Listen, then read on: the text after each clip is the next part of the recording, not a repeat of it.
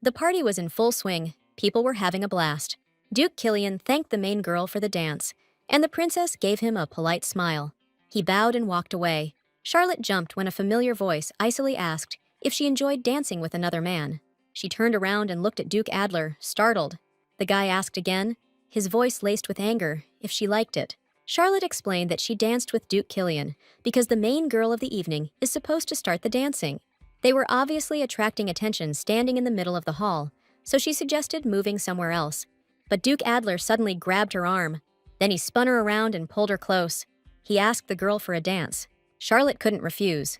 But Duke Adler immediately grilled her, asking why she was dancing with another guy if she loved him. The main character tried to explain it was just a dance to kick off the banquet.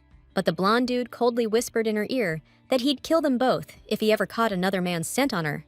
No matter what, there are some things you just can't forget. Like the fact that the main character got isekai'd into this novel, and the guy in front of her is a serial killer who's gonna end her life down the line. The day Charlotte woke up in this world was the absolute worst. His Majesty snapped, annoyed that she was late again. Tomorrow, the Emperor plans to announce her engagement to the Duke to the whole empire, with the wedding in 6 months. Then, her dad introduced her to her fiancé, Duke Irenaeus von dem Adler. The main character's eyes widened in horror when she heard that name. She remembered the book's synopsis. Charlotte was supposed to be the serial killer's 8th victim on her wedding night. She'd been planning to start reading that novel yesterday.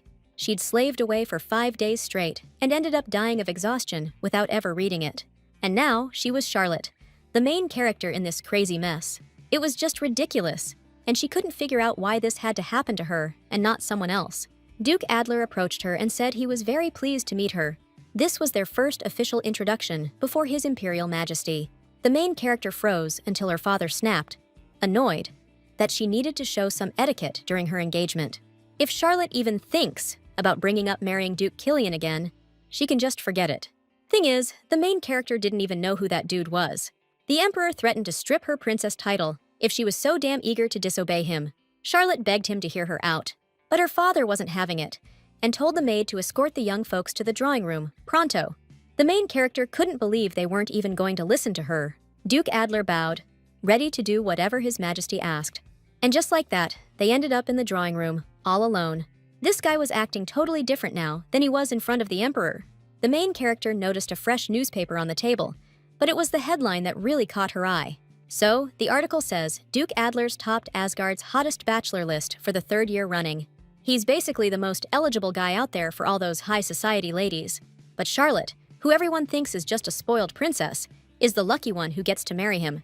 Since it's a marriage of convenience, no need to see each other beforehand, right?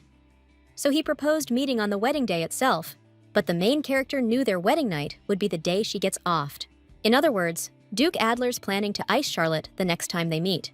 Back in her previous life, the main character was a low-key prosecutor in the anti-corruption unit. She was totally buried in murder investigations head first. But in this life, Charlotte's not gonna die. The only way to survive is to get proof, and Charlotte plans to snag it when she meets him. So, she just straight up told Duke Adler she was head over heels for him the instant she saw him. The guy totally wasn't expecting that. He was so shocked he spilled tea all down his shirt. After wiping his mouth, the blonde asked, all skeptical-like, what she was even talking about. The girl explained she'd fallen for him, bam, first sight. And now she wanted a love match, not some business deal marriage. Yeah, right. Duke Adler wasn't buying any of it. Didn't Charlotte practically beg Duke Killian to marry her this morning? Even the stray dogs in the street knew about that. Looks like Blondie knew the princess was crushing hard, and Killian wasn't interested, so he figured he'd take advantage. But Charlotte confessed the Duke's blinding good looks made her forget about every other dude on the planet. I mean, Duke Adler was the most eligible bachelor, top dog in the whole empire. Of course Charlotte wanted to get with him. Just then, the Emperor walks right into the living room.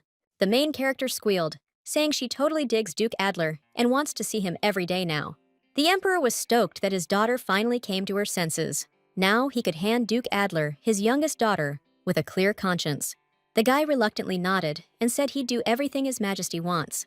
As soon as the Duke left, the main character headed back to her room to freshen up. Some maid came up to her and offered to help out. The main character only read the book's summary, and all she knew was that her fiancé, Duke Adler, is a suspect in a bunch of murders. But right now, Charlotte needs way more info. So, she asked the maid what her name was. The girl nervously introduced herself as Martha Hudson. From the maid, our heroine learned she'd been working here for 4 years already. Out of the blue, Martha was surprised when the princess asked her name. The maid bowed and replied that Her Highness was called Charlotte von der Hause. Our heroine confessed straight up that she couldn't remember anything before today. Honestly, the girl didn't even know who she was. Martha told the princess she'd gotten weak over the past few days and probably lost her memory from starving herself. And not one member of the royal family had even come to see her. Apparently, because the real Charlotte was so nasty, they called her the bratty princess, there weren't many servants left. But Martha's clearly tough, if she's managed to stick it out for 4 whole years. The heroine told the maid that she had always loved, trusted, and relied on her. Martha, looking guilty, said she had absolutely no idea. Charlotte begged her not to breathe a word to anyone about her current state, to keep it a secret. Martha agreed and promised to work even harder from now on to take care of the princess. Come to think of it, the lady had shown signs of amnesia before. Back then, the princess kept screaming, saying she never ordered anything like that to be done. The main character was stunned by this revelation. So, that's how she found out her mom was the emperor's favorite concubine, who died giving birth. And His Majesty, ignoring everyone's objections, officially made Charlotte a princess. Everything would have been fine, but the emperor just gave her the title and didn't show any more interest. The empress and their kids hated Charlotte, and even the nobles acted like she didn't exist. So basically, the main girl's just a princess in name only, with zero backup. And she only went on that hunger strike to stick it to the emperor, 'cause she was head over heels for Duke Killian. All the princess wanted was to marry the guy, except Killian loathed Charlotte for being such a bitch. Even so, she risked her life, starving herself for a dude who openly hated her guts. The main character couldn't figure out why Duke Adler would even consider marrying such a rebellious princess. Setting her cup down, the princess asked Martha to bring her the past week's newspapers. The maid scurried off to do as she was told. Thank God the media is pretty advanced in this world. A serial killing? That's the kind of case the papers are going to be all over, every single day. Charlotte found out there were already 4 victims. Right now, she needed intel more than anything, so she told Martha she needed an assistant. They headed to the Imperial prison. See, the main character decided to pick her assistant from the inmates, since those guys understand villains. Martha introduced her cousin, who works as a prison guard, to the princess. The guy led them to inmate number 221. He was busted for attacking a nobleman, so the princess needs to be super careful. The inmate snarled that if the princess was planning to torture him, she could forget it. Because he's a rabid dog who ain't afraid to bite the hand that feeds, even if it's wearing a fancy ring. Martha told the main character that this dude attacked a superior officer, his commanding officer. A guy like that has no business being near the princess. But Charlotte insisted on being alone with him, said she had something to discuss with Mr. John Watson. The girl didn't beat around the bush. She just straight up told him she wanted to buy his loyalty. John was totally lost, wondering what the hell was going on. The princess promised to pay his bail and vouch for him, but John wasn't about to become some kind of puppet for Her Highness. The main character said games weren't her thing. But of course, she needed something in return. Charlotte revealed her plan to launch an investigation, and she wanted John to help her for the next 6 months. She justified choosing him because he'd been an imperial investigator for a while. If John accepted the offer, the main character promised to make him a servant in the palace. And on top of that, the guy's gonna get a weekly paycheck now. John froze solid the second the princess promised to pay for his mom's treatment. The main character had no doubt she was about to get the answer she needed. With a smirk, the dude asked if he could call her ma'am now. The librarian freaked out big time when he saw the princess. Even though Charlotte had never been here before, from now on, they'd be seeing each other pretty damn often. The girl asked him to find the books on this list for her. The librarian completed his task in no time. The main character was always known for her work ethic. Memorizing everything in these books means a better chance of survival for our girl. This body was way weaker than in my past life, so I get tired all the time. Your Highness, the maid said, Mr. Watson is here to see you. John never thought he'd end up as Princess Charlotte's personal servant. The princess told him he didn't need to be so uptight around her. He suggested they keep things casual since he was now her personal attendant. Charlotte nodded, handed him a note, and told him to read it and burn it right away. The princess wanted him to gather information on serial killer cases for her. She was curious to study the case file records. Serial crimes are different than your run-of-the-mill murders. They have unique characteristics and patterns that can tell you about the killer himself. So, to get a read on this guy, we gotta dig into the files. Suddenly, a maid rushed into the room. She told her mistress that His Imperial Majesty was throwing a fancy breakfast today and wanted her there. The emperor holds these breakfasts every week to spend time with his kids. Of course, it's not just a regular meal, because you got ministers and other bigwigs there. The real goal is to figure out which of the emperor's offspring is worthy to inherit the throne. Thing is, Charlotte never goes to these things, because she's considered the least likely candidate. But Martha was stoked about this news, because now her mistress could get a raise if she shines. The emperor was pissed that Charlotte was late. Again. The main character apologized and explained that she didn't get the memo about the reception right away.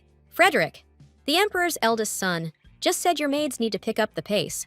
But Sister Camilla here chimed in, saying the maids are just following your lead. In the novel, they hated Charlotte more than anyone. Except now, the main character isn't the real Charlotte, so she just grins and asks if that's true. Her brother and sister scowled, asking if she even heard a word they said. His Highness just chuckled and told them to knock it off. Duke Adler's at breakfast today, which is why Charlotte got an invite. Camilla sneered that Charlotte's little starvation diet is clearly paying off. Except she's gotten so skinny lately, she'll probably just waste away to nothing.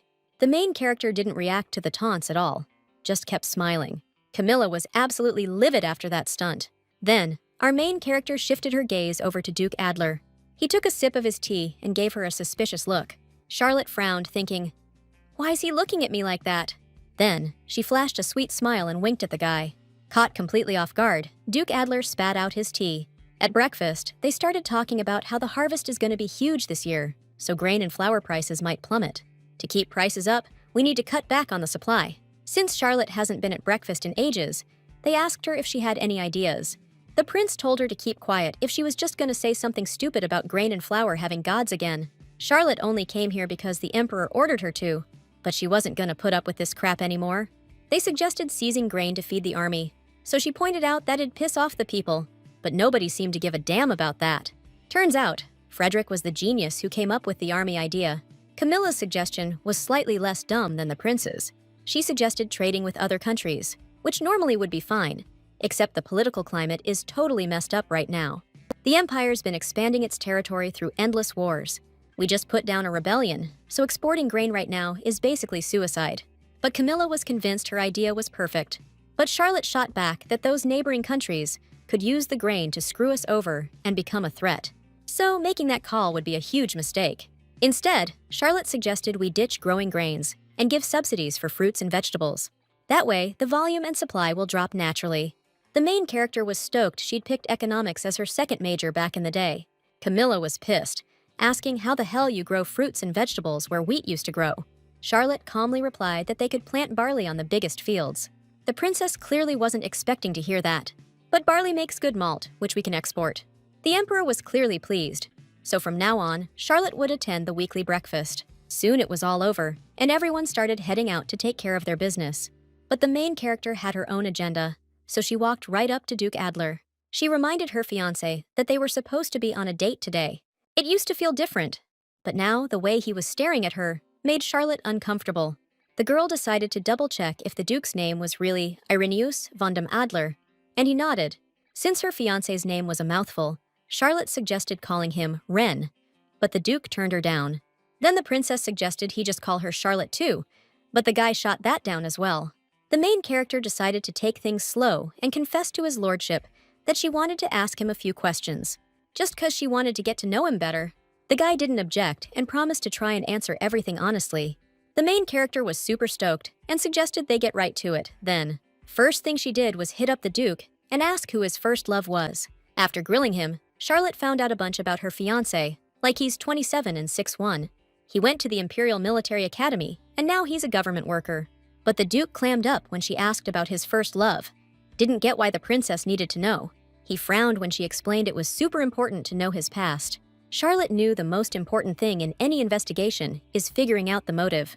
You usually judge that based on the perp's past, and background info can really help crack the case. It was crucial for her to understand why the Duke offed his wife on their wedding night. Maybe he's got a girl on the side, and the emperor forced him to marry someone he didn't love. Duke Adler guessed the princess probably had a rough time in her past. But the main girl just smiled and said the past is in the past. Right now, the only person she's thinking about is Duke Adler. As soon as the guy said he didn't have a girlfriend, she asked if she was his first. Duke Adler confirmed what she said.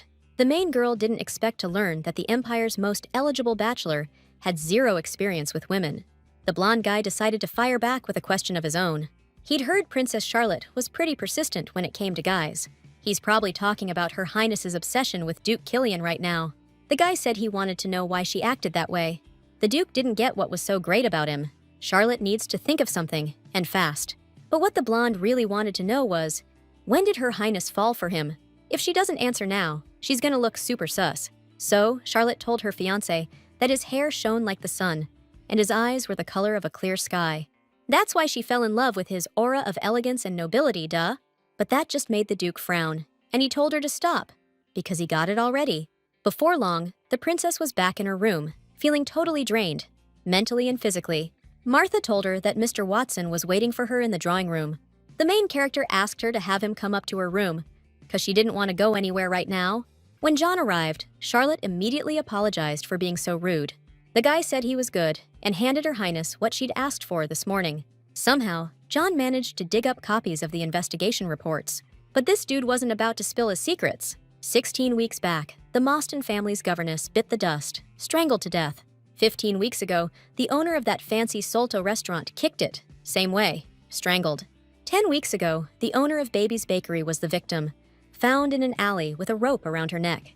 And 8 weeks back, something similar happened to Minister Dost's secretary. Bottom line, all the victims were strangled. They're estimating the suspects around 5'11", and probably in pretty good shape. Did this mean the random killings were completely without a motive? Duke Adler's a total specimen, plus he graduated from military academy. But he's not the only one who fits that profile, cause looks and rough estimates ain't gonna prove he's the killer. These crimes happened way back when, so there's zero evidence, and now we're stuck digging through case files. Right now, the biggest thing is figuring out the motive. John decided to ask why Her Highness was so interested in serial murders, but the main character decided to keep that secret under wraps. The guy decided not to push it, and asked if she had any other orders for him. Charlotte told him she needed the dirt on Duke Adler. Specifically, that dude's relationships with other women. Best if John keeps this investigation on the down low. The guy just nodded, and that was his cue to bounce. Charlotte couldn't spill the real reason for the investigation to John, not when she didn't fully trust him yet. Duke Adler should have gotten her summons by now, so the letter's gotta be there. Turns out, the girl was right on the money. In the letter, the princess wrote that the Duke's handsome face was keeping her up at night, so she needed to see him ASAP.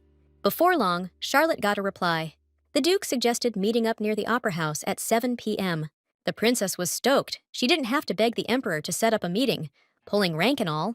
Martha was squealing with delight, saying a date with opera music sounded super romantic. But right now, Her Highness needed to get ready. So our heroes finally meet up. Duke Adler says this show is the hottest ticket in the whole empire, which makes getting seats a real pain. The princess is thinking, if it's that hard, why are we even here? It's so dark, she can barely make out the dude's face, so she's stuck watching the opera. Right now, he's giving off this totally aloof vibe like, don't bother me. Charlotte admits that for a show this expensive, she'd rather be sitting face to face, just shooting the breeze. Honestly, investigating would be easier in some quiet place. Definitely not at the opera. Out of nowhere, the Duke says every day is way too much. In other words, they can't be hooking up every single day. It's a tough ask, considering Duke Adler's packed schedule, but he could probably swing once a week. The princess asked with a whimper if they could meet up more often. The blonde guy thought for a second, then said 2 was his absolute max. That was totally okay with our main girl. She decided she'd definitely invite him to some private spot next time. She didn't even realize she'd fallen asleep until Duke Adler was shaking her awake. Only then did she realize she'd been sleeping on his shoulder the whole time. The performance was long over. She apologized awkwardly, admitting she'd been sleeping terribly lately. She was pissed at herself for giving him another reason to think of her as some uncouth lady. Duke Adler asked if she was losing sleep because of him. Charlotte stared at him, totally confused. The blonde reminded her that she'd written about it in her letter. As soon as it clicked, she blurted out that she'd been losing sleep because she couldn't stop thinking about him. The guy promised to give her a heads up before their next meetup, so she could catch some Z's. That was the end of their date for the day. A few days later, Her Highness got an invitation to a debutante ball. It asked if Princess Charlotte would deign to attend. Then Martha mentioned Duke Killian would be there, but she just shrugged him off, saying she was over him. The maid said that meant she'd tell Count Mostyn that she wouldn't be coming. The main character perked up as soon as she heard Count Mostyn was throwing the ball. Turns out, he's throwing a party for his daughter, Mary Mostyn. A serial killer's spree usually follows a certain pattern, but in this case, the murders happen totally randomly. And for some messed up reason, there haven't been any new crimes for 8 weeks. Seeing the princess's stressed out face, Martha knew she still had feelings for Archduke Killian. The serial killer's first victim was the Mostyn family's governess. If there's been no pattern so far, it means the killer only strikes when he has a reason to. Maybe where the victims lived can help us figure out the killer's motives. That's why the main character said she changed her mind and is going to show up at the debutante ball, which means it's time for the princess to get all dolled up. Just then, Martha had to remind Her Highness that she had absolutely nothing to wear. The main character was like, "No way!" and immediately threw open her closet. Pointing at the overflowing dresses, Charlotte asked, "What the heck is all this?" The maid totally understood the princess's unique taste, but she needed to wear something different this time. The main character pointed out that all these dresses were super flashy and over the top, but she was speechless when she actually saw what they were like. The first one was snow white, covered in beads, and basically screamed wedding dress. The second was way too revealing, with a plunging neckline and a completely bare back. And the third was just too poofy, looking like cotton candy, covered in lace from top to bottom. As long as Martha could remember, the princess had always insisted on these kinds of showstopper dresses to attract Duke Killian. So the main character finally found a dress that was kinda okay. But get this, she wore it to Baroness Irina's wedding not long ago, and even rocked the veil. Turns out the maid didn't stop Charlotte, because she didn't want to end up like Kate, who tried. Right now, the main character's entire budget is blown on the deposit and paying off Mr. Watson, which means she's got to pick a dress from what she's already got. The girl pulls out one of the least awful options. Taking one look at it, the princess shouts, "There's no way in hell she's wearing that thing." At the next meetup with Duke Adler, Charlotte tells him he doesn't have to bother being her partner at the ball. But after she said that, the dude's face just went dark. He asked her, then how should he interpret the letter Her Highness sent him before? The main character just stared at him, totally lost. The blonde explained that the princess had sent him a pretty steamy letter a few days back. In it, she was hoping they could hang out somewhere a little more private next time. The letter was all crumpled, like the Duke had deliberately crushed it out of anger. For some reason, the guy asked again if the princess was really that into him. Charlotte exclaimed that even the chandeliers in the palace knew how she felt about Duke Adler. So the blonde was confused why the princess was saying he didn't have to be her partner at the ball. Which was weird, because the main character figured her fiancé would be stoked about that. Suddenly, it hit her. He probably just suspected she was hiding something. Charlotte explained to her beloved Duke that she just didn't want to force him to do anything he didn't want to do. The guy shot back, like, that's the last thing he didn't want. Showing up to Lady Mostyn's debutante ball without his fiancé would trash his rep. The girl chirped back, saying she was thrilled to hear that. Then she confessed she actually wanted to bring up what she should wear that night. Charlotte asked the Duke if he'd mind if she showed off a little cleavage. The guy's face went totally red, and he asked what she meant by that. Was she actually planning on wearing a boob-bearing dress and flashing everyone at the ball? Charlotte admitted that buying a new dress was pushing her budget a little. She really didn't want to strut around in that trashy getup anyway. The dude was fuming, jaw clenched tight. Without a word, he just straight up ditched our girl. Duke Adler probably thought she was being a slob again and got pissed. A little later, after dolling up the princess, Martha wished her good luck. Charlotte's main goal right now is to score some extra cash for her place by getting the emperor to like her. That's why she's heading to breakfast. Even though she's a princess, the girl's allowance is a total joke. But today, our main character's gonna change all that. Out of the blue, Adler greeted Charlotte first. Just then, some dude pipes up, all whiny, asking if the head chef of the Imperial Palace doesn't know she's got a nut allergy. Camilla ordered them to take it away, pronto. The maid gave a sheepish apology, saying the head chef was out today. Even so, they decided to kick off the discussion. On the agenda today, the impact of the vanishing magic stones and wizards on the Empire, and its future.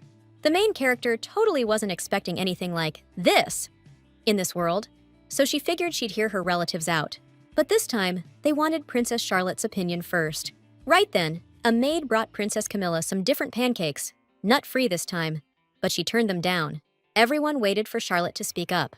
If she doesn't come up with something quick, she's never seeing another fancy breakfast again. Suddenly, someone screamed, and a chair crashed to the floor. Covering her mouth, Camilla asked, freaked out, what happened to the maid, who was now lying on the floor, foaming at the mouth? The main character jumped right over to the victim. Camilla, confused, asked what she was doing. The maid's lips and nails were turning purple, and bright red blotches were popping up on her exposed skin. Charlotte ordered everyone not to touch anything, under any circumstances. especially not to put anything near their mouths or noses. The main character spotted Duke Adler in the crowd. For some reason, he looked kinda sad. This murder wasn't like the serial killer's MO, so her fiancé was in the clear this time. The main character announced that someone tried to poison the brunch guests with cyanide. Nobody there expected to hear something like that. Princess Charlotte really saved our asses from a massive bloodbath. Turns out the powdered sugar on those pancakes was laced with cyanide. They found poison in the sugar bowls in the kitchen too, so everyone got super lucky. Someone sprinkled poisoned sugar all over the grub and plates, and the maid who served the food just dropped dead. Classic poisoning symptoms. So that makes the sous chef our prime suspect right now. The knight backed up the princess, saying the head chef was out of town, so the sous chef cooked everything. But he's pleading ignorance. Keeps saying he doesn't know anything, no matter how hard the knights grill him. If that's the case, then the head chef has got to be behind this. The knight pointed out the head chef was a no-show today, but the main girl reminded everyone that this guy's in charge of the weekly menu, and he's the only one who handles the salt and sugar. The head chef could have totally messed with the sugar before he dipped. Thing is, those ingredients are super valuable in the Empire, so the sous chef isn't allowed to touch them. So we gotta arrest the head chef like now, before he bolts. Realizing what was up, the knights hauled ass to arrest the real culprit. Turns out, the Imperial Palace chef was caught at the border, trying to skip town. Just like we figured. He was a Cortinian spy, from the country the Empire conquered 7 years ago. Ever since then, Cortina's been a hotbed of rebellions against the Empire, and now the spy tried to poison someone, which triggered a 3-day bloodbath inside the Emperor's palace. Anyone who didn't spot spies in the palace got executed. Just like the main character planned, she managed to score some points with the Emperor. He really valued her help with all this and doubled her palace's budget. Now things should be chill for a while. Wish it could always be like this, though. For the first time, the main character was so caught up studying intel that it was way past dark out. On her way back to the castle, she suddenly heard some weird rustling sounds. She wondered if maybe the head chef wasn't the only enemy spy who'd managed to sneak in here. Plus, there are plenty of people in the palace who can't stand Charlotte. The main character started running, but then she tripped over a rock, and she just ate it, hitting the ground hard, screaming for help out of pure desperation and fear. John rushed over, looking all kinds of worried, asking the princess if she was okay. The guy reached out his hand, telling her not to be scared. But then, something rustled in the bushes again, and the princess let out a huge shriek, clinging to John's chest. Her body started shaking like a leaf from the fright. Turns out, it was just some regular-ass cat hiding in the bushes. Seeing it, the main girl asked, totally confused, if that's what had been stalking her this whole time. All the way back to the princess's room, John couldn't stop cracking up, 'cause she got spooked by a freaking cat. The main girl snapped, all pissed off, saying she just thought she saw something. So, can he quit laughing his ass off and finally tell her what he's managed to dig up? Alright, so John figured he'd start with what the princess was really interested in. Duke Adler's personal life is squeaky clean, not even a whisper of gossip, which is weird for a guy that good-looking. But that's not exactly what the princess is most curious about. His dad, the previous Duke Adler, though, different story. 5 years ago, Adler Jr.'s real mom died from an illness, and now his stepmom is the Duchess von Adler. The main character wanted to know what their relationship was like. Nothing special there, but Lady Blair, his sister and only blood relative? He's totally devoted to her. She asked if they'd figured out why the Duke didn't join the Imperial Army after graduating from the military academy. John said only the Duke himself knows the real reason. But everyone agrees it's bizarre, 'cause you can't get ahead in Asgard without serving in the Imperial Army. The Emperor's got a hard-on for more war, which is why he treats his soldiers so damn well. This whole thing stinks to high heaven. John spilled that the Duke Adler's old caretaker was actually the first victim in this murder spree. The main girl demanded he give her the deets, but the dude just chuckled, asking why she's sticking her nose into a serial killer case when she freaked out over a house cat the other day. The main girl explained she just thought she was all alone in the dark, that's all. John wondered if she, being a princess and all, wasn't supposed to have an escort. But Martha said the princess canned all her guards because none of them looked like Killian. The dark-haired guy found that reason for ditching the guards absolutely delightful. In that case, John said he was ready to throw his hat in the ring. Martha reminded Mr. Watson that he was supposed to be protecting Her Highness, Princess Charlotte. In response, the guy asked if he really had to come in here. The main character didn't want John baking outside in this heat. Plus, she needed both of them to help her pick a dress. Charlotte told her maid not to be so harsh, since John wasn't charging extra for his escort services. Martha immediately flashed a wide smile and excitedly told Mr. Watson that she was really counting on him. Lady Mostyn's debutante ball was right around the corner, so a lot of the dresses from the collection were already sold out. Right now, the most important thing is to pick something elegant and comfortable from what's left.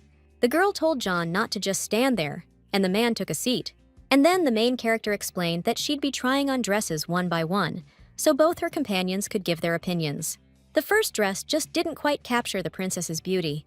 The second dress looked more like a freaking cake, piled high with frosting. And all the other dresses were even worse than that one, which was making our girl start to lose hope. But then, the next dress, everyone loved it. This one, you could actually call perfect for a princess. John was straight up speechless, just staring at her. Finally snapping out of it, the guy said, all flustered, that Princess Charlotte finally looked like a real person. But she needed to eat more, that was for sure. Her wrists were way too thin, and you could still see the marks from last night. Agreeing with him, our girl told the salesman she'd take the dress she was wearing. The guy, surprised everything went so smoothly, promised to tailor a gown to the princess's measurements and send it to the palace. On her way back to the carriage, Charlotte overheard the ladies gossiping about Duke Killian and Duke Adler showing up at the debutante ball. They were dying to know which one of them would fall victim to her relentless obsession. One of the noble ladies even suggested that the lady across from them must be pretty worried about having a girl like that as a relative. The ladies went silent when they saw Princess Charlotte. Smirking slyly, the main character suggested they all have a cup of tea together. Charlotte figured she might be able to pry some useful intel out of them. She was about to ask a question, but the ladies cut her off, launching into a conversation with each other. From their chatter, Charlotte learned that these 4 girls met at the academy, but they were still blowing her off. Truth was, the princess knew that 3 of these ladies were Princess Camilla's entourage, always running after her. Since Charlotte was of imperial blood, they couldn't refuse her invitation, so they're just sitting there, sipping tea. Yo, so get this. The ladies were told this deal's gonna rake in at least $500 million gold. And that's just what they told them. The main girl was like, okay, what kind of business are we even talking about here? But then one of the dark-haired chicks just bolts up and says she's gotta rush to dinner with her mom, 'cause it's getting late. She asks the blonde if she wants to tag along, and the girl just nods, looking all confused. The ladies practically sprinted out of the coffee shop, throwing a quick, "Thanks for your time, Your Highness," over their shoulders. And that was it, they just bailed. Like Charlotte's chopped liver or something.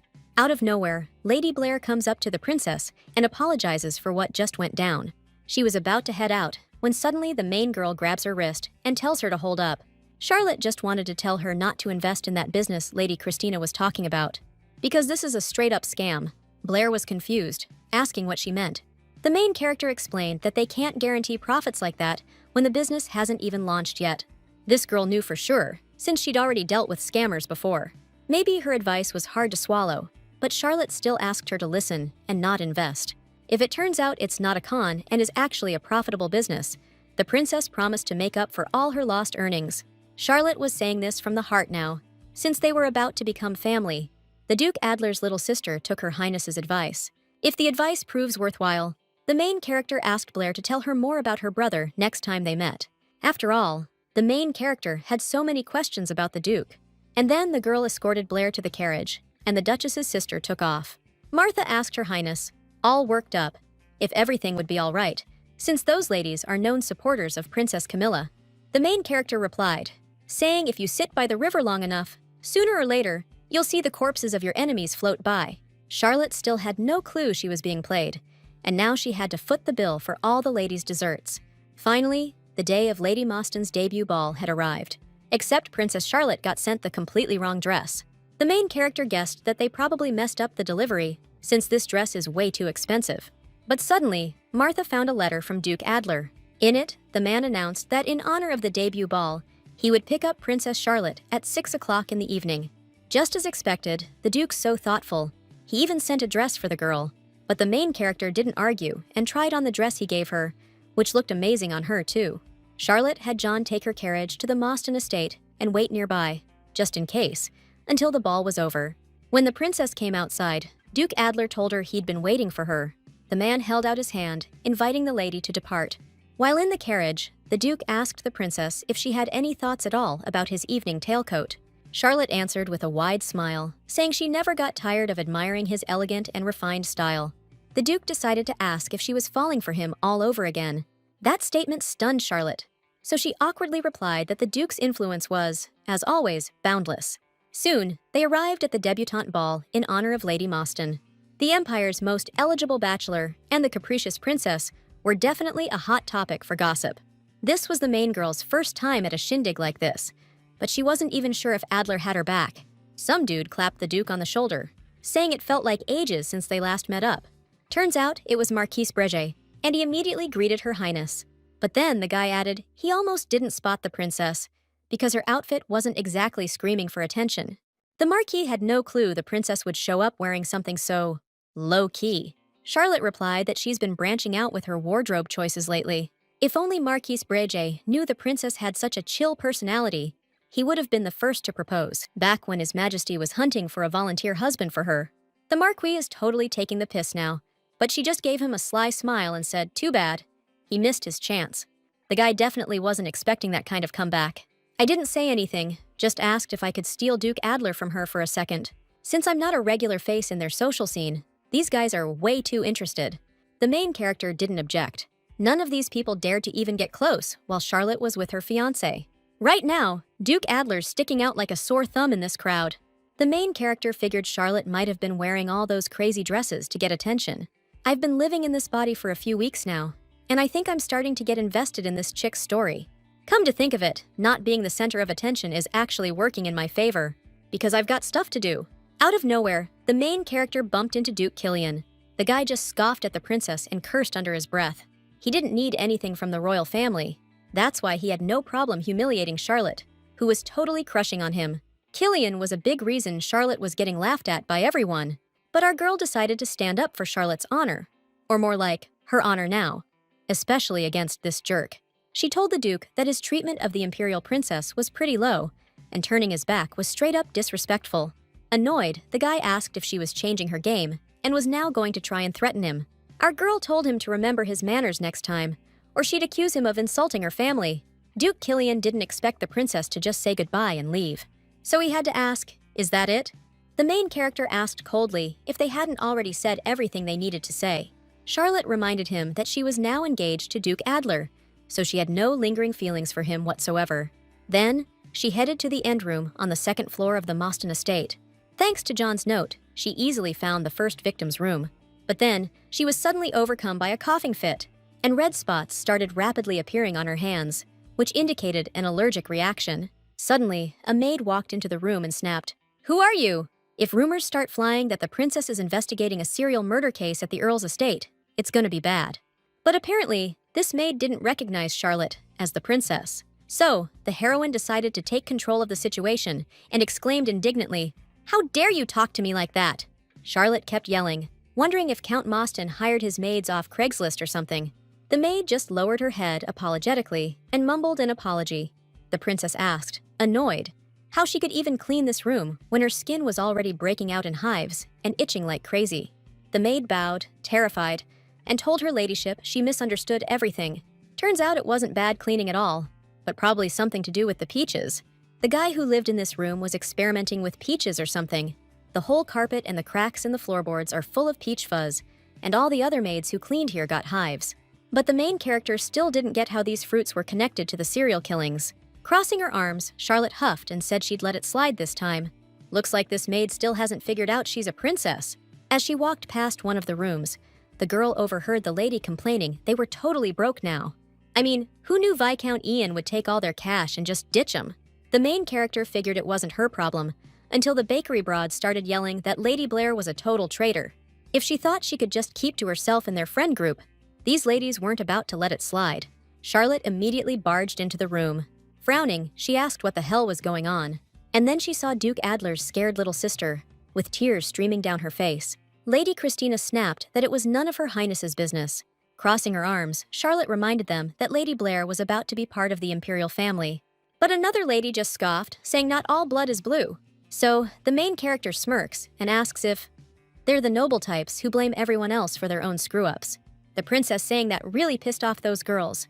But they'd already gone too far, taking their anger out on someone who hadn't done anything wrong. Christina huffed and said Lady Bear was to blame, 'cause she promised she'd invest with them. But the blonde shouts back, reminding her that she told them not to rush into anything. The blue-haired girl snidely asks the traitor if that's what she's learned from her new relative. The main character coldly asks if they're ready to take responsibility for what they've said. Right now, Charlotte could straight up accuse these girls of insulting the imperial family. But Christina shot back, saying she never mentioned the princess's name, so it doesn't count as an insult. The main character laughs, asking if she really thinks she can get away with this that easily. Seriously? Christina asked, all cocky. You don't think so? Charlotte stomped over to the table, grabbed the wine bottle. Then she just exploded, yelling that a fist works way better than the law. The ladies freaked out, screaming that Princess Charlotte was completely nuts. And then they bolted, yelling their heads off. The main girl felt bad and told the blonde not to get the wrong idea. She just wanted to tell those girls off. Lady Blair hung her head and mumbled a flustered thanks to the princess for helping. Just then, the main character's strength gave out, and the wine bottle slipped and shattered on the floor. The blonde stared at the princess, all worried, and asked if she was okay. Right at that moment, Duke Adler burst into the room. He immediately started yelling about what the hell was going on. The main girl explained she'd just broken a wine glass, and that the rest wasn't what he thought. The guy coldly asked what she'd done with his sister. Blair tried to explain the situation to her brother, but he wouldn't listen, saying he saw those people running screaming from the room. And then he heard the sound of breaking glass. Charlotte was sure that if he only heard the sound, he definitely misunderstood everything, so she wanted to explain. However, the Duke coldly asked if she was going to lie to his face again, since she's always been good at that. In his opinion, the princess wanted to keep playing the innocent little lamb. The guy didn't want to hear these pathetic excuses, because he'd thought Her Highness had changed. But you can't hide a person's true nature. No matter what she said, the main character was sure he wouldn't believe her. Guess Charlotte had a little too much faith in people. Nobody cares about her feelings or the truth, so she just left the room without a word. Charlotte felt totally betrayed. All she wanted was to help Lady Blair. Maybe Duke Adler would straight up murder her himself. He'd hate her so much after today. The girl was drained. She had no fight left in her. Out of nowhere, John asked the princess if she was done dancing already. The main character just blankly said, yeah. The guy asked what the moves were like when they were dancing. Looks like the Duke wasn't taking Her Highness back to the palace tonight, so John said he'd call for a carriage himself. Charlotte grumbled that she hates being alone in the dark. The guy agreed, "'Cause at night you could run into some freaky rabbits that might bite you or even eat you." The princess told him to stop messing with her. Holding his hands out, John asked Her Highness if she needed a hand, before she collapsed from boredom. The main character didn't resist, because she just wanted this over with already. The guy scooped up the princess, and she anxiously asked if he was struggling. But John replied that she was so frail, the wind would probably blow her away one day. Turning her head back, the main character spotted Duke Adler standing at the top of the stairs. The blonde was staring right into her eyes. The main character looked away when John called her name and mentioned that the dress she picked out earlier really suited her. That put a smile on Charlotte's face. The next day, Martha asked the lady, all worked up, if she wasn't going to send Duke Adler a letter today. The princess was about to answer, but right then, John burst into the room, clearly freaked out about something. The main character reminded him that she didn't need an escort today. But the guy said they found a fifth victim this morning, and chances are, Your Highness knows this person, 'cause it's Marquis Breg, and they found him dead this morning. Duke Adler comes from the most respected and richest family in the Asgard Empire. You can call Irenaeus von dem Adler just Ren for short. Duke Adler took the best qualities from both his parents and grew into a handsome and impressive man. His life was chill and easy, right up until disaster struck. So, another marriage proposal landed on his doorstep. But Ren told them to burn it all, which totally pissed off his mom and made her freak out. She was worried about his future, 'cause Ren really needed a wife right now. But the dude figured his mom's health was the top priority. He promised he'd think about getting married later. But the Duchess wanted to see his fiancé before she kicked the bucket. Ren collapsed on the bed, totally drained, and begged his mom not to talk like that. But the Duchess never got to pick him a bride, and Ren couldn't save his mom.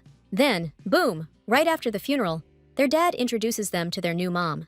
The Duke said he met her while he was leading the charge on Cortina and fell head over heels. Ren knew back then his mother was still healthy. His mother's death, his father's affair. It all hit him hard, freezing his heart solid. A few years later, Ren's father passed away too. The young man quietly accepted the title and lands, becoming the next Duke Adler, and his world finally went dark. But then one day, the Emperor reminded him that the mining license was expiring this year. So, as payment, he was offered an engagement to the Emperor's youngest daughter. Even if he couldn't stand the thought of his future wife, Ren couldn't disobey the Emperor's orders. But at their first meeting, the princess confessed she'd fallen for him at first sight. The guy couldn't even stand breathing the same air as her, and Charlotte wanted them to play the part of a lovey-dovey couple. If it wasn't for that license, he wouldn't give her the time of day. But once the princess told him what she liked about him, he started checking himself out in the mirror all the time. One day, Duke Adler asked Alfred if everything was set. The assistant nodded, because he'd managed to snag the best seats to the hottest opera in town. On the date, the girl confessed she'd rather just sit face to face and chat about nothing. Just looking at his face made the princess like 10 times happier. With every word Charlotte said, Ren's face got redder and redder. He was expecting to be blown away by the opera, because he'd shelled out a fortune for the tickets. But the princess just decided to nap on his shoulder. This tactless, uncouth girl hadn't changed a bit. Ren decided that after this aria was over, he was going to shake her royal highness off his shoulder. But 5 arias later, the dude was still sitting there with the princess sleeping on him. Remembering Charlotte saying her mind was only on the duke, Ren figured that's why she was so worn out. If he didn't want that happening again, he needed to think about the princess's well-being and schedule their meetings ahead of time. From that point on, all the way up to Lady Mostyn's debut, Ren was going through a rough patch. At breakfast, Princess Charlotte winked at him so sweetly, the man couldn't deny he liked it. The princess's compliments were starting to drive him crazy. Ren couldn't admit to himself that Charlotte's words had gotten under his skin. With every new letter from the girl, a smile started to creep onto the man's face as he read them. The latest letters seemed more open and daring. Alfred asked his master if he would be attending Lady Mostyn's debut. Ren hated these fancy social events, so he told them he wasn't going. The aide nodded and said he'd send an apology letter right away then. But Ren remembered the princess had probably asked him to the ball, so he changed his mind. Plus, the duke decided to ask his assistant what it meant if a girl asked to meet in a quiet, private place. Alfred guessed that this meeting implied things were going to escalate. Then Ren asked what it meant if a girl said her heart burned when she thought about a certain guy. That totally stumped the assistant. Duke Adler's face went red when the assistant told him to prepare to defend himself. Rereading Charlotte's letter again, Ren wondered if he was really that attractive. Things were obviously getting out of hand, so the duke decided to meet the princess and figure out what was up. If she asks him to do something messed up, gotta shut that down immediately. But out of nowhere, Charlotte tells him he doesn't have to escort her to the debutante ball. The duke straight up did not see that coming. He reminds her that she herself said she was into him, but she says she doesn't want her beloved duke to have to do stuff he hates. Charlotte's eyes bug out when he tells her he's going to Lady Mostyn's debut. If he doesn't show up to the ball with his fiancée, his reputation's gonna tank. Ren figures he'll bring this up more often, to avoid this kind of crap in the future. But then, out of left field, the princess asks if he'd mind if she wore a low-cut dress. That totally threw the guy for a loop right then and there. Back at his estate, he ordered Alfred to buy a dress for Princess Charlotte, because a gift like that from her fiancé wouldn't raise any eyebrows. With the mining license renewal coming up, the princess needs to show her dad some love. Alfred promised to get everything ready and sent over. But the duke said he needed to personally approve the design before they ordered anything. None of the options his assistant showed him were cutting it for Rena. So Duke Adler had to head into the city himself to find a dress for Her Highness the Princess. And finally, he found the perfect one. The dress in the display window would be a perfect fit for Princess Charlotte's refined tastes. So, without hesitating, Ren headed into the boutique. But the saleslady gave the duke an apologetic look, because the dress was already on hold for another customer. Ren just calmly said he was willing to buy it out. The woman complimented his excellent taste, but repeated that the dress already belonged to Viscount Whitaker's daughter. Duke Adler told the saleswoman not to forget who she was talking to. The owner of the most popular boutique apologized to him right away. But her eyes went wide when the esteemed duke suddenly offered to pay triple.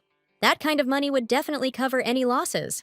Later, at the social breakfast, Ren tried to explain he'd bought the dress, but then the poisoning happened out of nowhere. The emperor's palace was locked down, and he lost contact with the princess for a long time. It's pretty crazy that Charlotte was the one who did the most to stop the emperor from getting killed. And what's crazy? When Ren found out she was the one who nailed the culprit, he felt proud for some reason. On the night of her debut ball, he was actually glad he'd gotten her a dress that wasn't too revealing. There were already way too many guys ogling the princess, so Ren started thinking he should have picked a dress that was even less flashy. Suddenly, Marquis Breguet strolled up to him. Ever since military academy, that guy had sparked this weird rivalry in Ren, and now he was just faking being friendly. Out of nowhere, the Marquis said that if he'd known the princess was so sweet, he would have proposed ages ago. Every single word that guy said was grating on Ren's nerves. When the Marquis asked to borrow the duke for a minute, the princess, for some reason, didn't object. But Ren hadn't agreed to anything, and if Charlotte had shown she didn't want him to go, he wouldn't have budged. After pulling the Duke away from the princess, the Marquis announced he'd managed to rescue his buddy from the clutches of the Empire's worst woman. Out of nowhere, this lady drops the bomb that Princess Charlotte jacked her dress from Lady Whittaker. The poor girl's so messed up by the injustice, she can't even sleep. Lady Whittaker claims Her Highness just waltzed into the boutique and demanded the dress, so she had to hand it over before the princess just straight up ripped it off her back. Duke Adler decides to ask Lady Whittaker, who told her about the dress. She fires back that she saw the whole thing at the boutique, and he'd be shocked if he'd been there. Plus, the princess apparently said some seriously nasty stuff to her. But then, BAM!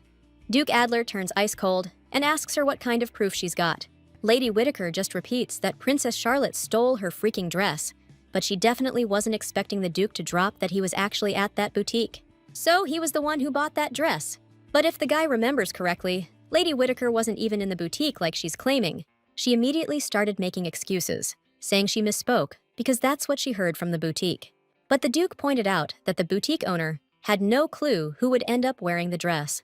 Lady Whittaker just jammed together two things, her canceled order and the princess wearing the dress today, and spun some BS story. Losing it, she yelled that the princess stole her dress anyway, and she's the one who suffered. But last Ren checked, he paid compensation that more than covered the cost of that dress and buying a new one. If she's gonna lie, she could at least try a little harder, because the Duke wasn't gonna put up with lies about his future wife. Lady Whittaker was officially out of excuses. Marquis Brej jumped in, saying she probably just got confused because Princess Charlotte always lies, so her reputation is trash. But Ren shot back that hearing that from a guy running shady ops in Cortina was a joke. The dude stammered, saying he was just following the commander's orders. Just then, the girls squealed that Duke Killian had arrived at the ball. Lady Whittaker was immediately hustled off to greet the guests too. Duke Adler cursed under his breath. Hoping Princess Charlotte hadn't run to meet her ex, Duke Killian was a real hit with the ladies, though he could be pretty clueless. Marquis Breget wouldn't mind getting cozy with a girl throwing herself at him, but the Duke hadn't even laid a finger on her yet. Or maybe he already had a taste and they just didn't know it. The glass in Ren's hand cracked. "Don't you dare cross that line in my presence," he said to the Marquis, his voice like ice. But the rest of them were betting that no matter how much Duke Adler was protecting the princess right now, she'd still run off to Duke Killian. Wiping spilled champagne off his hands, Ren promised the Marquis he'd pay for those words, and then he threw a handkerchief at his feet and walked away. If she wasn't his partner, he wouldn't have to attend these stupid events. Suddenly, the guy stopped dead in his tracks. He spotted Charlotte with Duke Killian not too far away. She was smiling, clearly having a nice little chat with that other dude. Duke Adler decided to head out onto the terrace. Now he got it. The princess was trying to get him to drop out of the partnership because she knew Duke Killian would be at this ball too. Everybody knows Charlotte's lying every time she opens her mouth. Suddenly, the guy hears screaming about how Princess Charlotte is totally out of her mind. The Duke recognized the ladies fleeing as Blair's usual hangout crew. A terrifying thought hit him. He bolted to the room where his little sister, and apparently Princess Charlotte, were. At the doorway, he saw his sister freaked out, and Her Highness with her hand outstretched, and a broken wine bottle was lying on the floor. Blair clearly wasn't expecting a rescue to come so soon, but seeing that desperate, scared look in her eyes, the guy just snapped. In a fit of rage, he yelled at the princess, not even realizing what he was saying. After hearing all that, Charlotte just walked out. As soon as they were alone, Blair angrily asked her brother what the heck he was doing. The princess actually helped her out when she was being bullied. The wine bottle slipped by accident, but Ren shoved the princess without even letting her say a word. The guy, totally lost, asked his sister why she hadn't told him any of this. Blair yelled that she tried to explain, but he wouldn't listen, and now the blonde had no idea how she could ever face Princess Charlotte again after that. Feeling desperate, the guy tried to catch up with Her Highness. By that time, she'd already made it outside. The girl was standing just a few feet away from him. If he walks over here, explains himself, and apologizes for this whole mess, we can salvage this situation. But then, out of nowhere, some dude walks up to Charlotte. He scoops the princess up in his arms, and she doesn't even fight it. That's when Charlotte turns her head, and their eyes lock. But she immediately looks away, like she's drawing a huge line between them. And then the guy just walks off with the princess, and Ren doesn't even try to stop him. A few days go by, and Duke Adler hasn't heard a single word from the princess, even though it used to be the opposite. Ever since they got engaged, she'd write to him every single day. Blair even said that if she were Her Highness, she wouldn't want to see him ever again. Ren remembered that they weren't even supposed to see each other before the wedding in the first place. So, even if Charlotte wasn't interested in him anymore, it wouldn't change a thing. Or so the Duke tried to convince himself. Suddenly, Alfred burst into the office. The Duke, all aloof, asked what was so important he couldn't even knock. Ren's cheeks flushed red the second he found out he'd received a letter from Princess Charlotte. Clearing his throat, the Duke said it wasn't worth making such a fuss over just one letter. But then, the aide blurted out that Princess Charlotte was currently in the Investigation Bureau's custody. The Duke froze, picturing the girl sitting behind bars. A few hours before a pale Ren bolted out of his office, John reported that the crime happened early this morning, and the method was the same as before. But here's the weird part. Marquis Breguet had military training, so to take him down, the killer had to be physically superior. Charlotte decided she wouldn't drop the investigation just because she was pissed at the Duke. The crime scene's in Norwood Alley, right where John was born. But it's definitely not a hangout for high society types, 'cause it's crawling with bums and criminals. The victim's body's probably at the Investigation Bureau morgue right now. But it'll look suspicious if a princess suddenly wants to check out a corpse. Still, the body'll tell a better story about the murder than any evidence. So Charlotte wanted to see for herself. John was curious why the princess was so into this, but she didn't say a word. The main character asked the guy if the bureau had a holding cell. She smirked as soon as John stammered out that they did.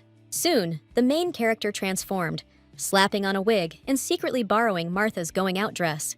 Well, she wasn't exactly princess material anymore. Charlotte told him to keep his distance. But the second those detectives grabbed her, he couldn't lag behind. Popping open a bottle, she chugged down a few big gulps of booze in one go. And now she was ready to put her plan into action. 30 minutes later, the detectives were baffled, asking her if she really thought she could pull a stunt like that in broad daylight. She's skinny as a twig, but her voice could be heard a mile away. A drunk disturbing the peace with foul language gets tossed in the drunk tank for disorderly conduct, plain and simple. It's a minor offense, though. You can usually bail out with a small fee or a guarantor. Charlotte got pissed, demanding what she was being arrested for, because she wasn't about to let this slide. The cop gave her a look and asked if she even realized the kind of trouble she was asking for, getting blackout drunk in this neighborhood. There was a murder there this morning, but the girl acted like she didn't believe a word of it. Then, the guy tells her the victim's body is currently lying in the morgue right next door. Charlotte squeaked out, all pathetic, that she needed to hit the bathroom, like right now. The cop asked, super annoyed, why he had to get stuck with this drunk chick. But she just told him she'd piss herself right there. And then she started hiking up her dress, saying they'd be cleaning up her mess right under it. Figuring this broad was going to drive him nuts, the cop told her to cut it out with the dress thing. So, he ended up escorting the prisoner to the bathroom. Lucky for her, as it turned out, the morgue wasn't far from the restroom. The cop said he needed to help with the murder case, so he'd be back in a little bit. He told her not to even think about running until her bail bondsman showed up. Then he left. So the cops didn't really care about some drunk petite vandal, which meant Charlotte could sneak into the morgue no problem. Finding the right corpse was quick. She pulled back the sheet and took a look at Marquis Breguet's face.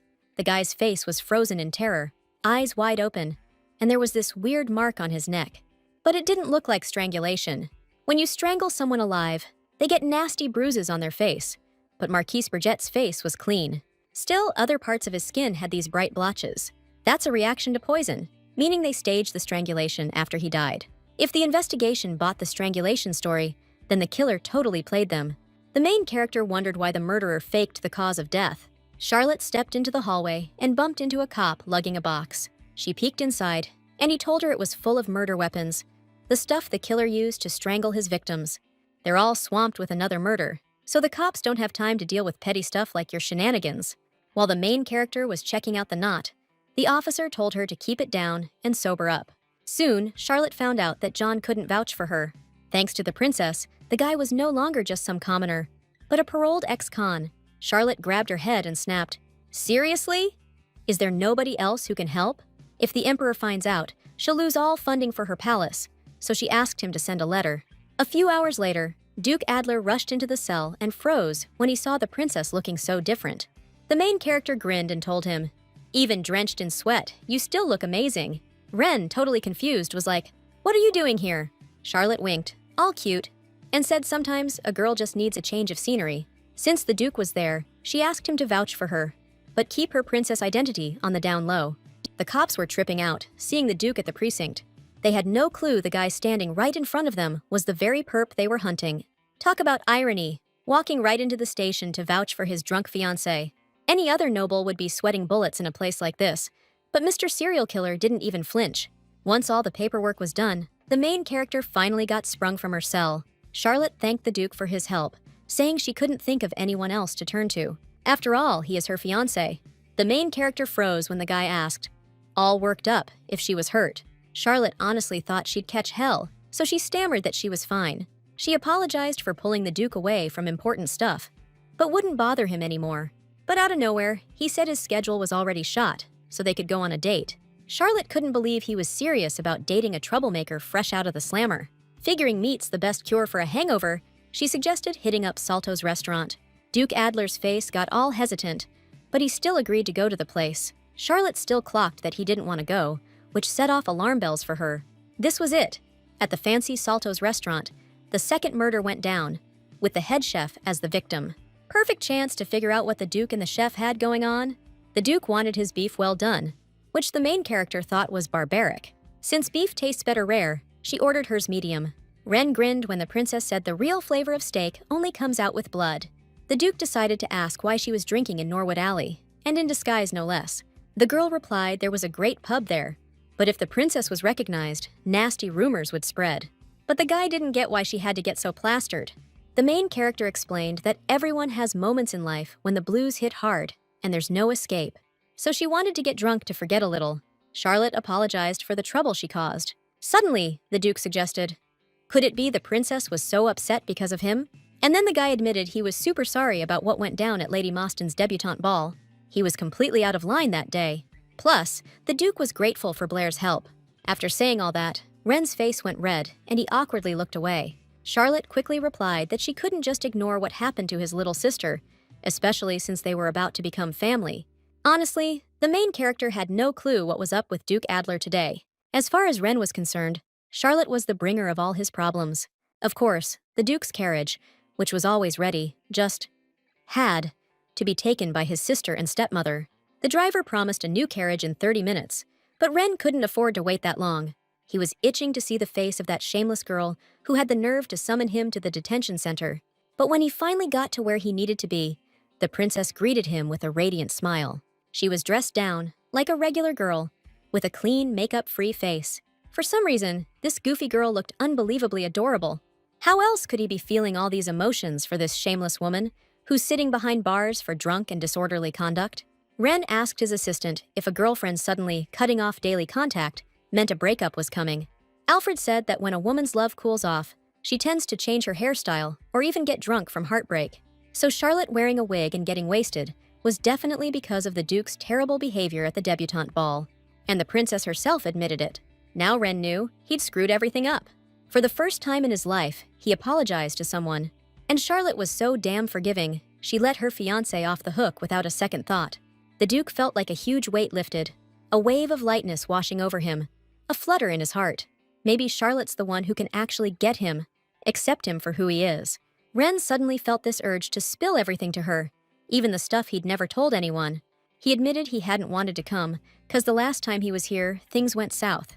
The main character froze, totally shocked. She couldn't believe the Duke was about to confess to murder, right here, right now. Meanwhile, Ren was saying it all went down 2 months ago. The head chef here went rogue and changed his usual steak order from well done to medium. The Duke had heard the best steaks are medium rare, still bloody. Charlotte was thinking, did her fiancé really kill the chef just because he cooked the steak wrong? But then, out of nowhere, the guy admits that the smell of blood sends him into a panic. And there was so much blood in that steak, he almost lost it right there in front of Blair and his stepmom. The main character just couldn't wrap her head around it.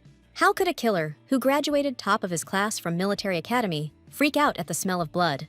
The guy asked the princess not to give him that pity face. He was right there with his mother when she died, choking on her own blood. Ever since then, whenever the Duke smells blood, that scene flashes before his eyes and he can barely breathe. That's why Ren refused to join the Imperial Army after graduating academy with a condition like that. Sometimes he wondered, if he hadn't left for the academy and had stayed at the estate, maybe his mother would still be alive?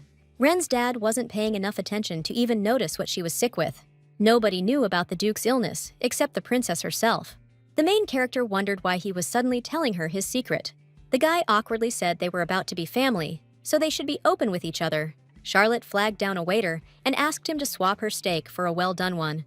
The Duke told the princess she didn't have to change for him, since the smell of blood in someone else's food didn't bother him. But the main character told him she just felt like having a well-done steak. Once, she begged her parents to take her to an amusement park, and on the way back, they were in a terrible crash. She was the only one who made it, but she felt guilty every single day. Charlotte wondered if he was also eating himself up with guilt night after night. She touched his hand and told him none of this was his fault, so he shouldn't be blaming himself. You're really not supposed to catch feelings for someone you're investigating.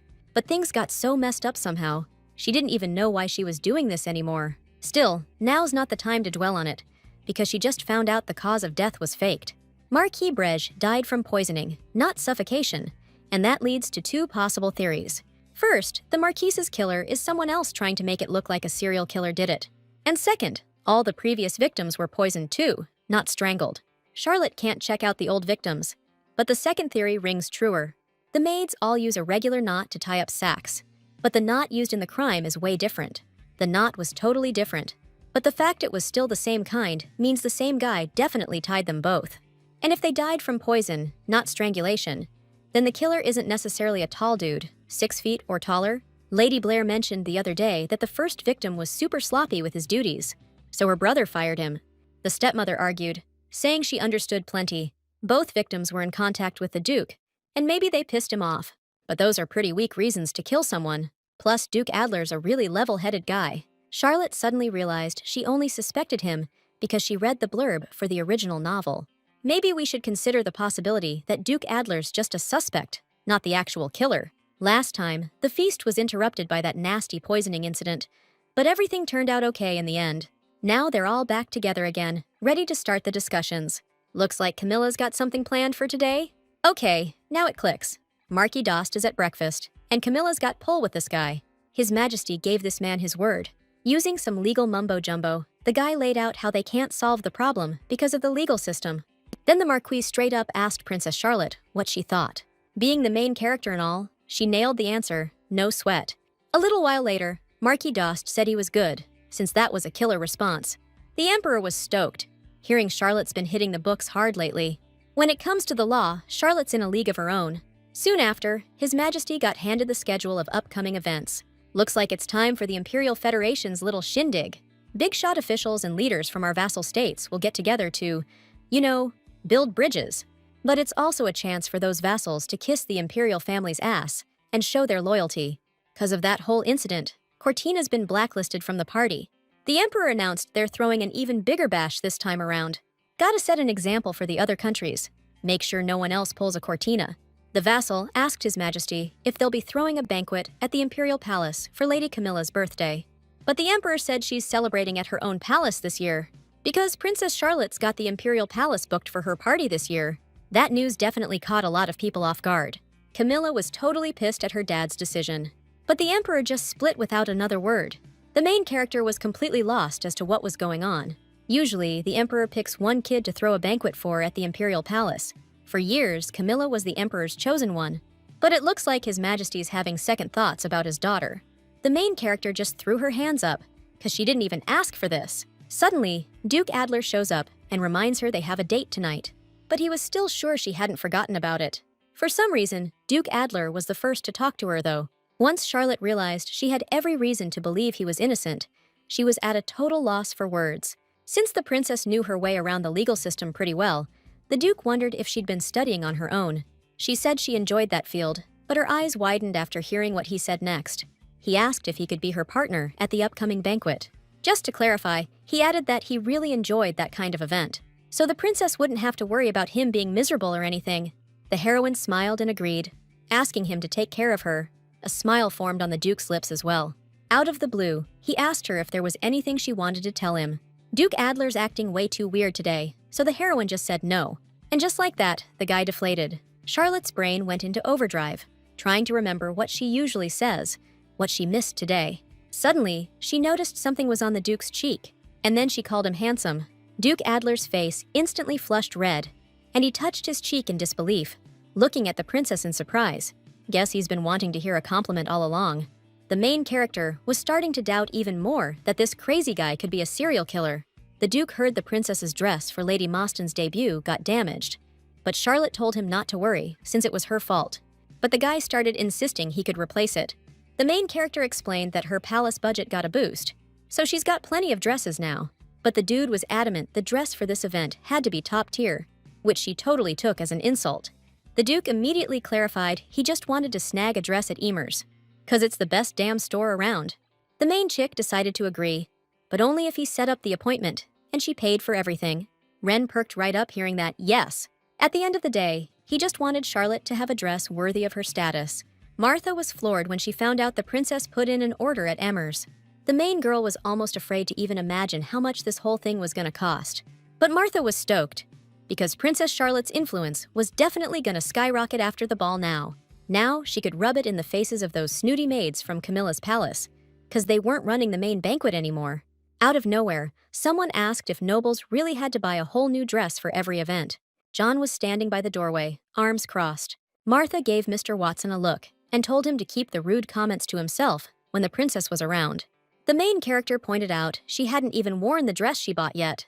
The maid found that funny, considering it was coming from the princess, who wore every dress only once. Charlotte, sprawled on the couch, said she already had a ton of studying to do before the big event, and shopping for a dress would take all day. But Martha reminded the princess she needed to maintain her composure. The girl didn't get what the maid meant at first, then glanced at John and noticed his embarrassment. The guy practically bolted out of the room to get to those tasks the princess had given him. They'd been talking about the Marquise Berger's death this morning. John wondered if the princess's little run-in had anything to do with Duke Adler. The heroine said, probably not. But then the guy mentioned the tension between Duke Adler and the Marquis that day. He was surprised the princess hadn't heard about it. So, it looks like the victim was in some kind of beef with Duke Adler. The main character figured she'd ask what a big-shot noble like that was doing in that alley. John guessed the Marquise went there to meet up with some human traffickers. After joining the Imperial Army, Marquise Berger racked up a ton of achievements and became commander of Cortina. But he was known for his brutality, and he even recently sold off all the kids he brought from Cortina as slaves. The main character was pissed that the Empire was just standing by and letting it happen. Turns out, human trafficking is technically illegal, but no one can punish a noble without hard evidence. John added that the Empire's laws are pretty damn harsh on regular folks. Like he was trying to change the subject, John asked the princess if she managed to get to the morgue and see the body that day. The main character froze, not knowing what to say. And then she replied that she'd just looked around the room because she figured looking at the body would be too freaky. Charlotte decided she wasn't going to tell Watson what she'd learned just yet.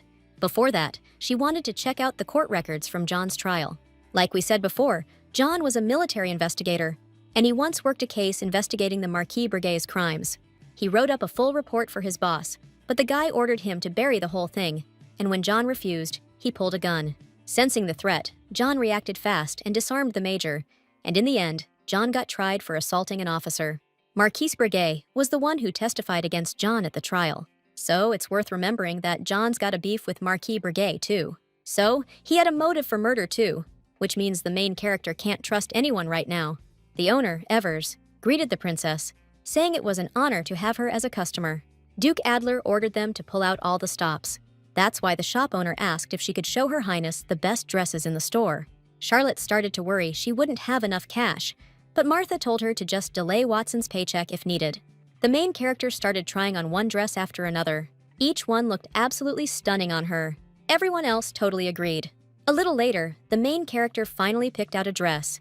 It's obvious that it was the most expensive outfit, so Charlotte started regretting turning down the Duke's offer to buy it for her. When they brought her the bill, the princess didn't even want to look at it.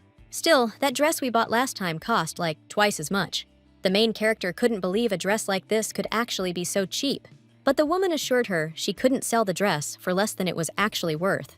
This is the right price, so Your Highness is good to pay. Charlotte made the purchase, but she still felt like something fishy was going on here. It started to sprinkle outside, but the carriage wasn't here, so the princess suggested they make a run for it. But John stopped her, saying that since Her Highness had to be on her feet all day, she couldn't risk catching a cold. As soon as the guy called her feeble, Charlotte wondered if he was scolding her or being caring. John decided to grab an umbrella and hail the carriage on the way, so the princess just needed to wait. The dude bolted, and Martha said, "Mr. Watson can be a real jerk sometimes, but he seems all right deep down." But either way, I shouldn't get attached. This whole deal ends the second the princess marries the Duke. Martha wondered if the dress was really worth that much, and Charlotte figured Duke Adler was behind it all. Out of nowhere, a guy asked, "What exactly did I do?" The main character spun around, hearing that familiar voice. Duke Adler was staring right at her. The guy figured, "So the princess likes to gossip about me when I'm not around, huh?" The main character stammered, "No, that's not it at all.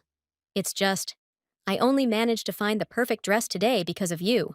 The Duke guessed, "Your Highness is hiding from the rain, I presume?" Charlotte decided to ask what he was doing there, and he told her he owns the place. So, yeah, it's pretty clear he was here on business, definitely not expecting to run into his fiancée. But the main girl? She's thinking something shady's going on. Charlotte played it cool and gushed about how fate had brought them together again. Ren just smiled and nodded. Right then, Alfred walks up to the Duke and tells him he's got to head out. The blonde dude introduces his secretary to the princess. Our girl sizes up the guy, figures he's got to know the Duke's schedule inside and out, which means she might be able to squeeze some info out of him. Catching Charlotte's stare, the Duke nudges his secretary, telling him to go get the carriage ready as soon as possible. Ren gives his fiancée a look, asking what she's so interested in his secretary for. The main character shot back, saying she didn't get what the Duke was objecting to, since she only had eyes for him. The Duke tried his damnedest to get a grip on his feelings. Just then, a carriage pulled up right in front of them. Ren handed the princess his umbrella. With that, the guy bowed out, saying he had to get going on his errands. Alfred hopped out of the carriage in a hurry with an umbrella so his boss wouldn't get soaked. As the main character looked over her fiancé's umbrella, her eyes suddenly went wide. It was tied with a thread, but the knot was sickeningly familiar.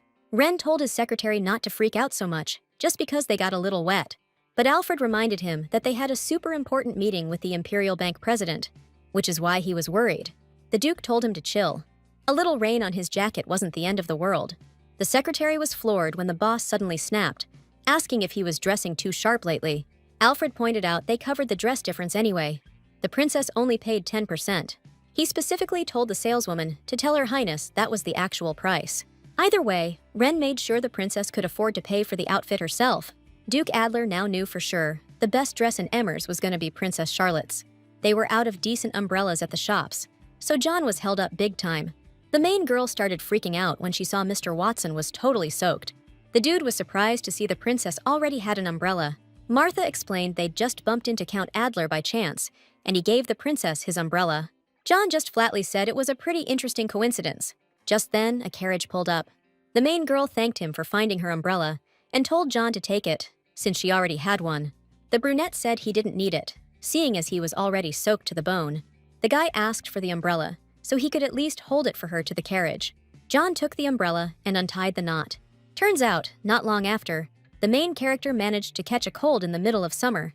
A weak constitution is one thing, but Charlotte was way more hung up on that knot in the string. Still, it's unlikely the Duke himself tied that umbrella up with that rope.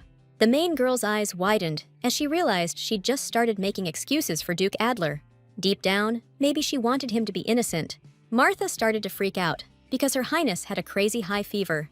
The maid told her not to worry. She'd already sent word to Lady Blair that tea was off. Another maid came in and announced that the princess had visitors. But Her Highness canceled all her plans for the day. The main character bolted upright in bed the second she heard Duke Adler was here. Martha perked up, saying he must be here to check on the sick girl, and went to greet him. The guy walked into the bedroom and said hello to Her Highness. But he froze and stared at the princess, totally confused, when she told him to come in. Charlotte apologized, feeling awkward about meeting her fiancé looking like such a mess. Dude said the princess doesn't need to apologize. She should be forgiving him for barging in without an appointment. Ren figured he should say right away, to avoid any mix-ups.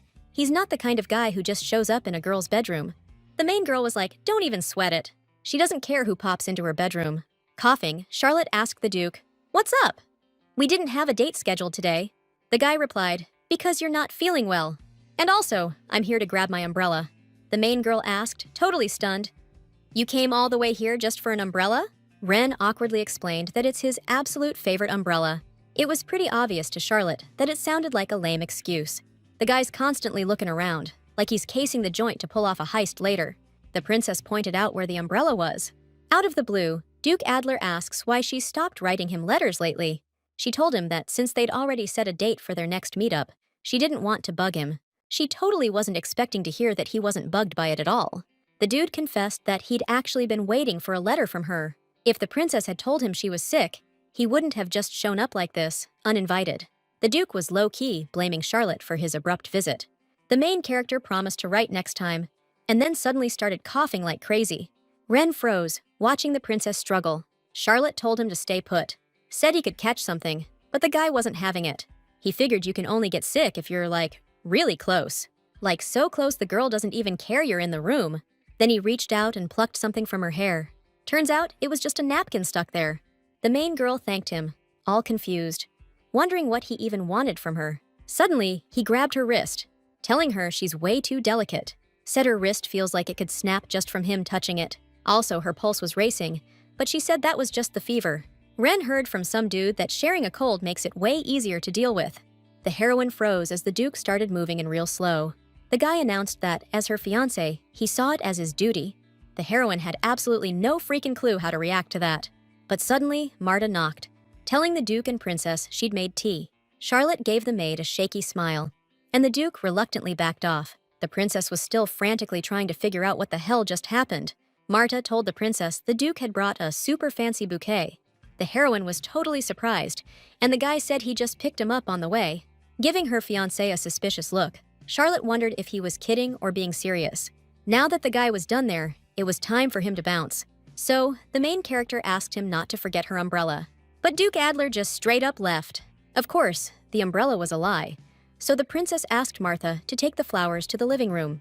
Turns out, even some flowers are poisonous, especially the bright ones like these. Now the girl could finally chill out for a bit. But then, out of nowhere, someone else showed up to see the princess. Arms crossed, John smirked and asked if the princess was finally feeling under the weather. A couple hours before the Duke showed, Blair told her older brother that Princess Charlotte wasn't feeling so hot. She got a letter saying the tea party was off. The guy thought to himself, she sends Blair a letter, but not me. Even though she said she was head over heels for me just before, my sister started pushing me to visit my fiancé and at least bring her flowers. But Ren thought that was ridiculous, so she flipped out, saying the girl's really down, and she's waiting for her beloved to come see her. Blair ordered her older brother to go to her right away and share her cold, because that helps. The Duke sighed heavily. He had a ton of work today, and the princess might get the wrong idea. But a while later, he arrived at Princess Charlotte's palace. The guy tried to justify his crazy move by saying Charlotte's his fiancée, so he can visit her for no reason. But the princess greeted him pretty warmly. Ren didn't even realize how it got to the point where he wanted to do something alone with her.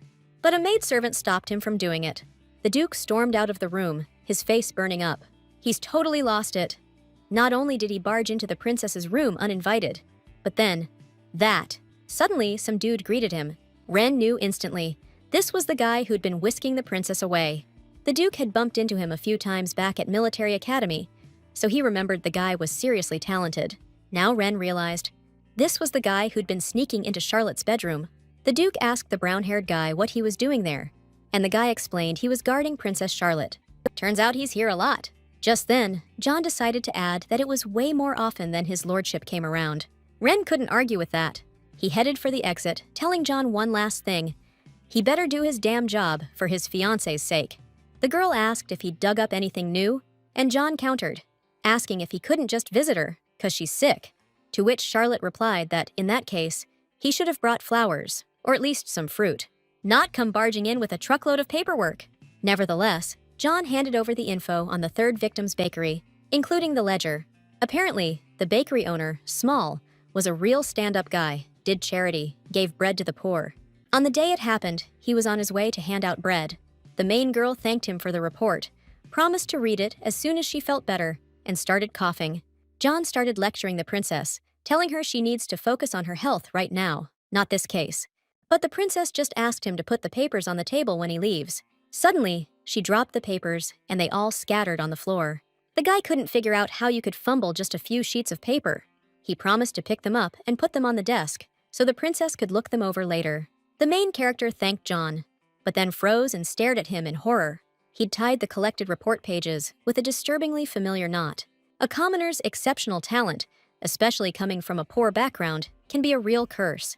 No matter what you achieve, the best opportunities always go to the aristocrats. In the military academy, You could count the common-born students on your fingers, but the aristocrats didn't look down on them. Either way, it was the best shot a commoner could get. However, the place John had worked so hard to get into turned out to be a breeding ground for evil. The officers in those territories got away with anything. Pure corruption they always turned a blind eye to. But the one guy who stood up, protested against it all, wound up thrown in jail for it. Even though the messed up orders came from the nobles, only commoner John got branded a criminal. Stripped of rank, branded a felon. That's all he had left. Until Princess Charlotte came to him for help. This princess going after Duke Killian, stuck up and clueless, so reckless it made your head spin. And when they first met, the princess made him a seriously crazy offer. She said what happened to him wasn't right. But no other noble would ever admit it. John was sure she was playing some angle, and sooner or later, he'd be in deep trouble. But the offer was too tempting, so he took it, figuring he could fake his loyalty. Turns out, despite the rumors, the princess was actually kind and pretty sharp. And surprisingly, she could even be kinda sweet at times. Another thing that didn't match the rumors was that the princess was in love with Duke Adler, not Duke Killian. Irenaeus von dem Adler is so unattainable, it's impossible for a regular guy to even look at him. The princess he met in Count Moston's garden was really down in the dumps. All John could do was offer a little comfort. He told her that the dress she tried on at the shop looked way better on her. Charlotte shouldn't suffer over cold dudes who aren't right for her anyway. But now, that terrifying look she was giving him started to worry John. She spotted him, and the guy froze for a few seconds. Then, he headed over to the princess and asked, looking concerned, if she was okay. Suddenly, the guy grabbed Her Highness's face with both hands. She didn't react at all, so John called out to her, freaked out. Finally, the main girl snapped back to reality and realized what was going on. When John caught on too, his face immediately went bright red. Out of nowhere, the princess said something about a knot. She pointed to a stack of papers tied with rope and added that the knot looked unusual. The brunette explained that it wasn't used much in the Empire because it was a cortina knot. They're pretty strong, so they started using them in the Empire, and you could chalk it up to a military school habit. Charlotte figured that everyone who graduated from military school tied ropes that way. Seeing the confusion on John's face, the main girl decided to explain that the knots on the victims' necks looked like this one. The guy shot the princess a dirty look, asking if she seriously thought he was a criminal, and where she even got that idea. Charlotte replied guiltily, saying it was just a fleeting thought, okay? John pointed out that Duke Adler's umbrella had been tied with the same kind of knot. Regular folks can't untie a knot like that, so the brunette figured he'd take care of it. But then it hit him.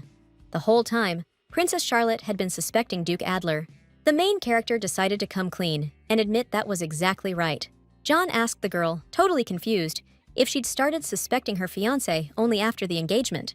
The princess reminded him that the Duke's also over 6 feet, in great shape, and has connections to the victims. Charlotte just figured she'd check if her husband-to-be was a killer before walking down the aisle. The brunette guessed that she's probably the only one who suspects Duke Adler of being a serial killer. John was still stuck helping Her Highness with the investigation. That was the deal. The guy couldn't figure out why the princess was only now deciding to tell him the truth. Truth was, Charlotte was starting to trust him and depend on him. Out of the blue, our hero decided to ask the princess what she thought of him. John definitely wasn't expecting the answer he got. His eyes went wide with surprise. Turns out, she sees him as someone she can trust with her secret.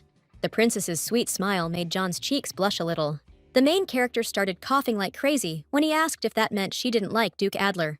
John handed the princess a cup of water and asked, totally confused, if she was okay. Charlotte replied that she wasn't stupid enough to fall for a suspect. This guy promised to find the serial killer, no matter what it took. And if Duke Adler was the one behind it, he wanted to expose him before the wedding. Since John cost Her Highness a fortune, he figured he owed her big time, working himself to the bone to help. But the main character told him he didn't need to push himself so hard for her sake.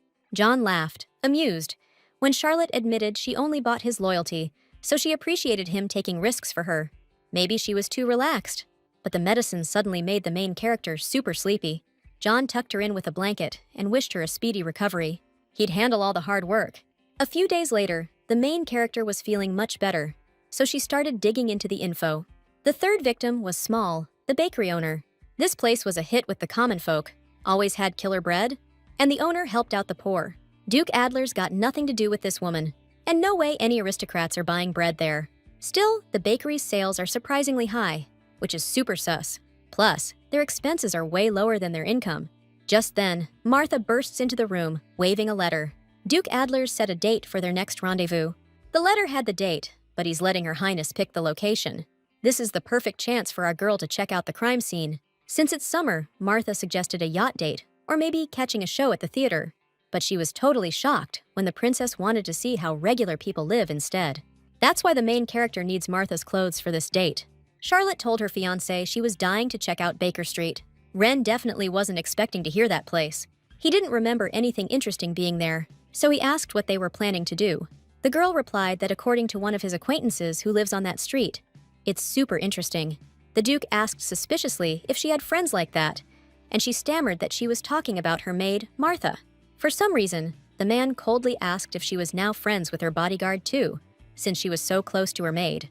The heroine answered that she was only friends with Martha. Seeing the confusion in the man's eyes, Charlotte exclaimed that she wanted to go there specifically with him. Ren was going to have Alfred book a restaurant, but the princess shouted that she wanted to hang out like normal people, because she wanted some alone time, ditching the guards and secretaries. Duke Adler instantly went beet red. The clothing store owner greeted the new customers with a cheerful smile, but he froze when he saw the aristocrat, figuring they were probably in the wrong place. But our girl excitedly asked the shopkeeper to find something less eye-catching for her companion. The Duke doubted he needed new clothes, but Charlotte exclaimed he was shining way too bright right now. The shopkeeper suggested two super bland options. Ren was putting on common clothes for the very first time, but the main character enthusiastically urged the man to hurry up and try everything on. The shopkeeper was blown away by the aristocrat's perfect physique, like a walking work of art. Figures. Duke Adler's got that ice-cold face and a body built for sin. The main girl froze, eyes bugging out the second he stepped out of the fitting room. That commoner's outfit looked damn good on her wingman. While Charlotte was speechless, just checking him out, the Duke asked if all the government clothes were this uncomfortable. The salesman stammered that even those clothes looked amazing on him, but Rena was more interested in what the princess thought. He called out to her, and she blurted out that it really suited him. The man crossed his arms, asking if she was sure about that.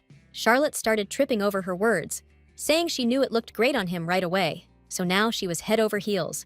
The Duke smirked, and the princess felt a wave of relief, because she almost blurted out that she was in love with him at first sight. Somehow, she just couldn't say things like that anymore. The sales guy figured the young lady was digging it too, so he asked if the gent would be taking the outfit.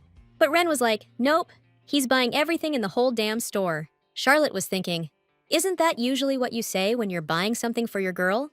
The Duke then asked if they were ready to hit up Baker Street. Since the guy's light hair would be a total giveaway today, the princess asked him to put on a hat. Ren's lips curled into a smile. He grabbed a cap and popped it on the princess's head. Leaning in close, the Duke said in a low voice, if anyone's hair is going to draw attention, it's yours. The main character immediately recoiled, her face turning bright red. The guy reached out his hand, offering to go. Once outside, the Duke asked his fiancée if she'd given any thought to where she wanted to go. Without hesitation, Charlotte pointed to a restaurant. It was one of the biggest clients she'd seen in Smol's ledger. They've been supplying them with bread and desserts from Smol for ages, so that's where the investigation needs to start. The main character decided to order a well-done steak, bread, and a chocolate cake. The order was taken, and now the heroes have to wait. The Duke mentioned that even during training at military school, he ate at way better places than this. But the princess shouldn't get used to this kind of environment. The main character leaned in and said that it would be their little secret. She told me she used to sneak around places like this back in the day. Before long, the waiter brought their order over, but Charlotte was surprised, saying this wasn't the bread she was used to. The waitress explained they'd recently switched suppliers. Their supplier, a guy named Smol, had an accident. He was a great guy, too. The main character put on a sad face and said she was really sorry to hear that. After trying the cake, Charlotte noticed it was sweeter than before, not like Smol's. The waitress agreed, saying their cakes and bread were the peak of sweetness, and Smol's stuff was almost addictive. The vanilla slice was the most famous, the taste of which was just incredible. The main character explained to the man that she was interested because Martha used to bring her pastries from there. Ren wouldn't know about a place like that. It's got nothing to do with his line of work. That's why the Duke figured the princess had no business knowing about it either. The heroine shot back, saying she needs to know what her husband likes if she's gonna run the house. Ren choked on that one. He was probably thrown off by the running the house bit, because he was hoping Charlotte would be dead by then. With fake sadness, the princess said she was really looking forward to that bakery, but she was curious how the owner died. The guy offered to check it out later, if the princess was interested, you know? Suddenly, the main character realized the Duke was probably starving. So, she broke off a piece of the cake and offered him a bite. Ren never expected Her Highness would want to feed him herself. Dude went bright red and stammered like, "What's with the weirdness?" But the main girl just kept pushing, telling her fiancé to open up and swallow a bite. Ren, totally lost, asked why they were doing this in public, but Charlotte said that's just how dates are. Tired of waiting, she just jammed the piece right into his mouth. The Duke chewed, embarrassed, and the main girl asked him how it was. The guy said it was super sweet, and the main girl agreed, breaking off a little piece for herself. And then, without even thinking, she decided to try it too. Ren stared at her, completely stunned, since that fork was just in his mouth. Okay, so presumption is an interrogation technique where you get info from someone based on a few solid facts. You gotta ask the person a question, then watch their defensive reaction, which is triggered by the question itself. If you feed someone info mixed with lies during a conversation, they'll correct the wrong stuff and add even more. The inconsistency the heroine felt from Small's records was because there wasn't a single word about buying sugar or flavorings. You can't run a pastry shop without those. The main character specifically asked the waitress if they baked without sugar, but the girl said the desserts there were extra sweet. But the Duke didn't fall for the rigged questioning, even though the heroine deliberately twisted some info. Either he's skillfully dodging, or he really doesn't know anything. Charlotte asked the guy if she could say how cute he was being today, but the guy doesn't seem to be into sweets much, and the Duke confirmed it. Charlotte, on the other hand, loved them. But sugar was expensive in the Empire because it was a monopolized business. Ownership currently belongs to Marquis d'Aust's family and His Majesty's family. The main character was floored by what she just heard. The Marquis d'Aust's secretary was actually the serial killer's fourth victim, but Charlotte couldn't figure out what connected them all. Soon, they arrived at a new place that had popped up where Small's bakery used to be. Since they were there, the main character suggested they hang out and ordered 2 whiskeys on the rocks from the bartender. The Duke told her not to start any drunken brawls. The princess swore she'd be more careful tonight so she wouldn't end up back in jail. And then Charlotte suggested a toast to her fiancé's beautiful eyes. She asked the bartender if they'd taken over Small's spot, and he said yeah. Charlotte guessed the owner didn't have any relatives, and the bartender nodded. The guy mentioned the owner was a real sweetheart, but he had no clue where she came from. The bartender noticed everyone was bone dry and offered to pour another round. Suddenly, Charlotte heard some jerks nearby making fun of this poor sap who was clearly losing at cards. The bartender told everyone to ignore them, saying they were just loan sharks. They play cards with debtors, promising to erase their debts, but the debts just keep piling up. Still, people are too scared to kick them out. The main character knew this was a violation of lending laws and a straight-up crime. One of the loan sharks noticed some lady staring at them way too long. He snapped at her, telling the chick to avert her eyes. But Charlotte wasn't about to back down. Just as the loan shark started heading toward the main character, the bartender freaked out and said he'd got the wrong idea. The jerk winds up, says this chick's totally lost her mind. The main girl closes her eyes, knowing this is gonna sting. But Duke Adler stops the loan shark's punch cold. Charlotte looks at her fiancé, surprised, as he calls the guy's behavior reckless, because he was about to hit a girl. The guy's buddy grabs the Duke by the collar, threatens to teach this young punk a lesson, but Ren throws him on his ass like it's nothing. At that point, the loan sharks lose it and get ready to jump the blonde with their fists. But Ren just calmly dodges them. Charlotte realizes he paid attention in military school. But if this keeps up, it's going to be a two-way street of violence. The bartender broke up the fight and told everyone to chill the hell out. He suggested they settle it with a duel, a proper man-to-man showdown. The moneylender and the Duke looked at him, totally confused. So, they ended up deciding the whole thing with a card game. The main character was sure Duke Adler would back down, but he agreed, which made the princess super anxious and a total wreck. The moneylenders were positive this punk couldn't play cards worth a damn. Charlotte couldn't figure out if the Duke was so hammered from the whiskey that he'd do something like this, but she snapped and demanded to know what her fiancé was doing, because he was about to lose everything. This guy's already lost his watch. At this rate, they'll be heading home in their underwear. The loan shark just laid down a straight, and Ren's lost. But he's clearly not giving up, and asks the princess if she's got anything else to bet. The Duke's got that look on his face, you know, like all gamblers do. Charlotte felt bad for whoever got mixed up with this scum. The main girl shoves her fiancé out of the way and tells the loan sharks they've got a replacement. The bastards were super surprised by the switch-up. Ren frowned when they started laughing loudly at the girl, who they clearly thought didn't know squat about cards. The main character put down her brooch. All right, now they can start the game. It didn't take long for the loan sharks to change their tune about how dumb the girl was, because she was holding another full house again. With a clear conscience, Charlotte snatched up the watch and gave it back to the stunned Duke, who had no clue how she pulled it off. Truth is, she'd learned how to do this in her past life from some slick hustler she busted in an investigation. She secretly went to illegal games.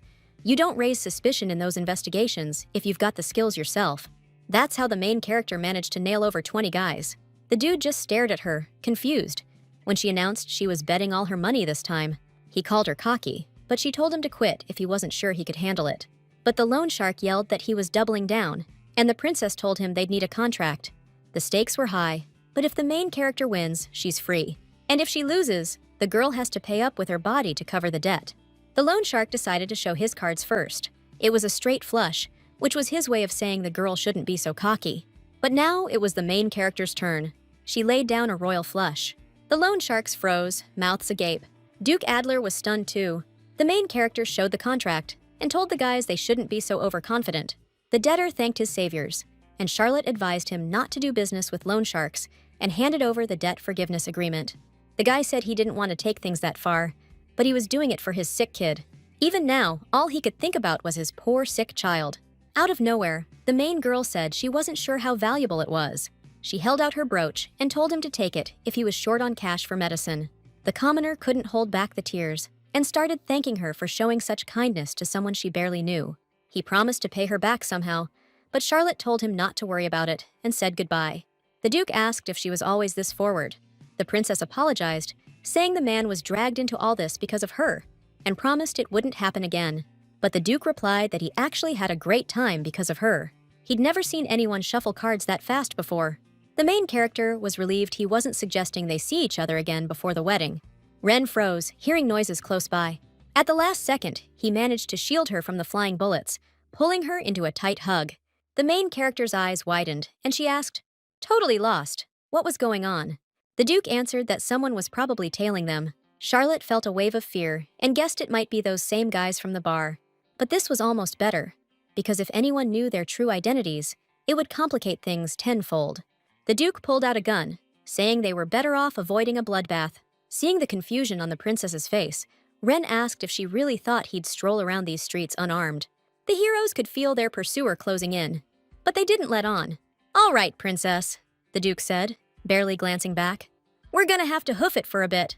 The main girl just nodded, didn't argue at all.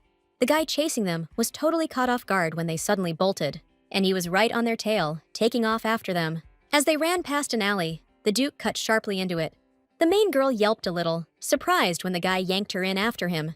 The pursuer cursed under his breath, totally lost on where they went.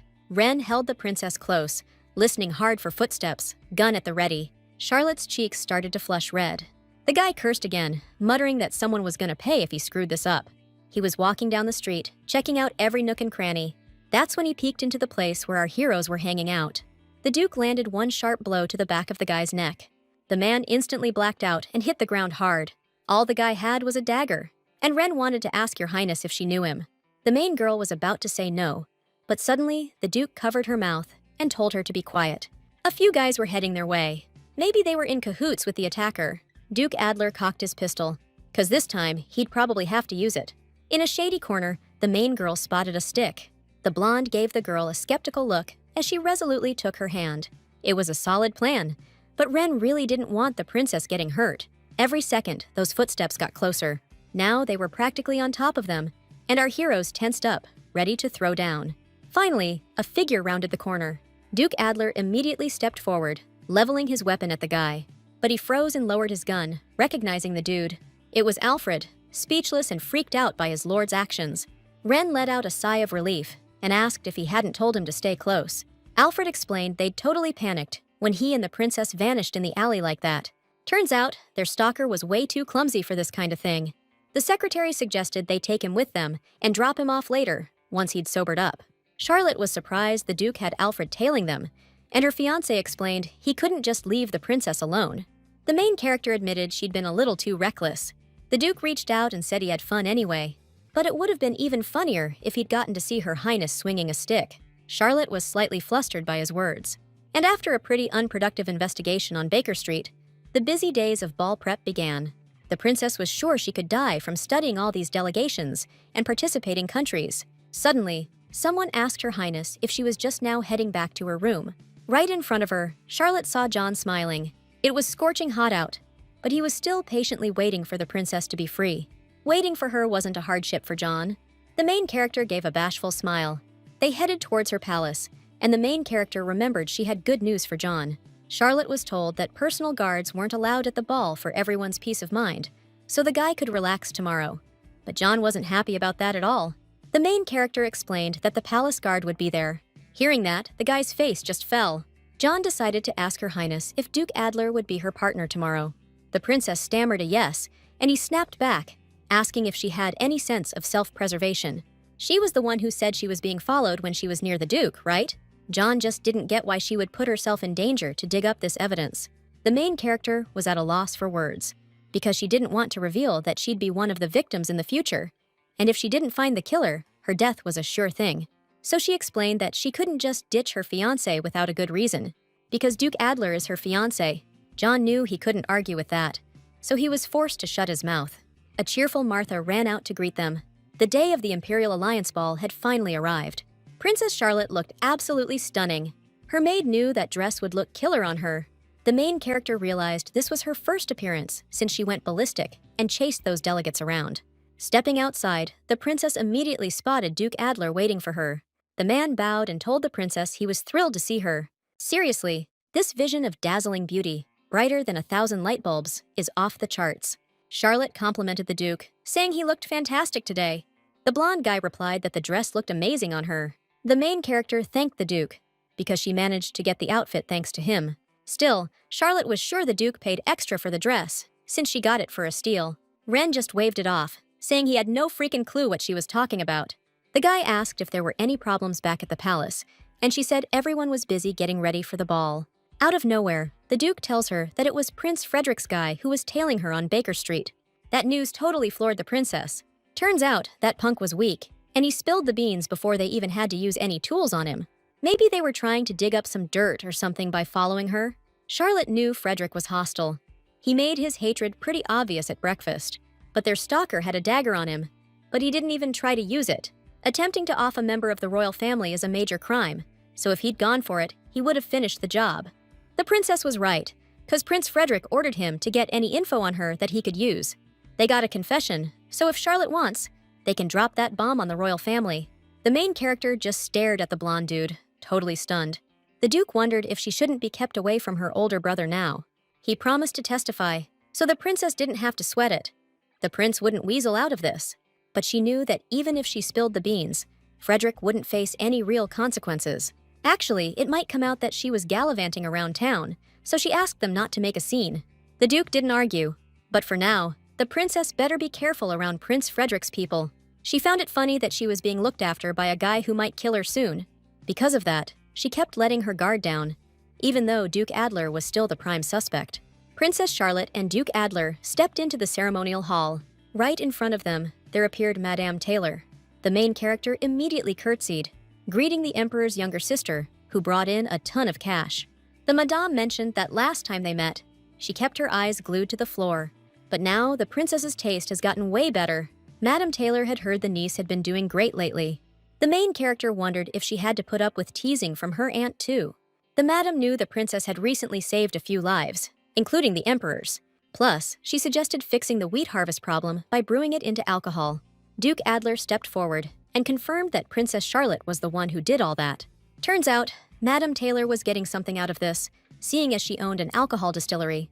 The main character said she just got lucky, but her aunt didn't see it that way. So, right there in front of everyone, the emperor's sister invited Princess Charlotte to her next tea party. Sounds simple, but it's really a political gathering of the empire's most powerful women. Getting invited means you've got clout in the imperial family and high society. And for Princess Charlotte, it means she's now officially in the running for the imperial throne. Right away, the main character was swarmed by lords and ladies, all praising her recent achievements. The noble ladies were even more impressed that Princess Charlotte was wearing an Emmer's dress. A guy approached Charlotte, finally deciding to introduce himself to her. It was Derek von im Lindemann.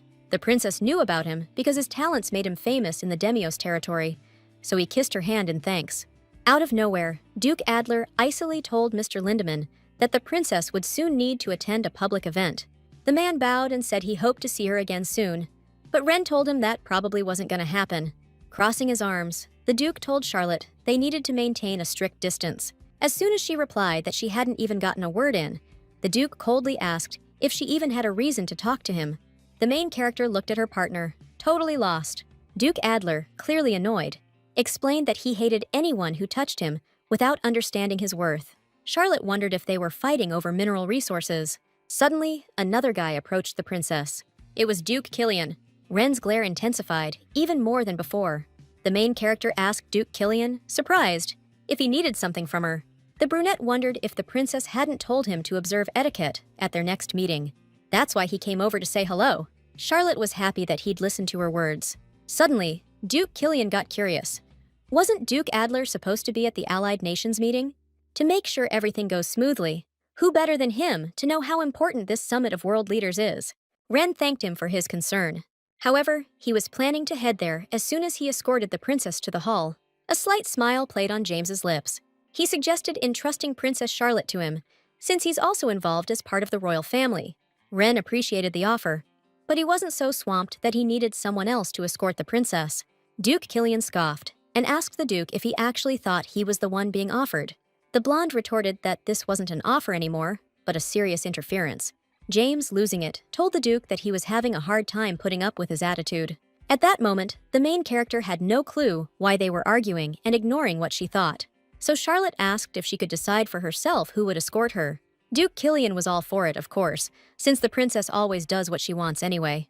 The main character replied that if the Duke didn't get in the way, her fiancé would have plenty of time to escort her.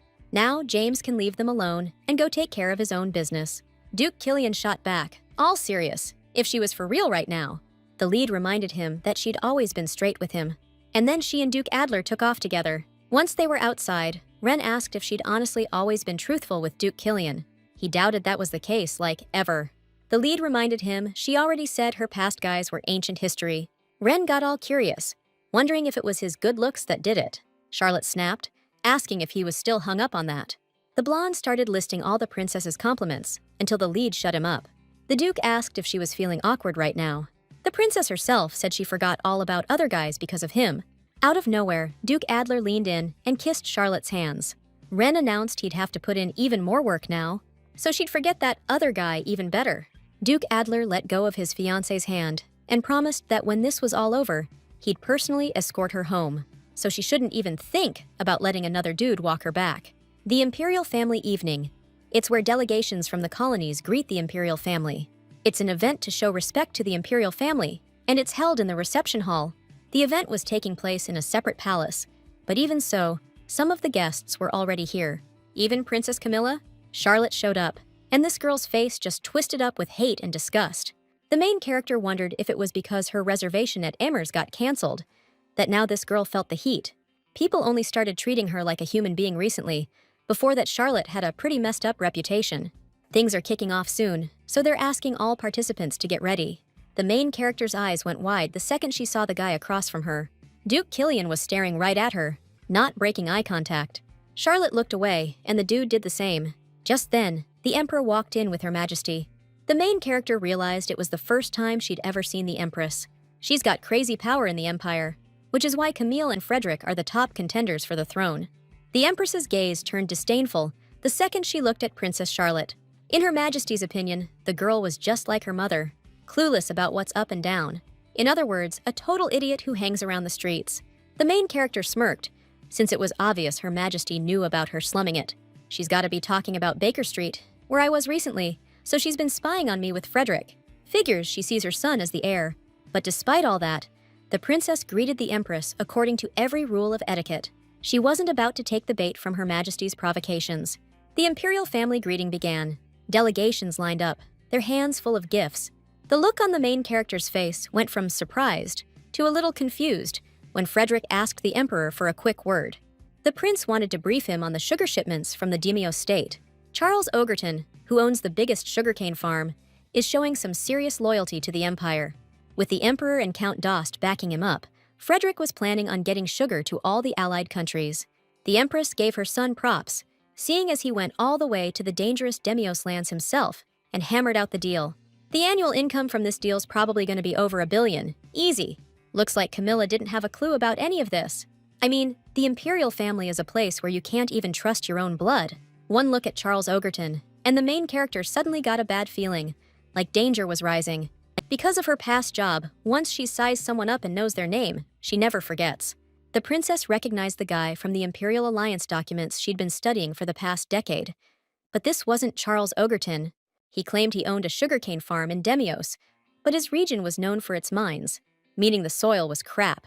The dude said he'd prepared some top-shelf sugar for the Emperor, the kind that looks like powdered sugar. Suddenly, it hit Charlotte. This guy was from Cortinia, and his real name was Sebastian Moran. When those tiny particles hit fire, boom! He was obviously planning to scatter it, so the main character desperately shouted out the guy's real name. Sebastian spun around instantly, looking at the princess with pure terror. People started whispering like, "Wait, isn't his name Charles Ogerton?" The guy muttered a curse under his breath, knowing he'd been busted. The main character walked up to Duke Killian and demanded he arrest Sebastian immediately, because he was a terrorist. The guy snatched up the sack and dumped everything out. Charlotte yelled for everyone to run now, because there was a huge risk of an explosion. The main character told Duke Killian they had to stop the terrorist before he lit the fuse. The guy took off like a shot, and he jumped on Sebastian just as he was trying to strike a match. But Duke Killian managed to stop him, so the terrorist started screaming all kinds of insults at him. The main character walked over to the Duke and untied the ribbon in her hair. The sight of that left James speechless for a second. She held out the ribbon to him and told him to tie up the criminal's hands with it, quick. Sebastian was taken care of, just like that. Duke Killian asked the princess if she was all right. Charlotte wondered why he even cared, and said it was just dust in her throat. Suddenly, Sebastian started thrashing around like crazy on the floor. Realizing what he was about to do, the main character rushed over to stop him. But that turned out to be a seriously bad idea. And then the worst thing that could happen, happened. An explosion. Seriously! When our girl came to, she felt pain all over. But the real kicker was she was in some totally unfamiliar place. Then, she felt something soft and warm under her hands. What the? Turns out it was Lord Killian. The explosion knocked him out cold, but he's alive. A trickle of blood was slowly running down his cheek. Sebastian sliding across the rug created static electricity, and that's what triggered the explosion. The sugar dust went ballistic when it hit those little sparks. If Charlotte hadn't been pinned under Killian and his protective gear, she'd be dead for sure. This was definitely some kind of hidden cave, but the girl still tried to call for help. But of course, nobody answered her. Duke Killian's here, so someone's bound to come looking, but nobody's digging for Charlotte. Duke Adler's voice echoed in her head, promising to come get her as soon as the meeting was over. Charlotte still held out hope that he would look for her, even if he didn't know if she was alive or not. The main character tore a strip of fabric from her dress. The fabric twitching meant movement, which meant this path led somewhere. So the princess grabbed the Duke by the legs and decided to follow the breeze, to make sure she got out of this mess. She was totally pumped, but after a while, she started thinking about ditching the guy right there. He was way too heavy for one person, so the main character would move a lot faster alone. Besides, Charlotte didn't exactly have any feelings for him. The main character wasn't about to die for a guy she had zero connection with. But after going just a few feet, Charlotte stopped and cursed under her breath. She couldn't just leave a guy behind in danger. Because this is already pushing it, the main character had to haul Duke Killian around again. Charlotte stopped soon after, stumbling across some kind of rock glowing with golden light. She lowered the guy and stared at the mineral, totally baffled. It was obviously some kind of precious gem, so things weren't as bad as she thought. The light's actually pretty good, meaning she could use it as a flashlight to light up this dark cave. But suddenly, the stone in Charlotte's hands started glowing even brighter, forcing her to squint. The main character had absolutely no clue what just happened. It turned into a regular rock. Golden light started flowing through Charlotte's whole body, and she immediately felt better. Her body felt a ton lighter, because the main character was already tired of lugging Duke Killian around. And all the scratches on my hands are gone. Lost in thought, the main character remembered reading something similar in one of the library's books just recently. Decades ago, they used to mine a magic stone in Asgard that granted magical powers. But this mineral was last discovered on Favi Island, and after that, it vanished without a trace. They say all stones like this have long disappeared from the Empire, because mages are also long gone. Looking around, Charlotte didn't find any more stones. If she got powers, it'd be awesome to use teleportation. And it would also be nice if Duke Killian woke up. The main character accidentally moved her hand closer to the man's face, and that small space instantly connected with a stream of golden energy. Charlotte, terrified, yanked her hand away, but she noticed the Duke's face wound was starting to close up. The young girl had no clue what just happened, but the guy slowly opened his eyes. James stared at Princess Charlotte, totally stunned. When he realized he was lying in her lap, he jerked back, confused, and asked what the hell just happened. The main character grinned and said, all happy. How great it was that he finally woke up. After she explained what went down, James said the princess was a real noble. The guy figured it must have been tough for her to drag him, but the princess nobly replied that she couldn't just leave him.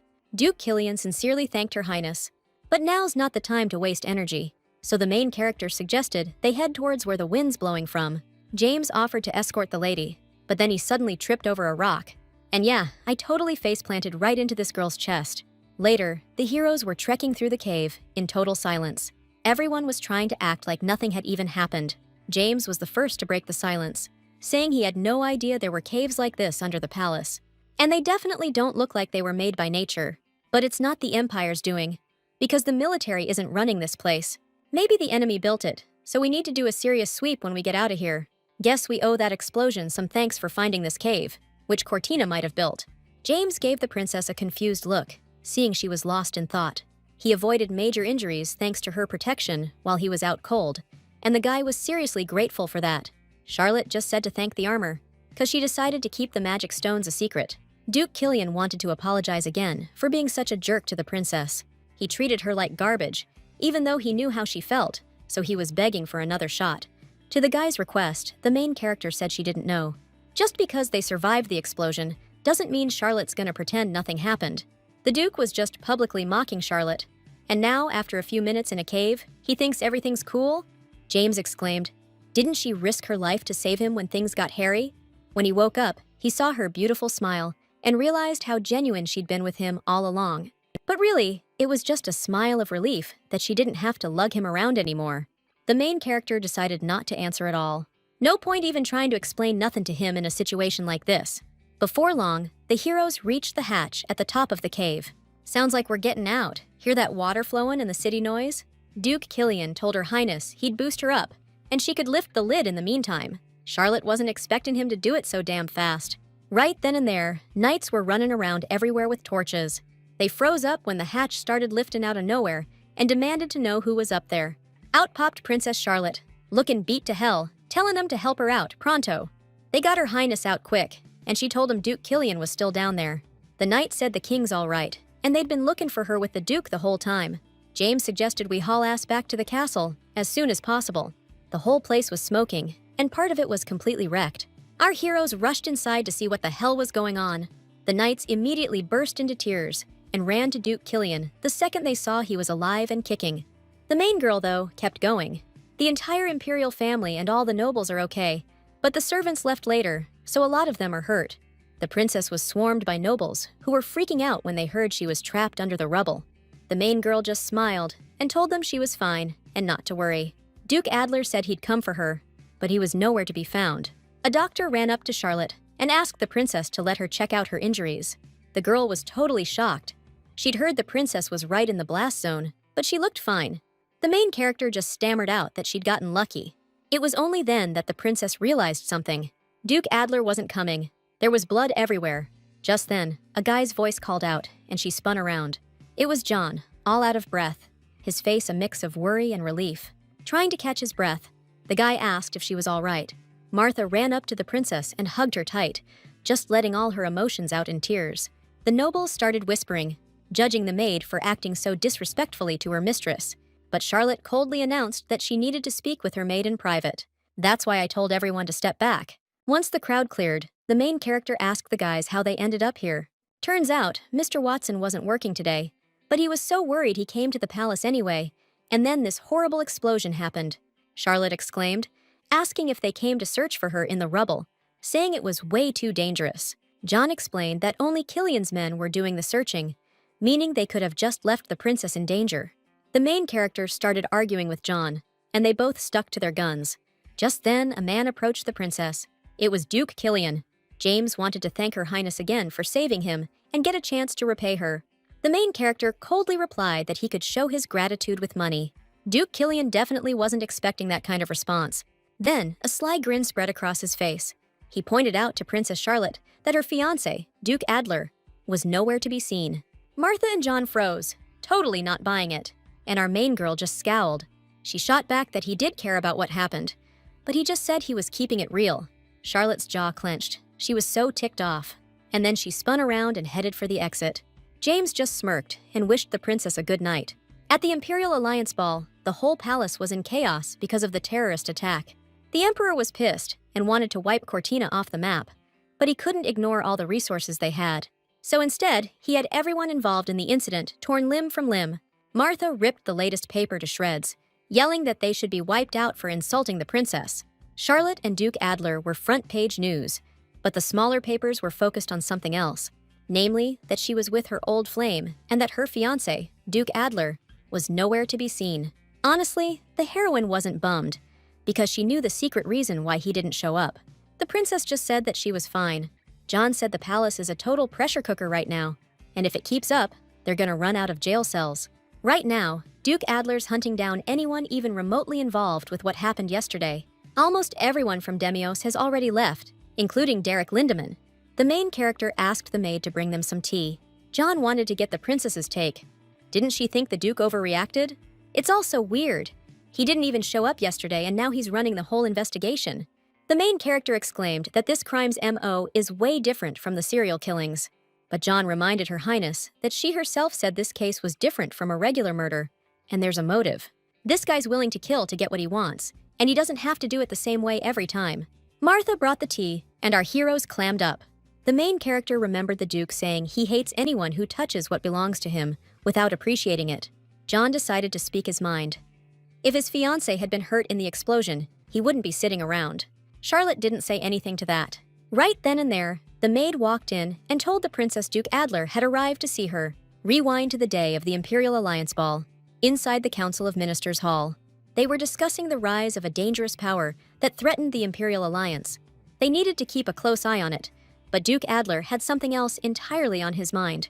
There were way too many annoying guys checking out the princess, and Derek Lindemann actually kissed her hand. Duke Killian was practically shouting his intentions from the rooftops.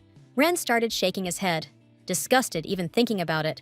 The council leader asked Duke Adler if he had anything to say against it, but the guy just said no. Suddenly, there was a deafening crash. Ren didn't know what was up until the servants burst into the hall. That's when everyone at the meeting got the news. A massive explosion just rocked the palace. The Duke was on his feet instantly, knowing the royal family was inside. Ren raced to the scene and saw the palace in flames, half destroyed. The princess is trapped inside, meaning they gotta get her out, ASAP. But then the overpowering stench of blood hit him, freezing him in his tracks. Ren could barely breathe. Just then, Alfred rushed up to him. He reported to his lord that Princess Charlotte was still down there with Duke Killian, trapped under the castle. Duke Adler wanted to protest, but the smell of blood was making it impossible to breathe. Rena started feeling sick, and the secretary, totally confused, asked if she was all right. And then the Duke lost his balance. Collapsing to the ground, the guy started cursing himself out for being so powerless and unable to save the princess. His bride-to-be was trapped underground because of an explosion, and with her ex, no less. A guy doesn't run into a burning building after his fiancée for one of two reasons. Either he doesn't love her, or he's just a complete moron. The next thing Duke Adler knew, he woke up in his chambers. He shot straight up, and the secretary was right there to greet him. Alfred reported that Princess Charlotte was fine, and she and Duke Killian had made it out of the palace safe and sound. Feeling a massive wave of relief, Ren ordered them to get everything ready to head to the Imperial Palace immediately. The secretary started pushing back, saying it wasn't the best idea right now, but the Duke was having none of it. So Alfred shut his mouth. Ren walked over to the nightstand and grabbed a bottle of pills. And then he downed a handful, just like that. Cleaning up after the explosion was going smoothly. Duke Adler was leading the charge on finding the culprits, issuing apologies to allied nations, and restoring order to the scene. People usually thought he was cold, but this time the guy was downright ruthless. Even Prince Frederick, who let the terrorist into the palace, couldn't escape punishment. If it weren't for the incident, the underground caves wouldn't have been discovered, so Duke Killian stayed behind to investigate them. The Emperor commended Duke Killian, Charlotte says he's pretty quick on his feet, so His Majesty figures it wouldn't be a bad thing if they got together. But he didn't finish, because he glanced over at Duke Adler. Those two locked eyes, man. James told the Emperor not to sweat it, because Duke Adler probably isn't even thinking about that kind of stuff. He's way more focused on his job right now, not some bride. After all, Duke Adler's a loyal minister to the Empire. Before long, Ren showed up at Princess Charlotte's palace. This time, Her Highness's maid was way colder to him than before, which kinda put the Duke on edge. Suddenly, the guy spotted a crystal swan statue in the princess's courtyard. The maid gushed about how Duke Killian sent it as a thank you for saving him. This statue is the Killian family's whole deal. Ren was thinking, did some hick from the boonies really try to flex on the guy who owns the mines? And then he finally met the princess. The guy made sure he said hello first. Like it was no big thing, Charlotte returned the greeting. Duke Adler looked straight up awkward, sitting across from the princess. He jumped right in, saying he was super relieved she wasn't hurt. Now, the Duke wanted to explain to his fiancée why he couldn't be there when all that went down.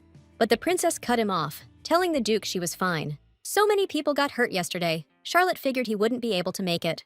Those words didn't make Ren feel any better. Actually, he felt this icy wall going up between them. The princess smiled wide and insisted she was totally fine.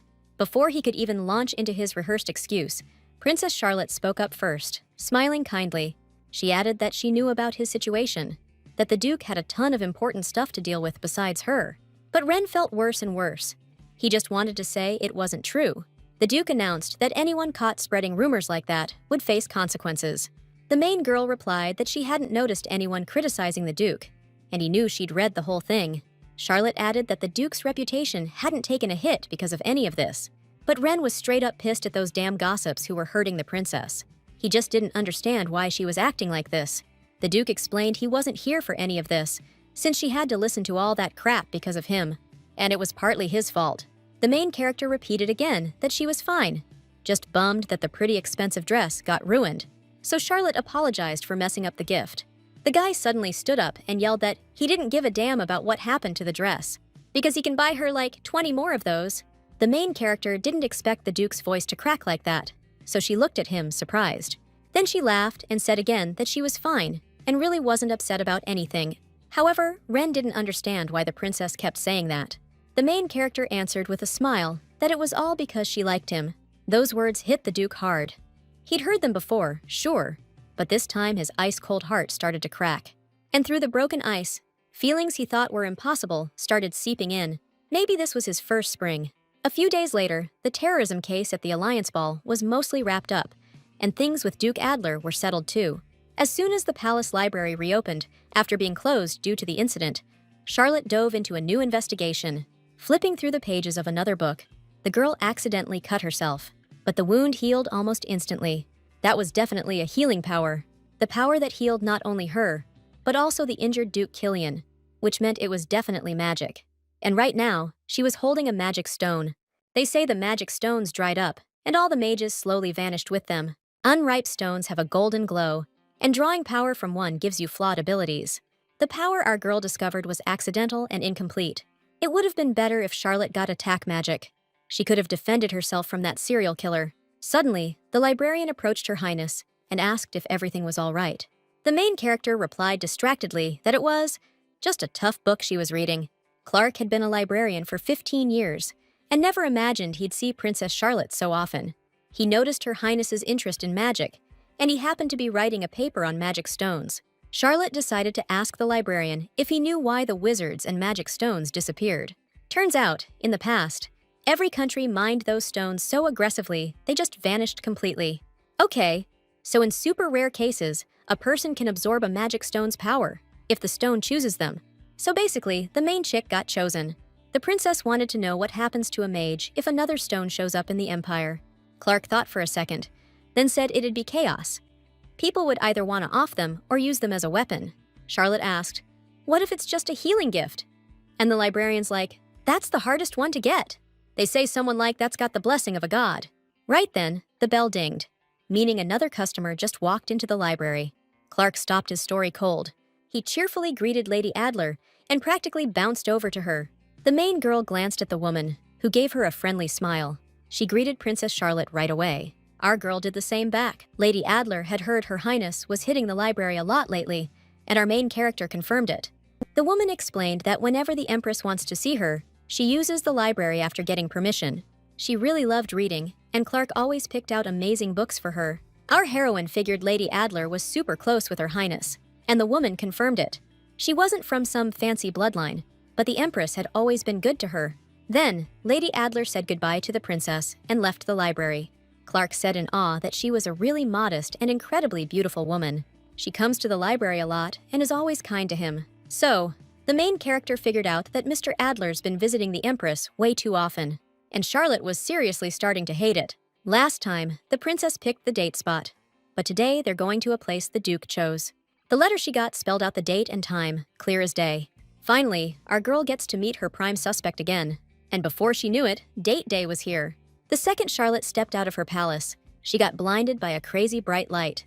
Now, besides the crystal swan statue, there was this giant lion in the courtyard, made completely of gold sapphires. Seeing the look on Her Highness's face, Martha blurted out that these aren't just any sculptures. The crystal swan's worth $1 billion gold, and the yellow sapphire lion's worth $2 billion. Like he was trying to one-up Duke Killian's crystal swan, Duke Adler sent this insane lion. Charlotte wondered just how many damn fossils the Duke's family had. Plus, he sent 20 dresses from Emer's, saying he doesn't want me worrying about what happened at the ball. The Duke's feeling way too guilty about what happened to his bride. But maybe John's right, and that terrorist attack really was connected to Duke Adler. After the incident, Ren got all the mining rights to the Demios Principality, the territory Derek used to own. I bet even the yellow sapphires in this lion came from the Linderman territories. Charlotte's train of thought got derailed by a dude's voice. Duke Adler was standing right there, bowing to greet her. The heroine walked up to the guy and told him he really didn't have to send gifts like this. Ren just said they were special yellow sapphires, like her eyes, and totally different from the kid's crystals. Charlotte didn't even know how to process all that. Ren offered the princess his hand and told her they were going to a place he'd prepared just for her today. She took him by the arm. Ren froze, feeling a weird jolt through his body, and immediately blushed. He kinda backed away from her, trying not to look her in the eye, which surprised Charlotte. She asked, confused, if he was uncomfortable. But Ren immediately said that wasn't it at all. So the main character grabbed his arm again, this time harder than before. This time, Ren didn't pull away. But his behavior today was really setting off alarm bells for Charlotte. It was like Duke Adler was hiding something. First things first, the heroes headed to the greenhouse, where they showed off all kinds of rare plants and animals. Ren bought the place out for the day, so they could check everything out. Just the two of them, without any hassle. Charlotte gushed about how awesome it was, even though she was pretty sure she was about to die from the heat. You gotta give someone a heads up before hitting a greenhouse. I mean, who plans a date in a place like this? The main character plunked down on the nearest bench and told the Duke she needed to chill for a second. But Ren? He was totally comfortable, even baking in the sun. Meanwhile, the main girl's body was starting to burn up. And hearing that, Duke Adler's face flushed bright red again. He jumped to the conclusion that it was a good thing they were the only ones there. This guy always surprised Charlotte, but despite everything, she decided to tie her hair back in a ponytail to cool down. And just like that, he got an amazing view of her slender neck. Of course, Duke Adler saw that, and his face immediately turned even redder. They were finally alone in a quiet place for the first time in ages. But Charlotte was too drained to investigate, even if that's what the Duke wanted. After their greenhouse date, they headed to the most popular restaurant in the whole damn empire. Duke Adler mentioned you had to book a table here like 3 months in advance. No sooner had they sat down than the waitress brought out a salad, specially made with seasonal fruit, on the Duke's orders. Charlotte thanked the waitress, even though she totally lost her appetite back in that greenhouse. But it'd be awkward to not eat with Duke Adler staring at her like that. Since it's such a famous restaurant, she figured it had to be pretty damn good. The second Charlotte tried the salad, Duke Adler asked in a dead serious tone how she liked it. With a big smile plastered on her face, she said it was delicious. Suddenly, the main character realized the guy hadn't even touched his food. A horrifying thought slammed into her brain. There was definitely poison in the dish. Realizing this, she dropped her fork. Charlotte had completely overlooked the fact that poisoning was this serial killer's signature move. A searing pain ripped through her chest, and her body grew weaker by the second. The main character knew damn well it wasn't her turn to die yet, but Duke Adler had somehow managed to kill her anyway. As the main character slowly opened her eyes, the first thing she saw was a bright light. And then she realized she was in some room she didn't recognize. Duke Adler was sitting nearby, his face a mix of worry and massive relief. But to Charlotte, right now, he looked like the devil with an angel's face, and he was about to ice her. The princess sat up and asked what happened, and the guy explained they were in the hospital. She fainted during lunch because she's allergic to peaches, and there were peaches in the salad dressing. Ren was told she could have died, and it was a miracle she even woke up at all. The guy was blaming himself, saying he should have known about her allergy since he's her fiancé. Surprised by that announcement, the main character figured he wasn't trying to kill her. A warm energy was bubbling inside, which probably meant Charlotte's healing power from the magic stone had kicked in. The main character told the Duke it wasn't his fault, because she'd never mentioned her allergy. But Ren added that she was also severely dehydrated. On top of everything, he just wanted to show her some foreign trees and take her to this restaurant famous for its seasonal dishes. Ren wanted to plan the perfect date, but everything he set up just went sideways. Right now, he looks like a puppy caught in the rain. The main character found it pretty funny. Ren was taken aback and totally lost when Princess Charlotte suddenly asked him why he was so set on a perfect date. Hanging his head, the guy quietly answered that it was just because she loved him so much. The main character burst out laughing. She didn't get the connection between her loving the Duke and the perfect date he was trying to pull off. Rian explained that he just didn't want to be in her debt and decided to do something cool to return the princess's feelings. Charlotte figured out that she was the one who actually cheered the Duke up. The guy's face went red as soon as she explained that returning the favor meant paying back with something similar. The Duke was stunned, like, did she enjoy being stuck in the hospital because of him? Charlotte just nodded and said it's because he was being super cute right now. Even though her whole plan to study the Duke and his ideal date totally went down the drain, for some reason, the main character felt like it wasn't a big deal that her plans blew up. A few days later, Charlotte started feeling incredibly bored. That is, until a maid burst into the room holding a letter. Martha, huffing and puffing from running, told the princess that her tea party invite finally arrived. But the biggest deal was that the letter was from Lady Taylor. Getting invited to her tea party means you're officially in the Empire's high society. The Emperor's sister had mentioned it at the Alliance Ball, and she actually sent an invite. The lead chick was messed up over that terror attack, so she doubted she'd be able to keep it together. Lady Taylor's tea parties always go down in one of the palace rooms. As soon as Princess Charlotte walked in, Madame Taylor was right there to greet her. The woman felt bad she hadn't invited her niece to one of these shindigs sooner. Charlotte looked around and figured out all these women were major players in high society. Out of nowhere, Miss Blair said hi to the lead. She'd been waiting for Charlotte to show. The girl admitted she was a little on edge. Princess Camilla and the Earl's daughter, Victoria, were also hanging out at the tea party. Madame Taylor figured Princess Charlotte had been through the ringer at that matchmaking ball. It's all thanks to Her Highness that we're able to enjoy this tea party right now. The ladies instantly started showering Charlotte with compliments, saying the dress really suited her. It was hilarious, since these were the same people who hadn't said a word to Miss Mostyn at her debut. Like it was nothing, Charlotte replied that she used to wear simple dresses, so she went unnoticed. The ladies laughed, remembering exactly how Charlotte used to dress. Madame Taylor smiled and asked Princess Camilla if she was doing okay. The girl beamed and replied that she was. Her aunt asked how things were going with the perfume business, and Camilla explained they'd flopped. Madame Taylor remarked that Blair was close to Charlotte, and the blonde nodded in agreement. After all, it was thanks to the princess's advice that she learned to check if a business idea had risks.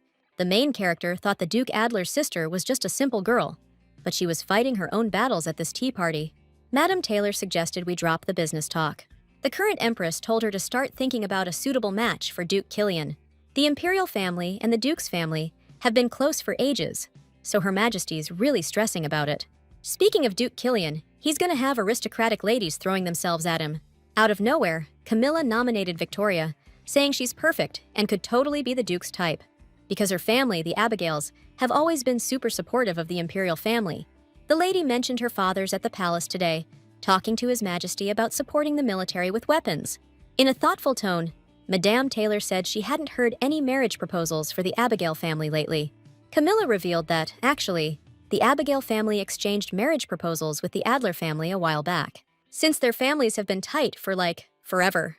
The main character froze, totally blindsided by the news. Lady Taylor considered those words, figuring that's probably how it'll go down. But Victoria said regretfully that some big shots already screwed it up. Catching herself, the lady asked Princess Charlotte if this was tough to hear. The main character replied kindly, "Yeah," even though she was sure Victoria was just messing with her. The lady then revealed that Duke Adler hadn't given relationships a second thought for ages. But he'd said before that if he ever got married, it'd only be to her. Camilla backed that up, and the main character started wondering if it was fact or just a straight-up lie. Charlotte was completely lost, because that freaking Adler guy had definitely said he didn't have a sweetheart. No way! The main character couldn't believe that all this time he'd been into the sexy bombshell type. Camilla asked her sister if she was bummed out after hearing that Duke Adler was into Miss Victoria. But her engagement only happened because her dad ordered it. The main character stood up and said she needed to hit the ladies' room for a second, 'cause the princess wanted to fix her dress. Looking at herself in the mirror, Charlotte figured that, of course, Duke Adler would be into someone like Miss Victoria. But for some reason, that thought really pissed her off. Just then, Victoria walked into the ladies' room. She gave a friendly smile and looked at Princess Charlotte with interest, but didn't say a word. The main character couldn't figure out why this was happening right now. She tossed over her shoulder that she had to go and headed for the exit, but she froze in her tracks the second she heard a loud smack. Lady Victoria had straight up slapped herself, and now her cheek was bright red. The main character was totally thrown and asked what the heck she was doing. But Victoria didn't say a word and swung again, just confusing and bewildering our girl even more. And then the lady smacked herself again. After that, she grabbed her perfume bottle and smashed it to pieces on the floor. Then she dropped to the floor and started screaming her head off, and Charlotte completely lost track of what was happening. She tried asking Victoria what she was doing, but the lady just yelled out that she was in so much pain. Just then, a maid walked into the bathroom and saw the whole thing, totally getting the wrong idea. Then Princess Camilla burst into the ladies' room, all freaked out, asking what the hell was going on. Victoria, her voice shaking, started explaining that Princess Charlotte had gotten super pissed at her. But only the main character knew that this chick had punched herself right in front of her. Meanwhile, the lady asked what she'd even done to make Her Highness act like that. Madame Taylor walked into the room and was like, "What in the world is happening here?" Victoria explained that the princess didn't like what she said, so she snapped as soon as she saw her. Camilla grilled her sister, asking if she did it because she found out Duke Adler had a thing for Lady Victoria. Camilla's confident voice was seriously convincing, so all this crazy stuff started to feel like the real deal. The ladies began gossiping about how there were even articles recently saying Princess Charlotte wasn't Adler's type. Just then, His Majesty walked into the room with Duke Adler and Mr. Abigail. Ren's face went blank the second he spotted Princess Charlotte in the crowd. The main character totally wasn't expecting to see him right now. Her father shot over to his daughter, Victoria, like a rocket. He demanded to know if Princess Charlotte was behind this. The Emperor froze when he heard that, his brow furrowing, and ordered Charlotte to explain herself immediately. Camilla decided to jump in, saying Charlotte just overheard rumors about Adler marrying Miss Victoria. That made her flip out, and she couldn't control her jealousy. Duke Adler cut in, reminding Princess Camilla that His Majesty asked Princess Charlotte. He was stunned when Princess Camilla revealed he was supposedly planning to marry Miss Victoria. Duke Adler didn't object to any of it. For the main character, that meant those words were true. The Duke pointed out Princess Charlotte hadn't even spoken yet, so they should let her explain. Christina asked if Victoria was already on the floor when she walked in, and Charlotte nodded. They decided not to listen to the princess, since there were tons of witnesses and proof. The head of the Abigail family declared he'd be filing an official complaint because he couldn't ignore the rudeness directed at his daughter. The Count intended to take it to court. He reminded His Majesty that their family had helped the imperial family with 10 billion golds worth of weapons. The Emperor ordered his daughter to answer immediately. Proving guilt is way easier when one side makes the accusations and the other has to disprove them with evidence. Right now, everything points to Charlotte, and with the reputation of the body's original owner, she's screwed. But the princess figured out a while ago that Lady Victoria ain't exactly the sharpest tool in the shed. I mean, she can't even stage a decent public spectacle. Lady Victoria flinched as Princess Charlotte, with a sly grin, turned to her. The main character moved fast, heading straight for the girl, asking if she was seriously claiming she hit her. Stopping right in front of Victoria, Charlotte raised her hand to strike. Victoria screamed, realizing she was about to get a fist to the face. The Emperor and Duke Adler froze, wondering if Princess Charlotte was really going to go this far, but there wasn't a flicker of hesitation in the main character's eyes. Still, her hand stopped, never actually hitting the lying bitch. The Earl stepped in front of his daughter, demanding to know what Princess Charlotte thought she was doing. The Emperor boomed, asking what the hell this violence was all about, especially now. Arms crossed, the main character calmly told Lady Victoria if she was going to smear her, she should have done it right. Charlotte asked the lady if she even knew the pike she was talking about was different from the one that was swollen. If the princess had slapped her right then, she would have hit the left cheek Victoria was covering. Too bad, right? Because both the lady and Princess Charlotte are right-handed. She decided to slap herself, and without thinking, used her right hand. Earl Abigail sternly asked his daughter if it was true, and Victoria flinched at his harsh tone. Camilla snapped, asking how Charlotte was so sure Victoria was right-handed too. Judging by how Camilla's acting up, they planned this together. The heroine explained she got pissed at Victoria's words and just smacked her, meaning her dominant hand would be the one she used. Charlotte suggested they go check out the tea table. Both she and Miss Victoria have their tea sets laid out on the right side. The maid confirmed Princess Charlotte's statement. So, Victoria did this on purpose to get the princess in trouble, but didn't think things through. Charlotte pointed out she already said at the Mostyn ball that Miss Victoria was a ditz. Lady Taylor asked Lady Victoria, fuming, if she dared lie to the Emperor right here at her tea party. Suddenly, loyalty kicked in for Victoria, and she started explaining that it wasn't like that at all. Or maybe the lady was just scared of Princess Camilla's wrath. The main character reminded everyone that false accusation is an insult to a member of the imperial family. What Miss Abigail did wasn't just about Charlotte. It's an insult to the entire royal family. And if we're going by the Earl's logic, then what Abigail did can be seen as the Earl's family's actions. Imperial law states that insulting the ruling family is a serious offense. Plus, the main character knew the royal family could claim all the profits early. Charlotte wondered if the Abigail estate didn't have special rights to logging the forest. The Earl and Victoria both dropped to their knees and started begging Her Highness for forgiveness. But no matter how loyal the Abigail family is, Charlotte has to sue to restore her honor now. However, if they show even greater loyalty to the crown, that need will disappear. Earl Abigail choked out that his family will do everything possible to support the Emperor. In other words, that's what we call a cash settlement. The main character turned and winked at the Emperor. His Majesty smiled, feeling an incredible sense of pride for his kid. And then he told the Earl that for attempting to dishonor the imperial family, they deserve a harsh punishment. But considering his daughter's youth and her past loyalty, if Princess Charlotte has no objections, they can drop the whole thing. Victoria, her voice trembling, thanked Her Highness. The main character replied that stupidity shouldn't be treated like a crime. And just like that, the awkward tea party came to an end. But Charlotte definitely didn't feel like a winner. If anything, her mood just got worse. Duke Adler, who had been following her the entire time, called out to Princess Charlotte. But the girl didn't react at all, so Ren called her name again. And just like before, the princess didn't even try to stop, clearly not wanting to talk to her fiancé. Ren asked if she was mad about something, and she was like, "Why would I be?" The Duke pointed out that she wouldn't even look at him, and Charlotte shot back that this wasn't a date, so she didn't need to look at him. The main character stopped dead in her tracks as soon as Duke Adler said he was 9 years old then. It happened at Lady Tiffany's 7th birthday party. His father and Count Abigail went to the same military academy, and their families had been friends for ages. At the party, they started talking about marriage, and among other options, he said he'd prefer Abigail. But back then, Ren was only thinking about what would benefit his family. Since the county owned mines, Duke Adler now admits it was just a dumb kid thing. The main character asked, annoyed, why he was telling her all this. The man said he'd seen the princess's face when Camilla mentioned Victoria. Charlotte looked like she'd been zapped, and asked what he meant by that. Turning away, the main character said he must have imagined it. She was just pissed about the slander. Duke Adler decided to clarify that he never loved Lady Victoria. Smirking, Charlotte turned back and asked who he did love, then. The man, with a sly grin, said they didn't have a date, so he wasn't obligated to answer. The main character was speechless. The two sorted out their misunderstanding. On the day of Mrs. Taylor's tea party, the princess and Blair split without even saying goodbye. So Blondie suggested Her Highness come over for a visit and a little chat. Martha was stoked that the princess got a personal invite from a girl from a high society family. Charlotte just told the maid she was exaggerating a bit. But Martha was just hyped, because it was also Duke Adler's mansion. The main character smiled and said she was looking forward to it like crazy. Martha was thrilled, because the princess would get to hang with him and maybe even meet the stepmom.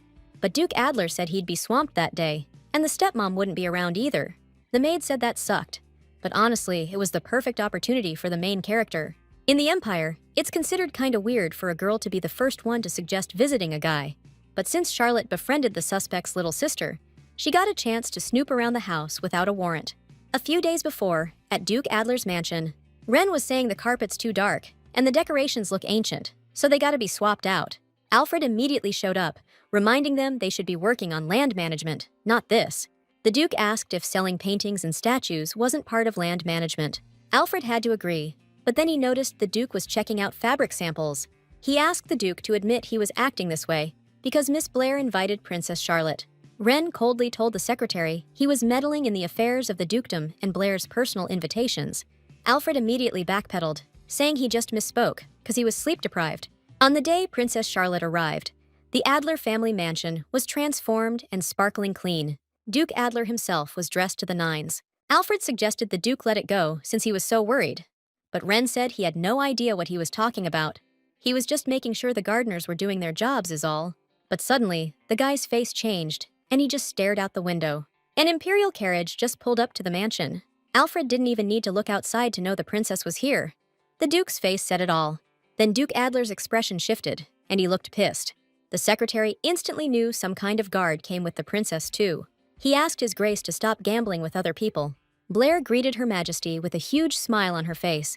She was so hyped for Princess Charlotte's visit. She couldn't even sleep last night. A servant came up and told them he was going to show the guard around. The main girl nodded at John, mentally telling him to find out as much as he could while he had the chance. The guy gave a firm nod back. Duke Adler stepped outside to greet Princess Charlotte. He bowed, showing his respect. The main girl, all smiles, thanked Mr. Adler for the warm welcome. Wren asked, a little tense if she had a guard with her. Charlotte said they'd come with John, and the Duke replied that he'd probably get a separate tour, seeing as entry to the residence is tightly controlled. Blair snapped at her brother that he had work to do, but he just said he couldn't not greet the princess. "You're my guest today," the blonde chirped, looping her arm through Charlotte's. "We're gonna have some fun." Blair whisked the girl away, and Wren shot her a glare, clearly annoyed. Stepping inside, Charlotte gasped at the mansion's beauty, especially the frescoes, which looked brand new. "Everything was just redone a few days ago," the blonde explained, making Charlotte tense up. Blair admitted she didn't know what got into him, but her brother had suddenly decided to replace everything old. But Charlotte knew the stepmother should be in charge of the house, so why did the Duke decide to change everything before she arrived? This feels like what a criminal does before an investigation. Did Duke Adler sense danger from our girl and figure out her plan? Over tea, the girls started gossiping about the recent scandal that got Victoria banned from society. The main character was thrilled because her personal allowance just got a serious bump. Just then, the maid popped her head in and told Lady Blair that Master Norabon had arrived. Blair had specifically moved her lessons to tomorrow, but it seems the teacher messed up the date, and they can't just send him away. Blair asked the princess what to do, since her mom had just switched her piano teacher recently. The main character calmed her down, saying she could easily wait a few hours. If she got bored, Charlotte was planning on taking a stroll through the garden. Blair left, giving the princess one last apologetic look. The main character couldn't contain her excitement. Now she had some time to be alone in the suspect's house and find something, like proof that the Duke's a criminal, or at least any kind of lead. But as she was leaving the room, she bumped into Mr. Adler, who looked at her, totally bewildered. Alfred said the Duke couldn't just sit tight the whole time, so he figured he'd bring him here. Wren snapped at his secretary, who booked it out of there, which left our heroes all alone. The heroine awkwardly explained Blair had just stepped away for a second, but the Duke already knew that. So, as head of the family, it'd be more polite for him to hang out with the princess. Charlotte gave him a surprised look when he just blurted out he'd be spending his time with her. Wren felt awkward as hell sitting across from Her Highness. The heroine said she really loved the mansion, especially since it had just gotten a makeover. The Duke told her that in the future, she could decorate the house however she wanted. Charlotte looked at him, surprised, and the Duke added, it'd be when they were living together. The maid walked in, bringing the tea. The Duke's eyes went wide when he saw slices of peach on the tray. He stopped the maid and told her to take them away. But the girl got super flustered and accidentally knocked the whole tray over. All the plates, the teapot, and the cups shattered on the floor. The maid started apologizing, and the main character gently said it was no big deal. Charlotte froze the second the girl let out a quiet yelp. Blood started dripping from her finger. Of course, Duke Adler saw it too, and just went rigid at the sight of the scarlet blood. The girl said, scared, that she was so sorry and she'd clean up the mess right away. No way the maid's leaving till she's done. But the Duke could have another attack any minute now. The heroine couldn't let that happen. So, she snapped, yelling about how the hell her dress got totally wrecked because of the maid. The scared maid promised to clean it up right away, but Charlotte just told her to get lost, saying she was disgusting to look at. The girl ran crying from the room. The heroine checked on the Duke, who was breathing hard. He passed out, collapsing onto the couch, which totally threw her for a loop. His symptoms were way worse than she thought. Just then, the butler knocked, asking His Grace if he needed anything. The Duke wanted to hide his condition, so the heroine said she wanted some alone time with him. She started shaking him, begging him to wake up, quick! The main character had absolutely no clue what to do in situations like this. Only one solution popped into her head: give him mouth to mouth. Charlotte didn't hesitate and cupped the man's face in her hands. Then she pressed her lips to his, breathing all her carbon dioxide into Lord Adler's lungs. She had to get him conscious somehow.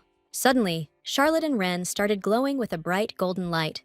Her healing power was awakening, and the Duke's condition should stabilize now. Charlotte pulled back, figuring that was enough. But then, the man's hands suddenly grabbed her face and yanked her back down. And then, in the blink of an eye, their lips locked again. This time for a real kiss. Charlotte just stared at the Duke, totally stunned. Her heart was pounding like crazy, and she figured he was just instinctively reaching for her healing power. The main character tried to pull away, but he just held her even tighter. After putting in some extra effort, Charlotte finally managed to break free. She could finally catch her breath. She called out to the Duke, and he slowly opened his eyes. Propping himself up on one elbow, Ren asked the princess what happened, but the main character immediately turned around. Charlotte said that she had to leave and asked the Duke to say goodbye to Blair for her. Then, bam! The door slammed shut and she was gone. The Duke just stared at the door, totally bewildered. The heroine was so bummed that her first kiss went down like that. John asked the princess if anything bad had happened at the estate, but she said no. The guy told her that while he was waiting, he checked out the garden and the outside of the house. Figured he'd gather some kind of evidence, but came up empty. The heroine froze when she saw the bag. She asked where John got it, and he said he found it in the Duke's estate garden. The brunette went rigid the second the princess said she'd already seen that bag. It looks like that sugar sack the terrorist brought to the union negotiations. The butler asked Mrs. Adler how her trip went, and she said not to worry about the plague. She asked if the newly planted flowers were doing well, and the butler nodded. Their color is similar to the color of Madame's eyes. Madame Adler heard Princess Charlotte came by today, and the butler confirmed, then told her about the maid incident. The princess really yelled at her, kicked her out of the room, and forbade anyone from entering. The butler thought the Duke would calm her down, but he didn't say a word. Just as he was about to voice his concerns about the princess becoming the Duke's wife, Madame Adler stopped him. "We can't jump to conclusions so quickly. We don't know what the princess was going through. Blair listens to her a lot, so there's really nothing to worry about." The next day, the princess took Martha and John with her for a relaxing day out in nature. This dude wasn't sure he belonged with this girly crew, but as their bodyguard, he had to be there. With the emperor's okay, they headed out on a little trip, just a few days. The plan was a picnic in a quiet, peaceful forest with a lake, then crash at the royal family's place nearby for the night. And after that, check out the market in the local village, hang out with some regular folks. They got to the lake pretty quick, and John said he'd be right back with something to sit on. That's when Martha suddenly realized she'd forgotten the cups. She asked the princess to hang tight for a second while she ran back to the house. The main girl was like, "Even if we're missing stuff, it's cool," but the maid was already gone. Staring at the shimmering lake, Charlotte started thinking about someone. Out of nowhere, she spotted a dark shape in the water. The second that thing popped out of the water, the first thought that crossed her mind was lake monster. Turns out she was way off, because standing before the princess was none other than Duke Adler, practically naked. The main character blushed, trying to look away, and asked, totally flustered, what brought him to this place. Ren explained he had an estate nearby, so when he came out here, he liked to take a swim now and then. The princess said she'd come out here with her servants to relax. Charlotte couldn't believe she'd run into the one person she was stressing about the most, and looking like that. The Duke apologized to Her Highness for what happened before, and thanked her. The main character told him not to worry about it, but she choked on her own spit when he said he'd managed to hide his symptoms from his own servants, thanks to their kiss. Seeing the girl's reaction, Ren asked, all worked up, if she was okay. Charlotte couldn't figure out why he was so chill when she was freaking out, and hadn't even slept. He didn't even tell her anything, but the princess handled it like she was in on it with him. The main character gave a nervous chuckle. Duke Adler told Her Highness that if something like that happened again in the future, she should do the exact same thing. Before leaving, Ren asked the girl if she had plans for tomorrow, and she said she wanted to hit up the local market. Hearing that, the Duke started thinking. Then he turned around and said he got it.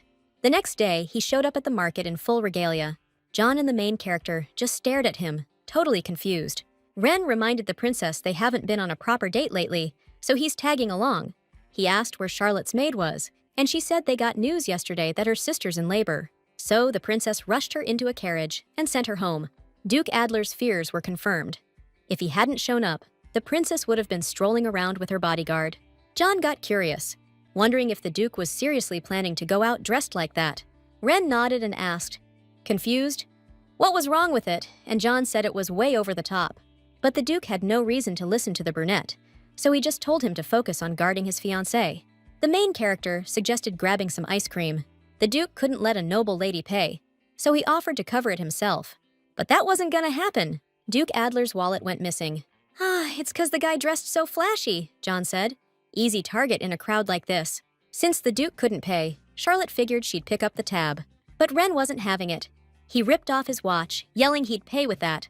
Charlotte shot that down, and John chimed in that he wasn't about to let a lady pay.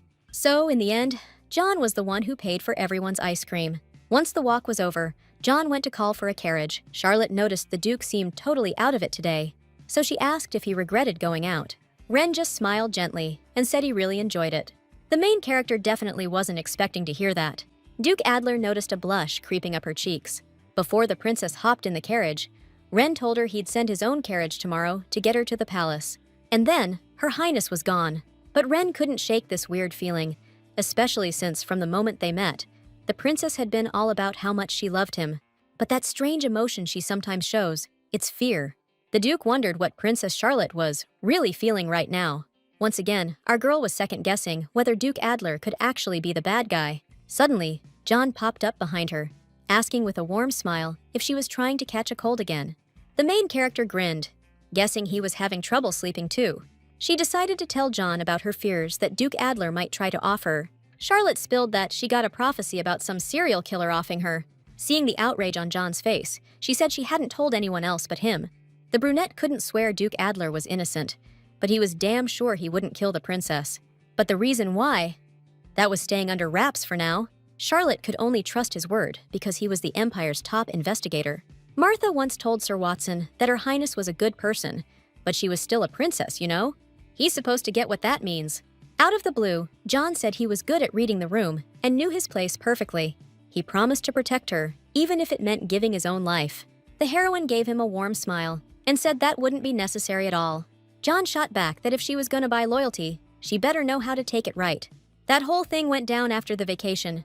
On the way back to the Imperial Palace, Duke Adler thanked the princess for letting him escort her back, and Charlotte said she was just happy to be riding in such a nice carriage. Ren gave her a hard look and asked if she only liked the ride quality. The main girl nodded and added that the carriage looked amazing too. She didn't get why the dude suddenly looked bummed out. Out of nowhere, the carriage slammed into a rock. The sudden stop threw the main girl forward, and she landed right on top of Duke Adler. The driver, Patrick, immediately yelled that his lordship and the princess needed to get out of there ASAP. Ren and Charlotte froze when they heard that. Then, boom! A gunshot rang out. The Duke instantly shielded Charlotte's head and told her to duck down. The coachman was dead, his bright red blood splattering the fancy carriage. Charlotte asked what that was, and Ren explained it was an old-style rifle that took a while to reload. They needed to use that time to get the hell out of the carriage. The hero managed to slip out of the transport unseen. The assassin leader ordered his guys to spread out and kill everyone, but to hit the target first. Charlotte was clueless which one of them was the target. There were 9 attackers in total, so the Duke pulled out his own gun and told the princess to hide there, no matter what. Luckily, Ren's skills were way better. He stepped out from behind the tree and took aim. With a few well-placed shots, the guy took down 3 mercenaries. Without hesitation, he popped 2 pills into his mouth. The main character figured he was taking tranquilizers, trying to stomach the smell of blood, but the stench was just getting stronger. Pretty soon, Duke Adler's hand started to tremble. He cursed under his breath, realizing he was out of ammo. Just then, another armed mercenary peeked out from behind a tree, but someone else took him out with a shot right between the eyes. It was John, arriving just in time, having managed to snag a weapon and rush to help. The main character said they're doing okay. John handed the rifle to the Duke, and Ren chimed in out of nowhere, saying he might be useful in a pinch. There were 9 mercs total, which means there's still 1 unaccounted for. Duke Adler figured they were after him, so he decided to play bait. And John's supposed to take out the assassin while that's happening. Charlotte and the dude were hiding in the bushes, staying low. Truth is, Ren was freaking out, wondering why the merc hadn't shown up yet. Just then, the main character heard rustling right behind her. The last merc popped up from behind, but Charlotte spotted him too late to do anything. At the last possible second, John jumped in front of the princess, taking the hit himself. Time just froze for Charlotte, and John's voice echoed in her head, promising to protect her with his life. He fell right on top of her, and then her body started glowing with this crazy golden light. Duke Adler fired and nailed the assassin right in the head. Finally, all the killers were taken care of. Because Ren couldn't take it anymore, he blacked out and collapsed onto the road. The main character also passed out, lying under John, who was bleeding out slowly. And just then, another carriage showed up. Duke Killian leaned out and asked what the hell was going on. He looked around and saw a bunch of armed corpses everywhere. The guy froze, totally clueless about what the hell just happened. Turns out, Charlotte, Duke Adler, and John were saved by Duke Killian, who just happened to be passing by. John was nearly killed by the attacker's sword, but thanks to the heroine's healing powers, he got off with a scratch. And Charlotte, after suddenly using a ton of power, just passed out cold. But now the main character knew for sure. She was the target, since the last attacker was definitely aiming for her. While they were still riding in the carriage, Duke Killian asked the princess if she was all right. The Duke and John Watson got patched up. Their injuries aren't life-threatening, and they've been moved to another carriage. John Watson looked like he was bleeding out and reeked of blood, but he just fainted. James's men cleaned up the scene and gathered evidence, which showed the mercenaries used old guns and swords. So, tracking them down isn't going to be easy. Turns out, Duke Killian was headed back to the capital after training the troops when they suddenly heard gunshots in the woods. The main character genuinely thanked Duke Killian for saving her skin today, to which he replied that she could just call him James. Sure, it was just a coincidence, but fate itself let him save the princess today. Skipping all the BS, Charlotte wondered who the hell was behind this. This ain't the work of a serial killer. This case is different from the methods they've used so far. It's gotta be someone who really hates the main character and can afford to hire a bunch of assassins. A maid walked into the room and told Her Highness that the Emperor wants to see her. His Majesty was happy that Charlotte returned home safe and sound. There's gonna be a huge banquet in the Imperial Palace soon for her birthday. So, the girl can ask for anything, 'cause the Emperor's ready to give it to her as a gift. Like land, jewels, even a slice of some business deal. The Emperor couldn't just bump up the princess's budget, especially since she's the reason he's still breathing. Charlotte only wanted one thing, to catch a serial killer. But the Emperor's definitely not gonna do that, so she said she didn't need dresses, jewelry, or any business ventures. Instead, she decided to hold off and tell him what she wanted later, sometime before her next birthday. The Empress thought it was lucky the Duke found them, 'cause she figured the threat would only be a direct attack. The Duke shouldn't visit the Empress so often. James decided to ask if Her Highness was the target of the attack. Could the Empress have set up the attack because she's still salty about His Highness Prince Frederick? This garbage set her off, and she started yelling, asking if the Duke was really accusing her of a crime. The Duke's words could be taken as an insult to a member of the imperial family, but James was sure the Empress had planned everything. He just happened to be in the wrong place at the wrong time. Her Majesty pointed out that the Duke seemed to be obsessed with Charlotte lately, like he'd completely lost his mind. James slammed his fist on the table when the woman sneered, asking who in their right mind would pay attention to that little bitch. The Empress froze, totally caught off guard by Duke Killian's reaction. The guy told Her Majesty to watch her mouth, no matter who she was insulting. Princess Martha's personal maid was always with her, but the day before the attack, she was suddenly sent to her cousin's house. The innocent maid happily told her cousin, Stamford, a prison warden, about her vacation with the princess, never suspecting he was actually working for the Empress. The Empress just said, "I can't accuse her without some solid proof," to which I replied, "Did Her Majesty really think I wouldn't recognize Dost's men? 20 years ago, before Countess Abigail got the weapon production rights, Marquis Dost was all over it. The first rifle I ever held was made by his company, and the attackers were packing that exact same gun. But I couldn't exactly accuse a guy who's been so good to me, could I?" So the Empress asked, "What exactly is it you want from me, Duke?" Just as I figured, Her Majesty catches on quick, so I asked if she'd cooperate with me going forward. The Empress wanted to know what I was planning, and I just mysteriously said she'd find out later. So she better cooperate with me, no questions asked, even if she doesn't want to. Time passed, and the day of Princess Charlotte's birthday banquet finally arrived. Martha couldn't hide how stoked she was, looking at the decked-out princess. Duke Adler showed up at the palace a whole 15 minutes early. The main character hurried out to meet him. Ren turned around and froze, seeing Princess Charlotte all dolled up, and he instantly started blushing. He walked up to Her Highness and complimented her on her birthday beauty. The main character burst out laughing. She asked the Duke if he slept well, and Ren awkwardly admitted he hadn't, before finally wishing her a happy birthday. Charlotte thanked him and asked him to take care of her tonight. Soon, Her Highness Princess Charlotte and Duke Adler arrived at the banquet. Just then, another person showed up. The birthday wishes for the princess kept pouring in. Princess Charlotte herself had invited every noble. Now, this whole social scene revolves around Charlotte. Of course, there were those who didn't get invited, like Marquis Dost, Viscount Whitaker, and Her Highness Camilla. They had to change their tune, too, just to get in with the in-crowd. Finally, it was Duke Irenaeus Fundam Adler's turn to give his gift. Ren was about to explain what he'd gotten for Princess Charlotte, but suddenly he was cut off. An announcement was made. Their Imperial Majesties, the Emperor and Empress, were entering, and with them came Duke Killian. The main character was totally thrown. How'd he get here? She definitely didn't invite him, and she felt super awkward around him. The ladies were squealing, totally losing it over the Duke's good looks. Charlotte expressed her gratitude for the opportunity to host her birthday banquet at the Imperial Palace. The Emperor complimented his daughter, saying she did a fantastic job with all the preparations. He wondered if his presence, even for a short time, would ruin the banquet. The head of the empire just wanted to congratulate his daughter and then leave. The upper crust of the empire can't be missing from this special banquet. Duke Killian came to greet the emperor and brought James along for the occasion. Her Majesty the Empress gave the dark-haired man an opportunity he's deeply grateful for. The main character knew there was no way she could argue. The Empress reminded everyone that Duke Killian had prepared a special gift for Her Highness Charlotte. The main character figured the Empress was doing this on purpose. From what James gathered, the princess's carriage had recently broken down in some kind of accident, so she was using a temporary one. So, Duke Killian prepped a new one as a gift, picking out the exact same type of carriage as his own family uses. The main girl thanked him for such a thoughtful gift. The Empress reminded His Majesty that they were still putting off the start of the first dance, except the Emperor needed to discuss something with Duke Adler first, which meant Ren couldn't argue, even though he really wanted to. So in the end, Duke Adler had to leave Princess Charlotte. Duke Killian walked right up to the main girl and asked her to dance a song with him, but Charlotte politely turned him down, since Duke Adler was supposed to be her partner. But James pointed out that if the star of the ball wasn't dancing, nobody else would, and the song was about to hit its climax.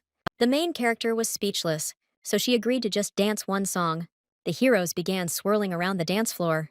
Duke Killian confidently led, smiling down at Princess Charlotte. Since everyone was dancing, the main character suggested they stop, but James replied that the song wasn't over yet.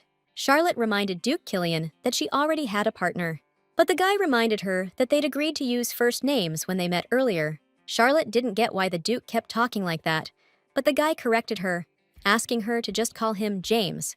That's what the princess was supposed to call him. The main character asked James to stop, but he just pulled her closer and asked if she seriously didn't understand. He had his reasons for acting this way, you know? Suddenly, someone grabbed James's hand, the one that had just been caressing the heroine's face. Duke Adler snapped at him, all pissed, asking if he wanted to back off his woman. This was a first. Nobody ever interrupted Duke Killian on the dance floor. But Ren didn't think kicking a guy off his spot counted. Not when Princess Charlotte belonged with him.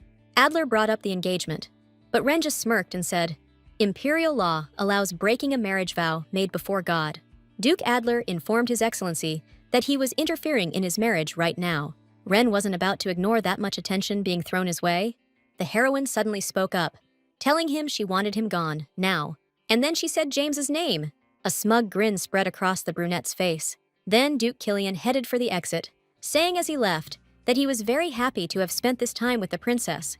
Charlotte tried to explain to the Duke that she had danced with Duke Killian so that others would start dancing too. Suddenly, Ren abruptly asked the princess to dance with him.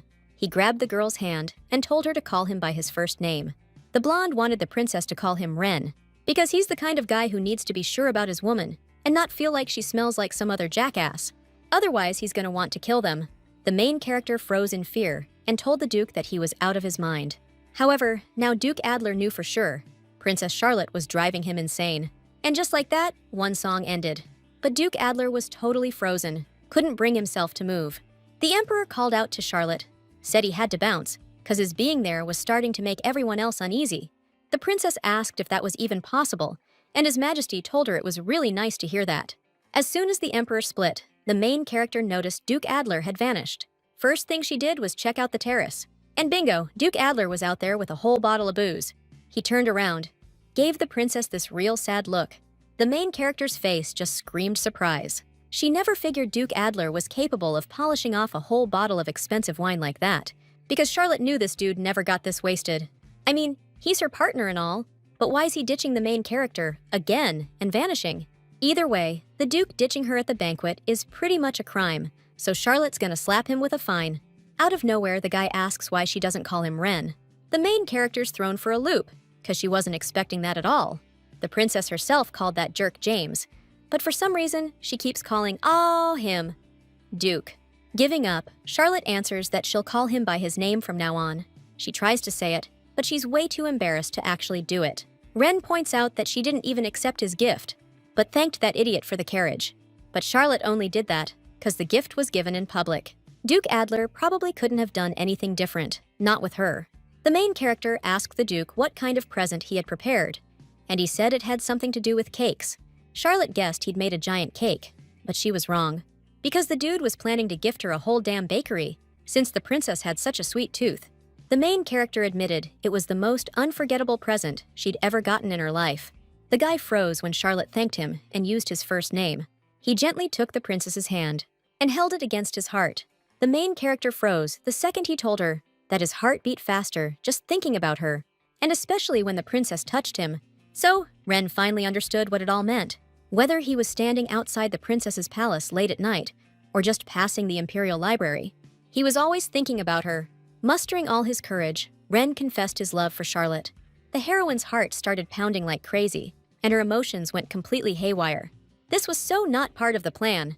She couldn't just fake being in love and keep going. So, she ripped her hand away and shoved the Duke away from her. Then she bolted for the exit, trying to hide how flustered she was and escape any more awkwardness. Out of the blue, Duke Adler found himself completely alone. The main character sat in her room, realizing she hadn't thought things through.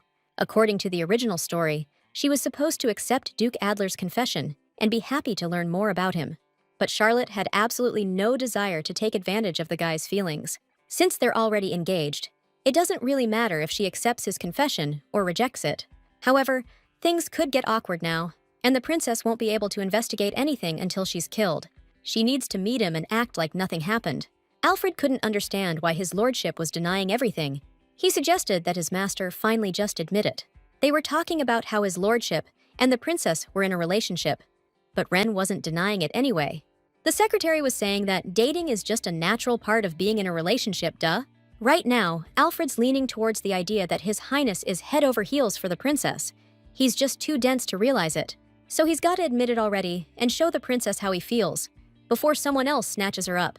But now, getting zero response, Ren's just sitting in his room on his bed. He's beating himself up for screwing things up. Tomorrow's the night festival for the princess's birthday, and he already promised to go with her. But what if she gets mad and turns her back on Ren the second she sees him? The thought alone is terrifying.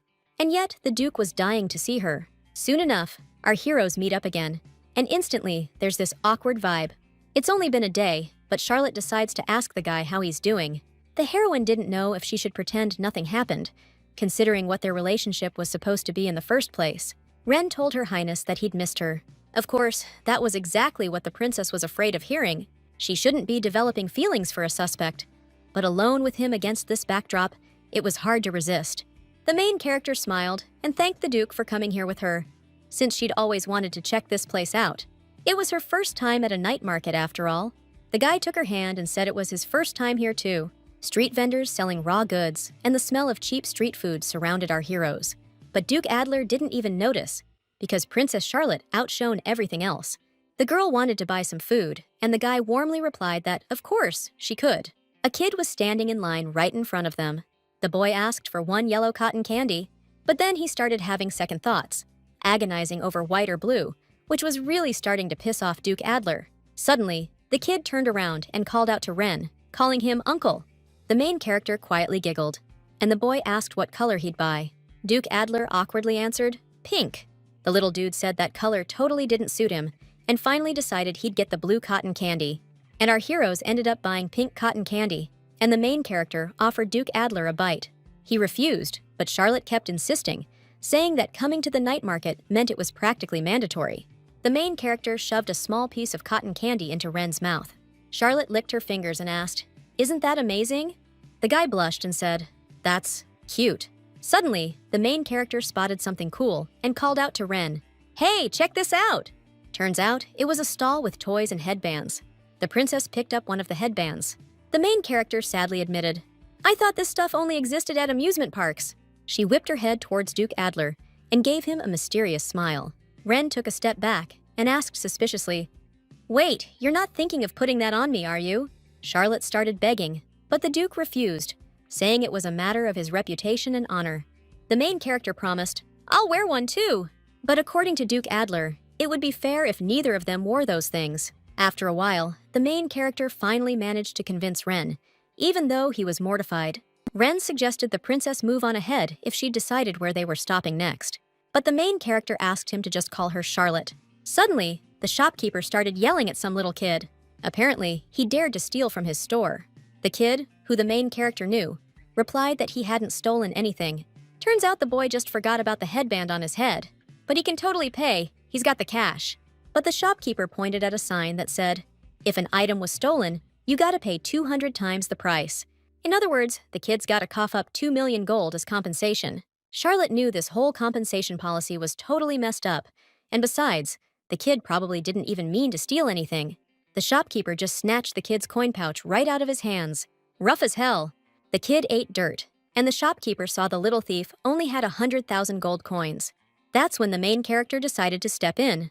The shopkeeper gave them a real shady look, asking if they were the kid's parents. Ren wanted to say that's not how it was at all, but Charlotte confidently announced he was their kid. She turned to the Duke, called him honey, and asked if he agreed. The blonde started blushing, and his face just screamed confusion. Since their kid tried to rob the store, the shopkeeper demanded the parents pay up 2 million right now. Charlotte started explaining that if the kid wanted to steal something, he would have hidden it and left, but he was walking around with the headband on his head. Then the vendor got all threatening, saying his buddy's a big shot in the investigations department. He said if they didn't cough up 2 million gold right then, the kid was going straight to jail. The boy yelped, scared out of his mind, that he didn't mean to steal anything and begged for forgiveness. Charlotte asked the guy to name the law that said they had to pay that kind of compensation. But the dude just said it was his store's rule, and added that it was shameful for parents to excuse stealing like that. Thing is, our girl knew that a simple theft compensation shouldn't be more than double the damage. Even so, this guy keeps demanding a crazy amount of money and then shoves the kid around.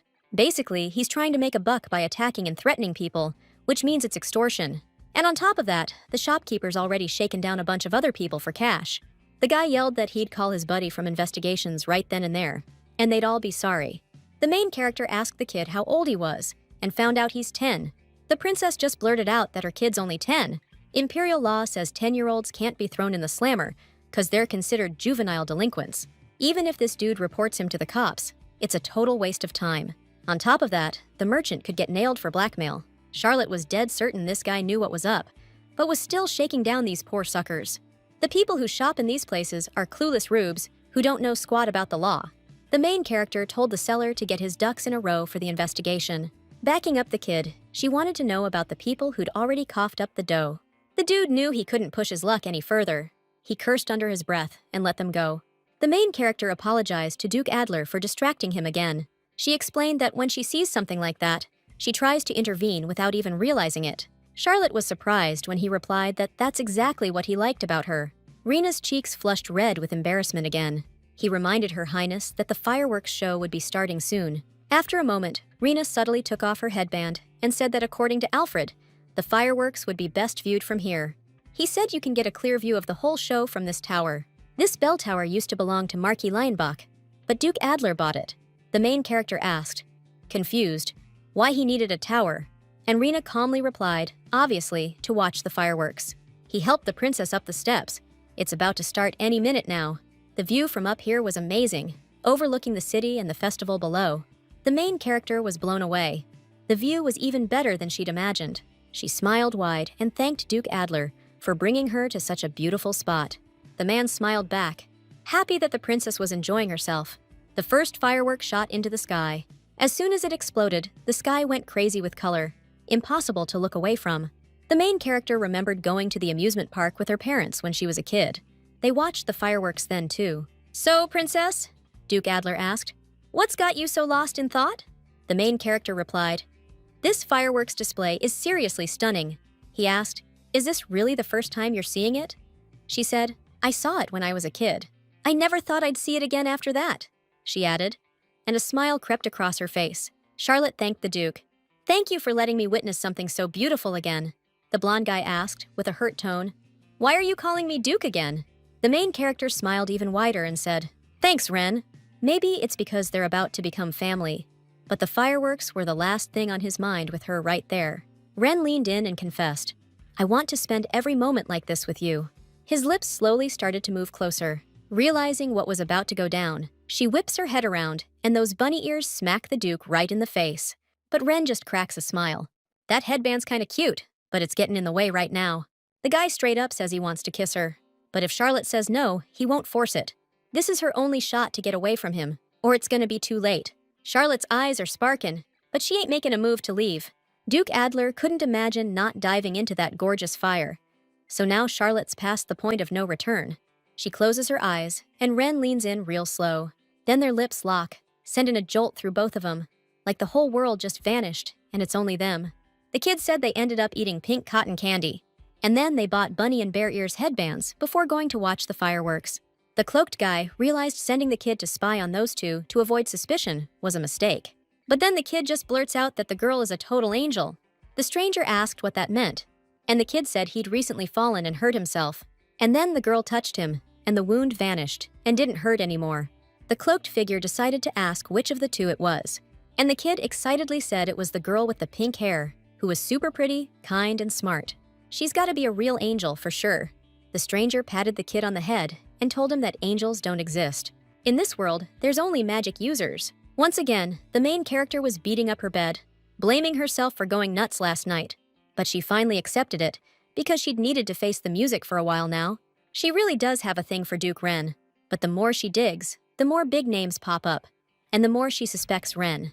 Even so, she decided to trust him, just like he trusts her. It started as a fake relationship for the investigation, but it turned into something real. Like Charlotte was thinking, it might seem like love at first sight, but it was nothing like that. Martha burst into the room, reminding the princess she's slammed today. "Gotta get ready for the hunting festival." Turns out, Duke Adler can't make it. He's got urgent business. Ren told Charlotte he signed up for this event to keep the rabble calm, but he's swamped and can't make it. He knew the princess would be bored stiff at the festival without him, but still asked her to hang in there. Martha bowed, wishing the princess a pleasant trip. On the way, John said the first victim was Countess Mostyn's tutor, the case we're already looking into. The debt was huge, and a governess's salary wouldn't even scratch the surface. Charlotte figured that might be the motive. Why else slip poison to a killer? Seeing the look on John's face, the princess explained she'd started an article in the library, written by the victim. The first victim was researching peaches at the Imperial College, and amygdalin in the fruit seeds breaks down into cyanide. So, it's highly likely the perp offed the first victim to bury the evidence. According to the victim's bio, she wasn't close to anyone, but that day she unusually went out into the city, where she was then killed. So, she was supplying poison to a serial killer, and after she played her part, they offed her to cover their tracks. Times like these make you wish you had some surveillance, because it's tough to investigate with just circumstantial evidence. But this makes the situation clearer. Soon, our heroine arrived at the hunting festival. Blair's face lit up the second she saw Princess Charlotte. In her opinion, the princess really did look like an angel. The blonde sheepishly explained that her brother had left early this morning on urgent business, and he couldn't make it last year either. Charlotte laughed and joked that she probably wouldn't even see a rabbit today. At this annual event, the men would bring their game to a lady who became queen of the festival if she had the most kills. The winner of the competition could ask the emperor for anything. The winner's wish is the whole point of this hunting festival. That's why everyone's so fired up. But Charlotte was just gonna look around and head back. Hunting festivals weren't really her thing. Suddenly, she spotted Duke Killian in the crowd.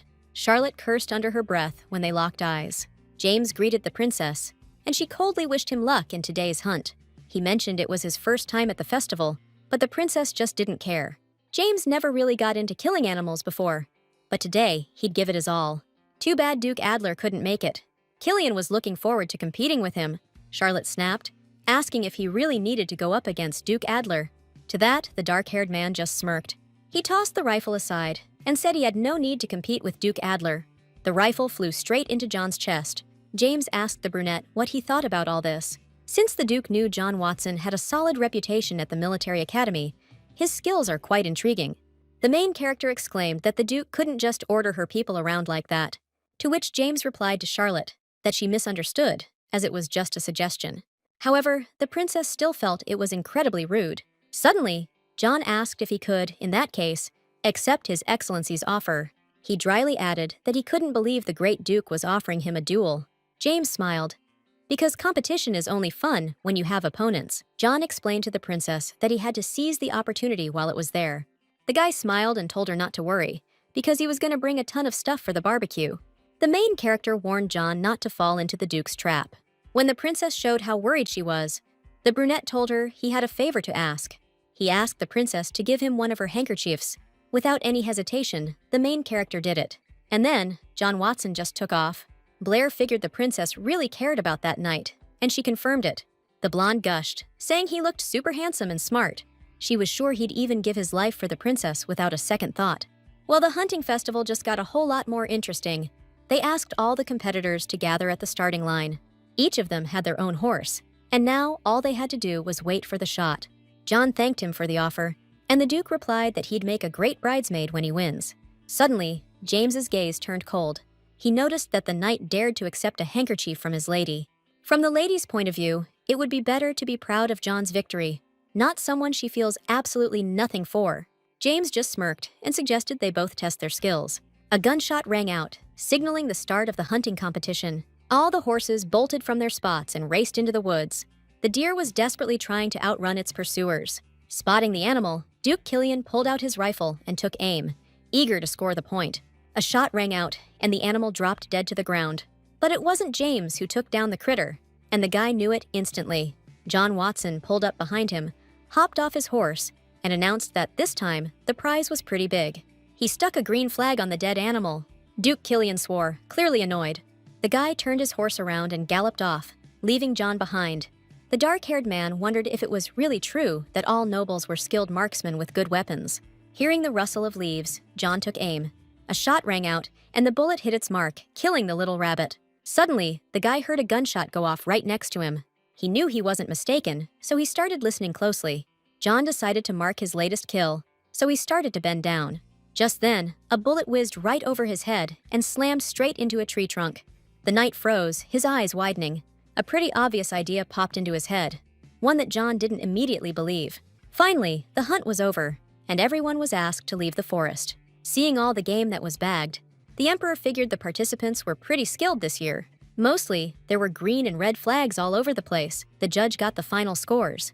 Turns out, the red team and green team were tied, which almost never happens. The Emperor was stoked and asked if they had 2 winners this year.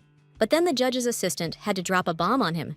His Majesty's like, "What is it now?" And the judge nervously says there's probably only 1 winner. The green flag guy didn't show, so he's out. Disqualified. Now that we got a winner, time to spill the beans. The Emperor reads the name on the paper, and he's not even surprised. The winner of this year's hunting festival is none other than Duke James Killian. Everyone instantly turned to look at the dark-haired dude, shocked. The crowd went wild, even though Duke Killian winning was pretty much a given. James smirked all smug. He headed up to the platform to see His Majesty. The Emperor told the Duke he never doubted he'd win, and James thanked him for the vote of confidence. The lady who gets the prize this year will be crowned Queen of the Hunting Festival. Everyone was stunned when Duke Killian decided to give everything to Her Majesty, the Empress. The woman forced a friendly smile. The Emperor roared with laughter, saying it was the first time his wife had been queen since he'd won. James explained that there were many things he was grateful to Her Majesty, the Empress, for. His Majesty then asked the Duke what his request would be. A sly grin crept across James's lips. The 2 guys told Princess Charlotte that John Watson still hadn't made it out of the woods. The main girl shouted that they had to find him, ASAP. But the men started explaining that sometimes people strike out, get embarrassed, and just bail. A little later, someone brought the princess a weapon that was found on the hunting grounds. They told the main girl that John Watson's horse came back without him. Right then, the Emperor announced Duke Killian as the winner of the competition. But Charlotte didn't hear him. She was too worried, totally confused about where John went. She told Blair that she had to get back immediately because John might return to the princess's palace soon. Just then, James declared that he wanted to be His Majesty's son-in-law, so he asked for his engagement to Her Highness to be approved. The main character froze, completely stunned by James's statement. Duke Killian looked at her, and with a sly grin, added that it was his only wish. A full moon rose over the imperial palace. The main character indignantly told the emperor that the request was just ridiculous. There was nothing even to discuss, since Charlotte was already engaged by imperial decree. Her father asked if this wasn't a great chance to switch fiancés, especially since the princess herself had previously suggested Duke Killian, to which Charlotte replied that was then. The emperor sternly asked if she didn't realize that marriage to Duke Killian was more beneficial to the imperial family, and that's exactly why he offered the deal to Duke Killian before Duke Adler in the first place. Charlotte shot back, asking if they were really going to break off the engagement just because her dad wanted to. The emperor slammed his fist on the table, yelling that this marriage would be way better for the empire and the royal family. Looks like she still doesn't get it. A royal marriage is all about politics and business. Charlotte ought to know damn well that Duke Adler never served in the Imperial Army. A guy with no Imperial Army experience can't hold a candle to Duke Killian, who's got a ton of achievements under his belt. You couldn't trust the last Duke Adler either. The main character asked her dad, totally lost, what the hell he was talking about. Reluctantly, the guy explained that 7 years ago, the last Duke Adler moved his army across the lands without any warning. After some war victories, he got way too cocky. Nobody knew about it, because it ended up being good for the empire, but it totally destroyed their trust. It wasn't out of the question that something like that could happen again, which is why the previous duke was stripped of his command. Charlotte decided to ask her father if he'd really do that, even if she loved Duke Adler. You could see the fear and determination battling it out in her eyes. But the emperor just brushed her off, saying she could only get away with that kind of sentiment when she was a kid. The important thing is, Duke Killian came up with a solution. A way that this engagement could actually be broken.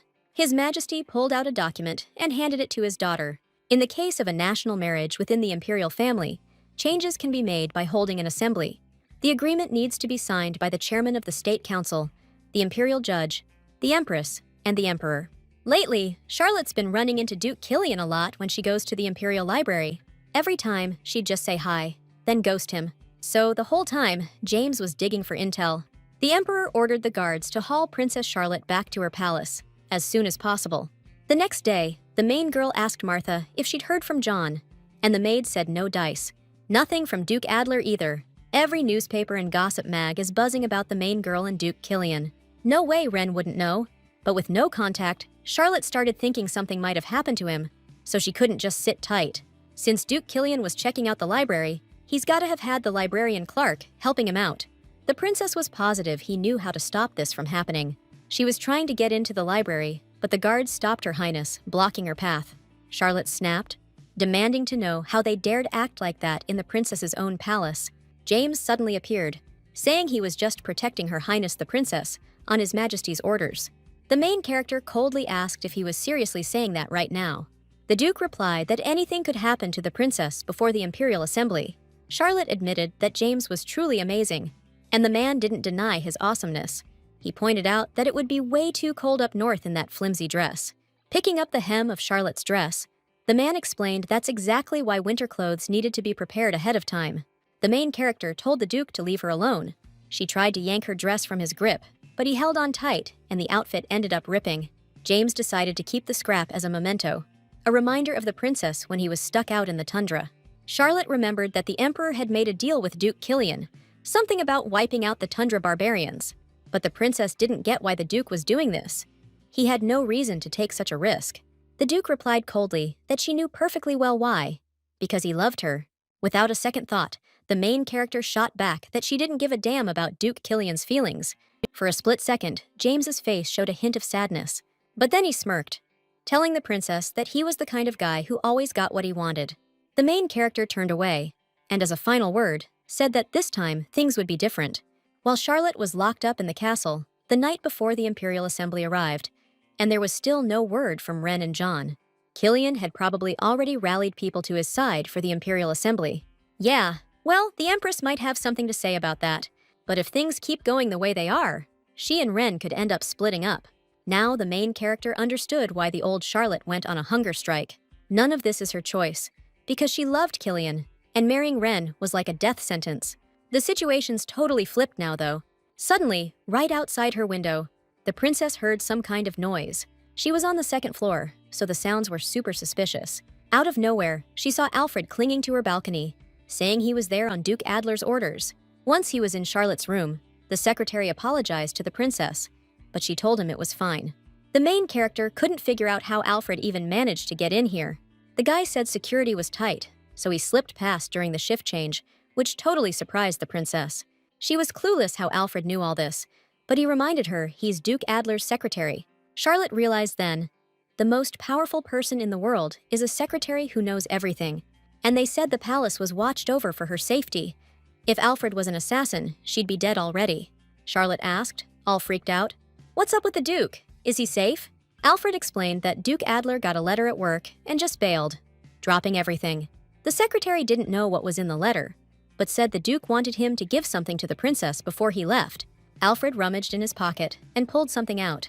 The main character's eyes widened in surprise, and the secretary added that it was mentioned in the letter. She remembered the scarf John tied to his rifle, and now Alfred's holding that very same handkerchief. The next morning, the day of the audience with the emperor, they escorted the princess out of the castle. Duke Killian was waiting for her right at the entrance to the assembly hall. The main character didn't even bother hiding the hatred she felt looking at this guy. James was supposed to see the princess earlier, but couldn't make it because he was prepping for the meeting, which just made Charlotte smirk. She took her seat and immediately spotted the latest edition of the newspaper. Right now, all eyes in the press are glued to the outcome of the first official Imperial Summit in 17 years. Charlotte froze, the thought hitting her that Duke Killian could actually become her fiancé. The main thing the protagonist realized, being obsessed with the novel, was that the suspected killer is her fiancé, meaning Duke Killian could very well be the one responsible. The main character had no freaking clue what the hell this guy was about to do. Right then, they announced the arrival of His Majesty the Emperor and Her Majesty the Empress. The Emperor barely sat down before they shoved a document in his face. It was a decree annulling Princess Charlotte's engagement to Duke Adler and ordering her betrothal to Duke Killian. It had already been proven that there wouldn't be any problems according to imperial law. The chairman of the State Council and the judge agreed with the terms of the deal. Only the last two members' consent was needed. The Emperor learned that the Duke would be heading back to his lands in 5 days. The main character froze as soon as the Emperor nodded and said they'd have just enough time to hold the wedding. James, with a sly grin, asked Her Majesty if she agreed with the Emperor's decision. The Empress's face was like a thundercloud. The main character figured the Empress might not agree. This whole dumb situation just strengthens Princess Charlotte's position. But the Empress just said, if His Majesty says so, then she has to go along with it. Charlotte lost it and screamed that this was a breakup and ending the engagement without everyone agreeing. But James calmly explained to the princess that everything was above board according to imperial law. The main character couldn't hold back tears as she yelled that she couldn't accept this. The Emperor called out to his daughter and said they were already done with this problem. Besides, things have to go back to the way they were.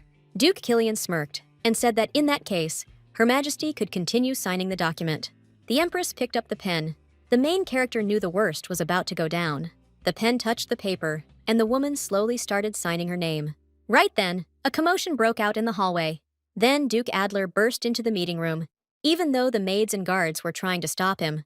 Even heads of state aren't allowed to interrupt an imperial meeting. Seeing her beloved, the main character's face lit up with a happy smile. Duke Adler's expression was dead serious.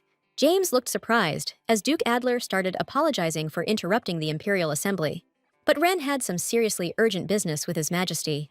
The Emperor asked, outraged, if this matter was more important than the imperial meeting. The guy nodded, explaining it was about an assassination attempt on a member of the royal family.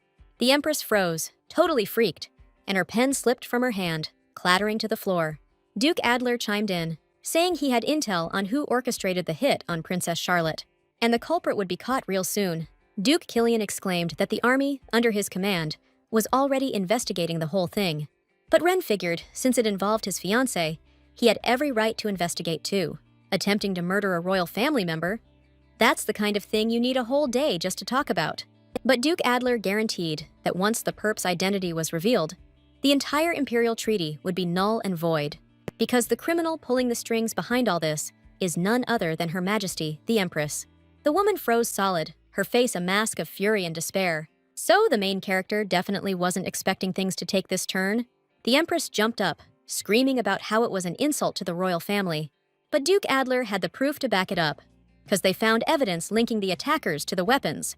Flashback to when a bullet whizzed right past the Duke's head and slammed into a tree. The guy froze, because that sound was way too familiar. It was the same gunfire from the day John almost lost Princess Charlotte, so he knew he had to investigate. Before long, he spotted Temp's Abigail. That loser couldn't even get into the Imperial Military Academy. Temps took aim with his rifle and fired at a boar, but totally missed. While the guy was still figuring out what was wrong with that damn gun, John snuck up behind him and swung. Just like that, Temps was taken down. The dark-haired dude was clueless, and John just told him he didn't need to know, then tied his hands up. Next, the knight grabbed his own gun and glanced at the handkerchief.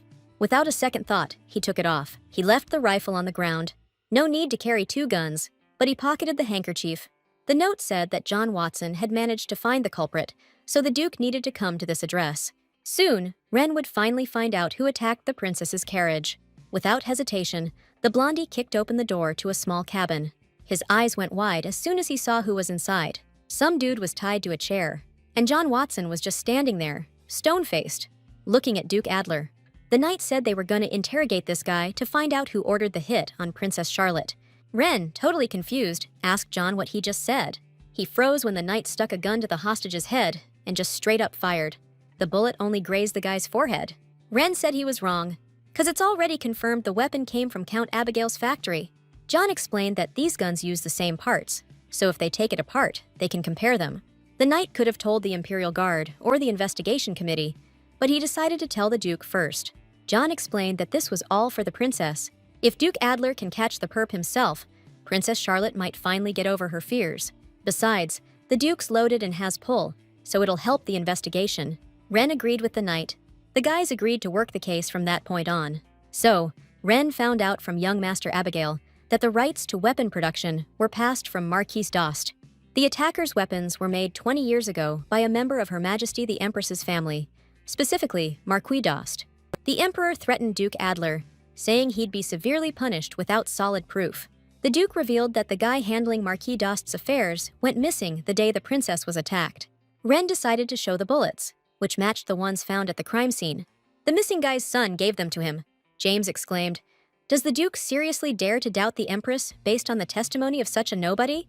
Ren wanted to know if testimony was admissible if it came from a noble, not a commoner. Just then, Princess Camilla walked into the council chamber. She announced right away that Her Majesty the Empress had serious reasons for wanting Princess Charlotte dead. Mom couldn't stand seeing that illegitimate princess succeed instead of her son. But no matter how great her son was, she should have been more careful writing those letters. Camilla didn't get how the Empress could be so reckless, writing about getting rid of a daughter in a letter. The Emperor read the contents of one of the letters aloud. She asked her daughter why she was like this with her, and Camilla said she didn't consider her her mother anymore. The Empress picked Frederick herself, so now Camilla decided to forge her own path. Count Abigail's also ready to testify that the attacker's weapons were made using Marquis Dost's techniques. They screwed up big time with that whole Mrs. Taylor Tea Party thing, so they got to team up to win back some trust. The Empress and Prince Frederick have been dogging Princess Charlotte for ages, and we got the receipts to prove it. Looks like Her Majesty's finally run out of excuses on this one. Out of nowhere, the Emperor just faceplants onto the table. Dude was clearly fading fast, so the main girl rushes over to him. The whole assembly's freaking out, yelling for someone to get the royal physician, stat! Seeing all the chaos, the Empress figures this is her chance to bail. But Duke Adler cuts her off, saying they're not quite done here. The Empress orders the Duke to step aside, then barks at the guards to arrest him immediately for disrespecting the royal family. The guards are starting to look a little unsure about this. That's when Duke Killian snapped, reminding everyone that if the Emperor was incapacitated, the knights had to obey the Empress's orders. The main character flinched, finally understanding what that meant. Immediately, the guards swarmed Duke Adler. The Empress made a beeline for the exit. Charlotte, desperate, grabbed her father's hand and yelled at him to snap out of it. A faint golden glow began to emanate from the princess's hands. The Emperor woke up and whispered that her hands were so warm. The main character begged her father to put an end to this madness. The emperor straightened up, and Princess Charlotte anxiously asked if he was all right. His Majesty had no idea what just happened. Charlotte breathed a sigh of relief that her old man hadn't caught on to her powers and told them to seal off the hall immediately. The emperor just nodded, detached, and ordered them to do it. Right then, the main character announced in a loud voice that His Majesty the Emperor had regained consciousness. Nobody leaves this room. From now on, anyone acting without His Majesty's permission will be charged with disobeying imperial orders. Even though he really shouldn't be getting up so fast, the emperor did it anyway. He started heading straight for the empress. The emperor asked desperately if all this was true. Knowing she was cornered, the woman replied, "Even if it is true, what are you going to do about it?" A look of shocked confusion flashed across the emperor's face, like he couldn't believe the empress could do this to his child. The empress went down without a fight, just got hauled away by the guards. His Majesty couldn't stomach it, he just bailed from the hall. Since the empress is locked up and out of the picture, today's meeting's canned. On their way out, the princess and Ren ran smack into Duke Killian. You could see the rage burning on his face. Duke Adler crumpled the contract in his fist, saying that, unfortunately, this piece of paper meant jack anymore. James's glare just intensified, man. He told Duke Adler he was way out of line. James was about to lodge an official protest right then and there. But Ren reminded him this was all for the princess, who almost became His Highness's bride. So, if the Duke's blaming me for blowing the case open, his feelings for the princess weren't exactly genuine. James bared his teeth and hissed that the Duke did a damn fine job. Duke Adler said menacingly, "He's the kind of guy who hates people who don't know their place and touch what isn't theirs." Lord Killian turned around and, as a last word, told the Duke not to think that stuff would always belong to him. Everyone left, and finally, Charlotte was alone with Ren. Clearing his throat, the guy awkwardly explained that the Empress's accusation had to be kept under wraps. Suddenly, the main character gave the guy a tight hug and thanked him. Ren, blushing, started to explain that as a state minister, he had to expose the assassination attempt on a member of the crown. Charlotte looked up and thanked Ren again for not giving up and abandoning her. She was glad the man hadn't refused to be her fiancé. The Duke was taken aback when Her Highness gently touched his face. He pulled the princess close, promising he'd never let her go. Outside, Duke Adler explained how he ended up working with John Watson. But Charlotte was still wondering how Ren managed to get the Empress's guy to cooperate. The man replied, "He who kills another's kin pays with the death of his own." It's an old saying passed down through generations in the Empire. Charlotte felt relieved, realizing it was just a proverb. Since all the attackers died that day, Ren figured someone would want revenge for their dead relative. And he was right, because the son's resentment and anger over his father's death ran deep. That's why the kid wanted to get back at the Empress, blaming her for his father's demise. Citizens of the Empire are raised to think like that from childhood. A strong wind kicked up, and the main character felt a chill in the air. Back at the princess's palace, the main character found John Watson waiting for her. The princess took off running. The guy gave a sheepish apology for disappearing without a word, saying he just didn't have the chance. He grinned as the princess demanded to know if he had any idea how worried she'd been. John revealed that the Emperor and Prince Frederick had plotted to harm Princess Charlotte. They were most likely the ones who hired the assassins, and now neither of them will be able to run wild in the Empire. The main character decided to ask John what he thought of Killian now, suspect in the serial murder case of Princess Charlotte. That's a line from the original novel's prologue. They might even force Charlotte to marry Duke Killian, whether she liked it or not, or the engagement could be decided today. The main character pointed out that Duke Killian is a tough guy, been through military training and all. John asked if Duke Killian wasn't up north most of the time, meaning he couldn't have committed the crimes. But it was possible, since he's in the capital pretty often.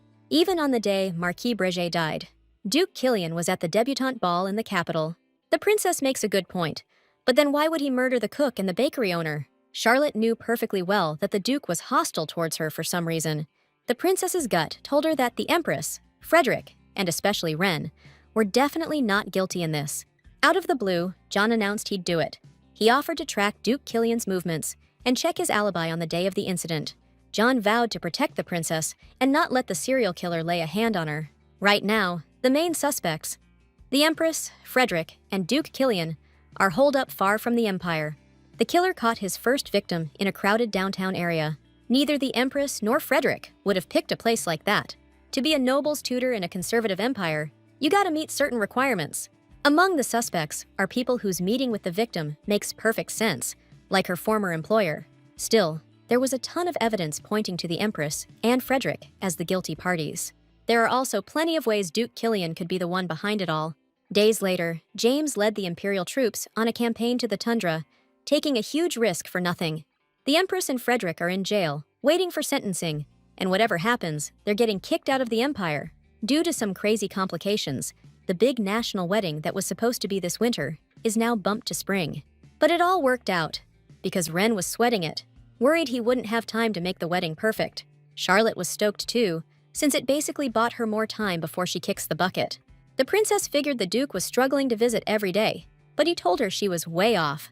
Truth is, when Ren was chilling with the princess, he actually felt like he was getting better. Little did he know, every time they held hands, Charlotte was sneakily trying to heal him. Judging by her highness's expression, Duke Adler guessed she was trying to tell him something. The princess told Ren to only focus on the positive stuff. The Duke might not always be able to ditch his duties, but he promised he'd try his best. But then, Charlotte got all serious and told Ren to never even think about murder, even when he's super pissed. The guy was down to do whatever Charlotte wanted. He froze when the princess's hand touched his cheek. She started to slowly pull Ren's head towards her. He took the lead, pulling Princess Charlotte's face to his hand on the back of her head. But they were suddenly interrupted. Clark, the librarian, just popped up next to them. She ditched Ren and happily asked Clark how long it had been since they last saw each other. Turns out, the librarian was gone for ages, working on his dissertation and gathering data everywhere. Duke Adler cleared his throat, loud, trying to get some attention. He gave the guy a cold look and remarked that they seemed pretty close. Clark flinched under the guy's intense stare. The lead girl explained to the Duke that Clark gets support from the Imperial Library itself, so he's trustworthy. But out of nowhere, the guy bowed and told the princess he better head out first. And then he bolted, which made the Duke think Princess Charlotte has a lot of friends. Ren asked, annoyed, why she's being so formal with him when other people are around. Charlotte explained she's just thinking about him, that he might feel awkward if she called him that in front of others. Ren shot back that he's fine with it. He just doesn't like it when the princess is close to anyone else. Duke Killian, John Watson, and that librarian, none of them are exceptions. Alfred called it being possessive. Turns out, when Duke Adler heard James proposing to the princess, he thought he was gonna kill the dude. The main character told him to just forget about it. Ren added that if anyone tried to hurt the princess, he'd make them wish they were never born. Charlotte, flustered, replied that it wasn't necessary at all. The man pulled the princess's hand to him and kissed it. He explained that, in that sense, the princess was everything to him. So, from now on, Duke Adler only wanted Princess Charlotte to be nice to him. Like Ren said before, unlike the princess, he's pretty wary about her past. That's why he wanted Charlotte to only look at him. The main character decided to come clean too. When she said she didn't care about her man's past, she was lying. Well, I'll be, Duke Adler said with a grin, arms spread wide. That's actually pretty freaking awesome. He was totally messing with her right now. Rena found it kind of funny that the princess was tripping about something he said to Lady Victoria when he was 9. But he wanted Charlotte to keep worrying about him. And Ren? He'd just keep taking care of her, giving her everything he's got. The main character pulled back, all indignant, and asked if it was normal to just suddenly change like that. But the Duke explained that when you've got feelings, that kind of feeling is totally natural. Charlotte just wanted that moment to last forever. She was hoping moments like that would keep on coming. After that talk, the main character headed straight for the Imperial Palace Library. Clark said he would have definitely tried to help the princess if he'd been at the palace at the time, because the guy knew there was only one procedure that could reverse the Imperial Assembly's decision. It's a super old tradition, so hardly anyone knows about it. It was passed down by the 4 founders of the Asgard Empire. The initiation process is complicated, but anything's possible for the princess. Charlotte said that if anything like this happens again, she'll definitely ask for his help. Clark stepped away from the table and asked Her Highness to follow him. The guy led Charlotte to a place where only the most top-secret books are kept. Then he walked over to a bookshelf and pulled one out. Clark held out the Founder's Book to Her Highness and asked her to take it. This priceless edition contains the stories of the Empire's founders and a ton of legends about the country. This thing's got a crucial method for shutting down the Imperial Assembly. Just then, someone rang the bell out front. That meant we had a visitor in the library. The main character and Clark left the secret room, and the guy instantly perked up when he saw who it was. It was Madame Adler. The woman curtsied and greeted Princess Charlotte. Clark asked the madam how she was doing. Madame Adler confessed that she'd had to ask Duke Adler for access to the Imperial Palace today. So, this might be the last time she's here. Since the Empress originally granted her access to the library, she couldn't keep bothering Duke Adler. So, the main character decided to offer her help. The madam was stoked and called the princess super kind, but she couldn't bring herself to ask Her Highness for that, since it wasn't like she was planning anything huge. She just popped in to say hi to Clark. In that case, Charlotte said it was time for her to head back. Looking at the madam, the girl realized that she wasn't the kind one here. The madam was.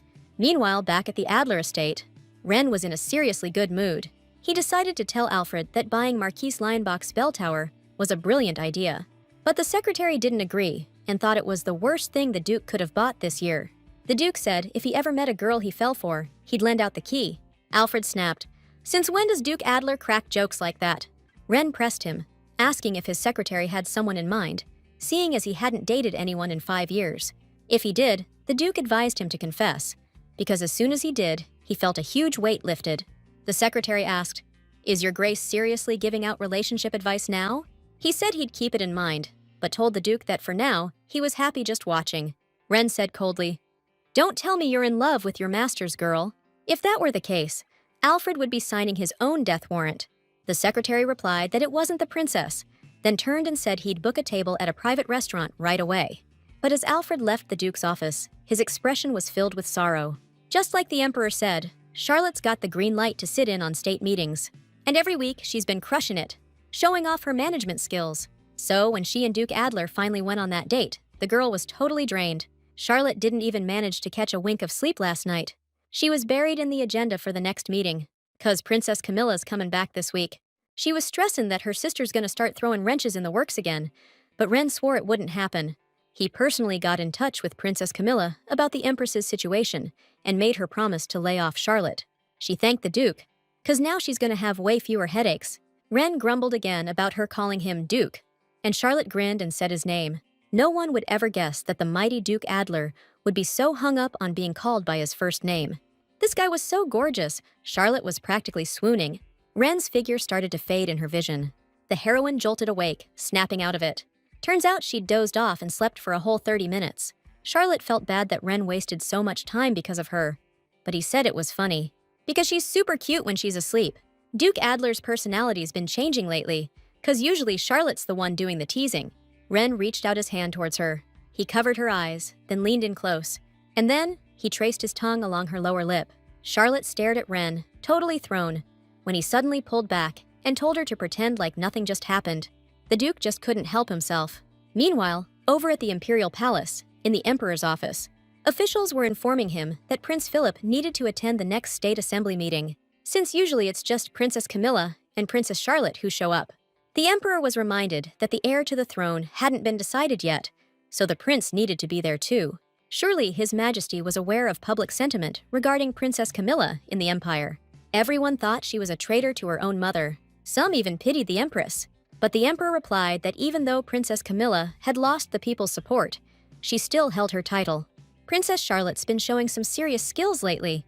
The official told the Emperor that people are starting to question Charlotte's right to rule, being part of the royal family and all.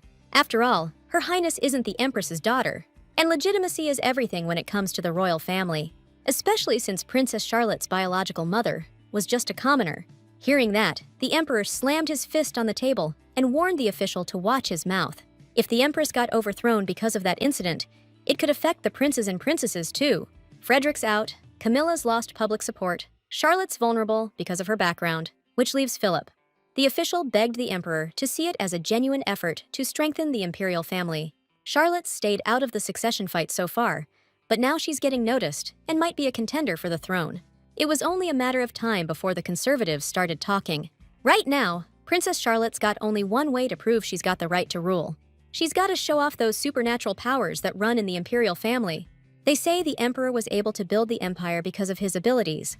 The first Emperor was the chosen one, who could absorb the magic stone's power without any special training. After a while, chosen ones just stopped being born into the imperial family. Eventually, the Emperor gave up and asked for Philip to be invited to the National Assembly meeting. A few days later, at the National Assembly meeting, Prince Philip wondered if the National Assembly always had this kind of vibe. Camilla snapped at her brother, telling him to shut it or go back where he came from. If you ask the main character, this was already way too much. The National Assembly is now in session. Looks like Princess Charlotte's cooked up another one of her brilliant ideas. Marquis Lionbach just said that Princess Charlotte is a real natural when it comes to running the country. The main character got suspicious when the minister said, "You can always replace skill, but you can't replace legitimacy." Duke Adler suggested raising the base interest rate, just like Princess Charlotte proposed. They were about to adjourn the 25th session, but suddenly, Philip raised his hand and asked them to hold on. He wasn't sure what today's agenda was, but he thinks it went pretty well. But the prince also has something to say. It's a really important issue that needs to be discussed at the National Assembly. The emperor frowned and asked Philip what was so important he needed to say. Turns out, the prince was about to officially claim Duke Adler's mining rights and seize them. A few weeks back, Duke Kilian rolled up to Prince Philip's palace. His Highness was even surprised and asked why the Grand Duke decided to visit this dump. Since they were both busy, James cut to the chase and said he wanted to make a deal. But Philip doubted he could even deliver on his end of the bargain. The dark-haired dude asked the prince to speak out against the Adler family's mining rights at the State Assembly. The prince wasn't sure he could even be there, so James promised he'd take care of it. Philip quickly figured out that Duke Kilian was just plain jealous of Duke Adler. Even so, the prince wasn't about to go against His Majesty's decision, so he turned the duke down. But out of nowhere, James drops the bomb that the prince can get the throne, if he agrees to work with him. Turns out, that was part of the deal he made with the Empress. See, the agreement was, if James stayed out of the Charlotte thing, he'd help the remaining prince.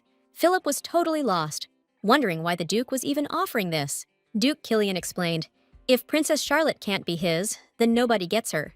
Her fiancé, Duke Adler, will lose his power and go bankrupt, and the princess will be knocked out of the running for the throne, back to being a nobody. If James can't have her, then he's gonna drag her down to rock bottom. And all because he was in love with Charlotte. The emperor started yelling at Philip, asking if he could even back up that statement. The prince just nodded and whipped out the proof. National contract law says certain businesses can't get support for more than 20 years. Experts agree the interpretation of national rights has been wrong this whole time.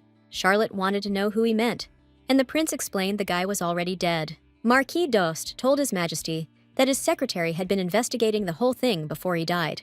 Sadly, that info never came out because of his sudden death. Marquis d'Ost's secretary was the 4th victim in a series of murders. If that guy were alive, this would have been figured out sooner, and the rights would have gone to someone else. The emperor stood up and said there's no way we can jump to a conclusion this fast. So the meeting ended and everyone split. The main girl and Duke Adler were left alone together. Charlotte was dead certain there had to be a way to protect those mining rights.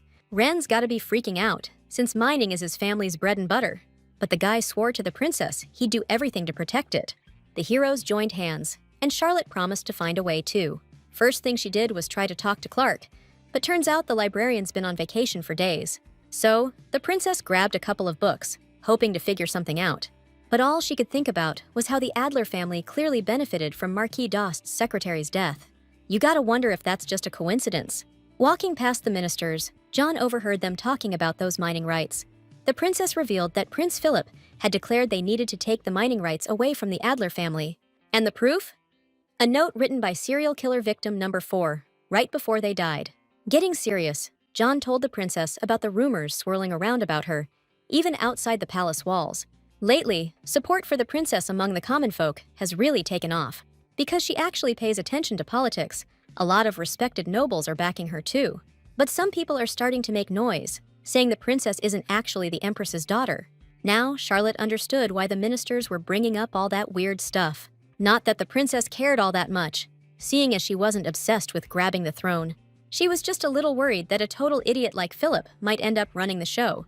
John didn't know much about politics, but he was convinced that Princess Charlotte was a truly great person.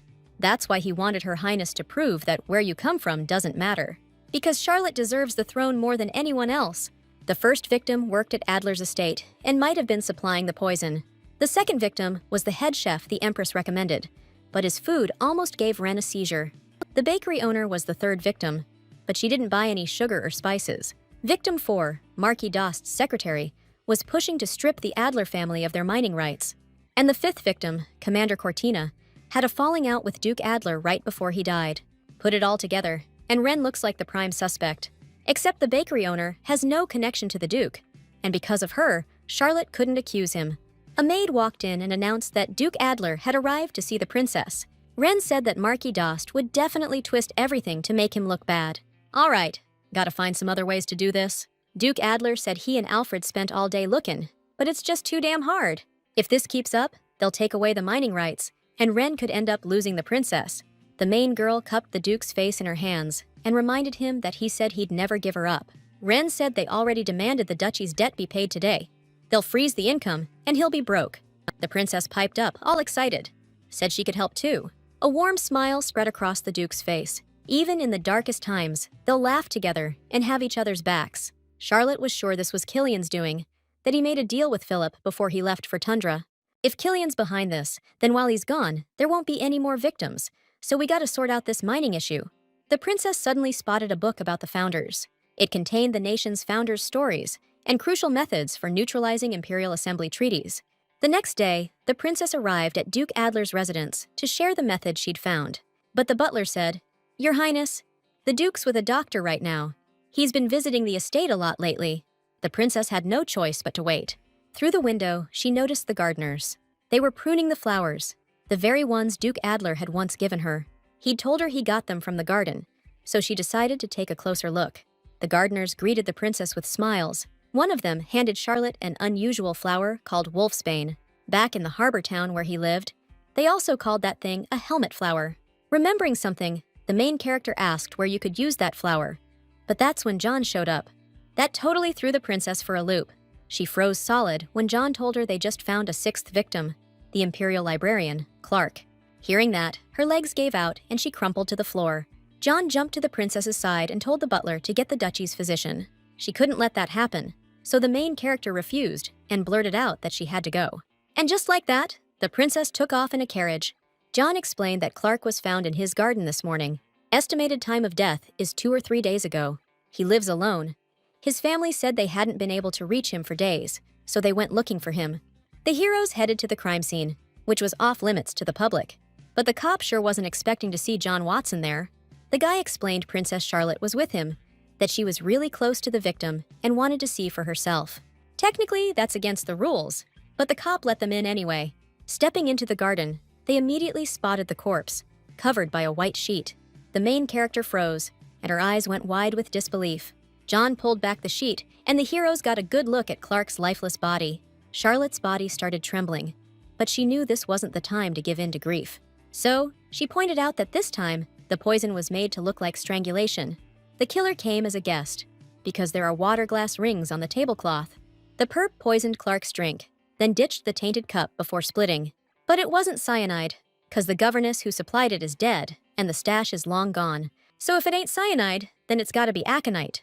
The main character remembered the Duke's words at the ball about how she smelled like some jerk, and it made him want to kill her. Plus, the guy said he didn't like the princess being close to anyone but him, and that includes the librarian. John had never even heard of the plant, so he was stumped on where the serial killer was getting the poison. The main girl blankly said that it grows in the Duke Adler estate's garden. She'd heard that a doctor had been visiting the Duke's mansion and meeting with Duke Adler for a while now. The Empresses, Frederica, and even Killian are gone now. But the murder still happened. Emotions should never be part of an investigation. But the heroine's love turned this case into a romance. Suddenly, Charlotte overheard people talking at the next table about all the rumors flying around Novid lately. Word is, Duke Adler's about to marry his enemy's daughter. The latest buzz in Novid is that His Majesty the Emperor offed the previous Duke Adler. The Emperor probably decided to marry his daughter off to the traitor's son because there's something in it for him. Charlotte figured Duke Adler had to know about this, since people are blabbing about it in the streets. The main character remembered a saying the Duke had told her. So Princess Charlotte's death back then would have been a pretty solid motive for Duke Adler. When the heroine got back to her palace, Martha told her that Duke Adler had been by a couple of times that morning. You collapsed in the palace and left without a word, so Duke Adler started freaking out about it. Even now, he's been waiting outside the palace for a while. But the main girl said she can't meet with him right now, so she told Martha to tell Duke Adler to head back to his estate, and the girl had to obey. The maid left, and Charlotte was alone with Duke Adler again. The main character decided to ask the knight if he thinks Duke Adler's the real culprit. He had access to both poisons used in the crime, and he had a motive too. He graduated from military school, so he definitely could have used the Cortina knot. The main girl got up, and since the rain was getting heavier, the princess told John to go home. But suddenly, the main character's eyes widened. Duke Adler was still standing outside, So, the main character told John to double check their findings one last time. There are still too many holes to definitively link Duke Adler to the murders. Apparently, the Duke knew absolutely nothing about the third victim, the bakery owner. And the Duke had no reason to kill Clark either. John countered with jealousy can make guys do crazy stuff. But the main character reminded him about the circular cup stains on the garden tablecloth. If some high-ranking nobleman you're not close to comes to visit, you'd receive him inside the house. Regarding the chef, Salto, John couldn't see how a steak order could be a motive for murder. Suddenly, the main character had a flash of insight. She asked John who might have known Chef Salto really well. The answer she got was that it could be palace chefs, since a lot of famous chefs know each other. Charlotte told the servants to summon the imperial chef immediately. Michelle started as sous chef, but got promoted to head chef after the last one got executed. The guy said no one could touch Chef Salto when it came to working with beef. On the Empress's recommendation, he could have worked in the imperial palace, but he changed his mind at the last minute. He was reluctant to talk about himself, so practically nobody knows his personal story. According to another chef who once drank with him, he didn't become an imperialist. The imperial chef heard that Chef Salto's hometown is Cortina. Charlotte asked, confused, if the Empress recommended someone from Cortina for a position in the imperial palace. The man explained that the Empress and Chef Salto have known each other from way back, because someone introduced them.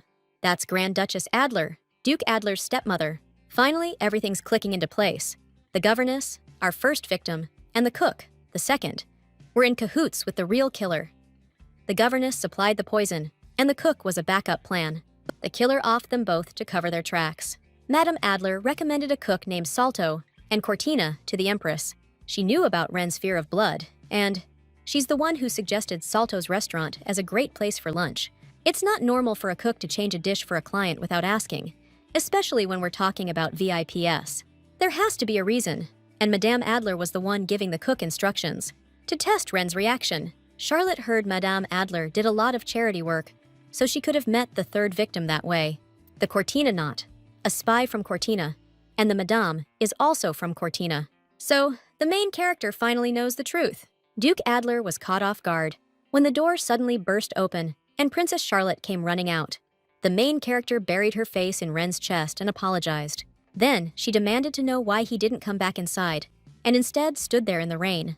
Ren replied he just wanted to wait for her, but she exclaimed, what if she hadn't come out at all? This morning, the princess suddenly vanished from the duchy estate. Ren didn't want to bump into her at that time. He'd heard those rumors about His Majesty the Emperor assassinating his father. Seeing Charlotte's reaction, the man's brow furrowed because he realized she'd heard them too.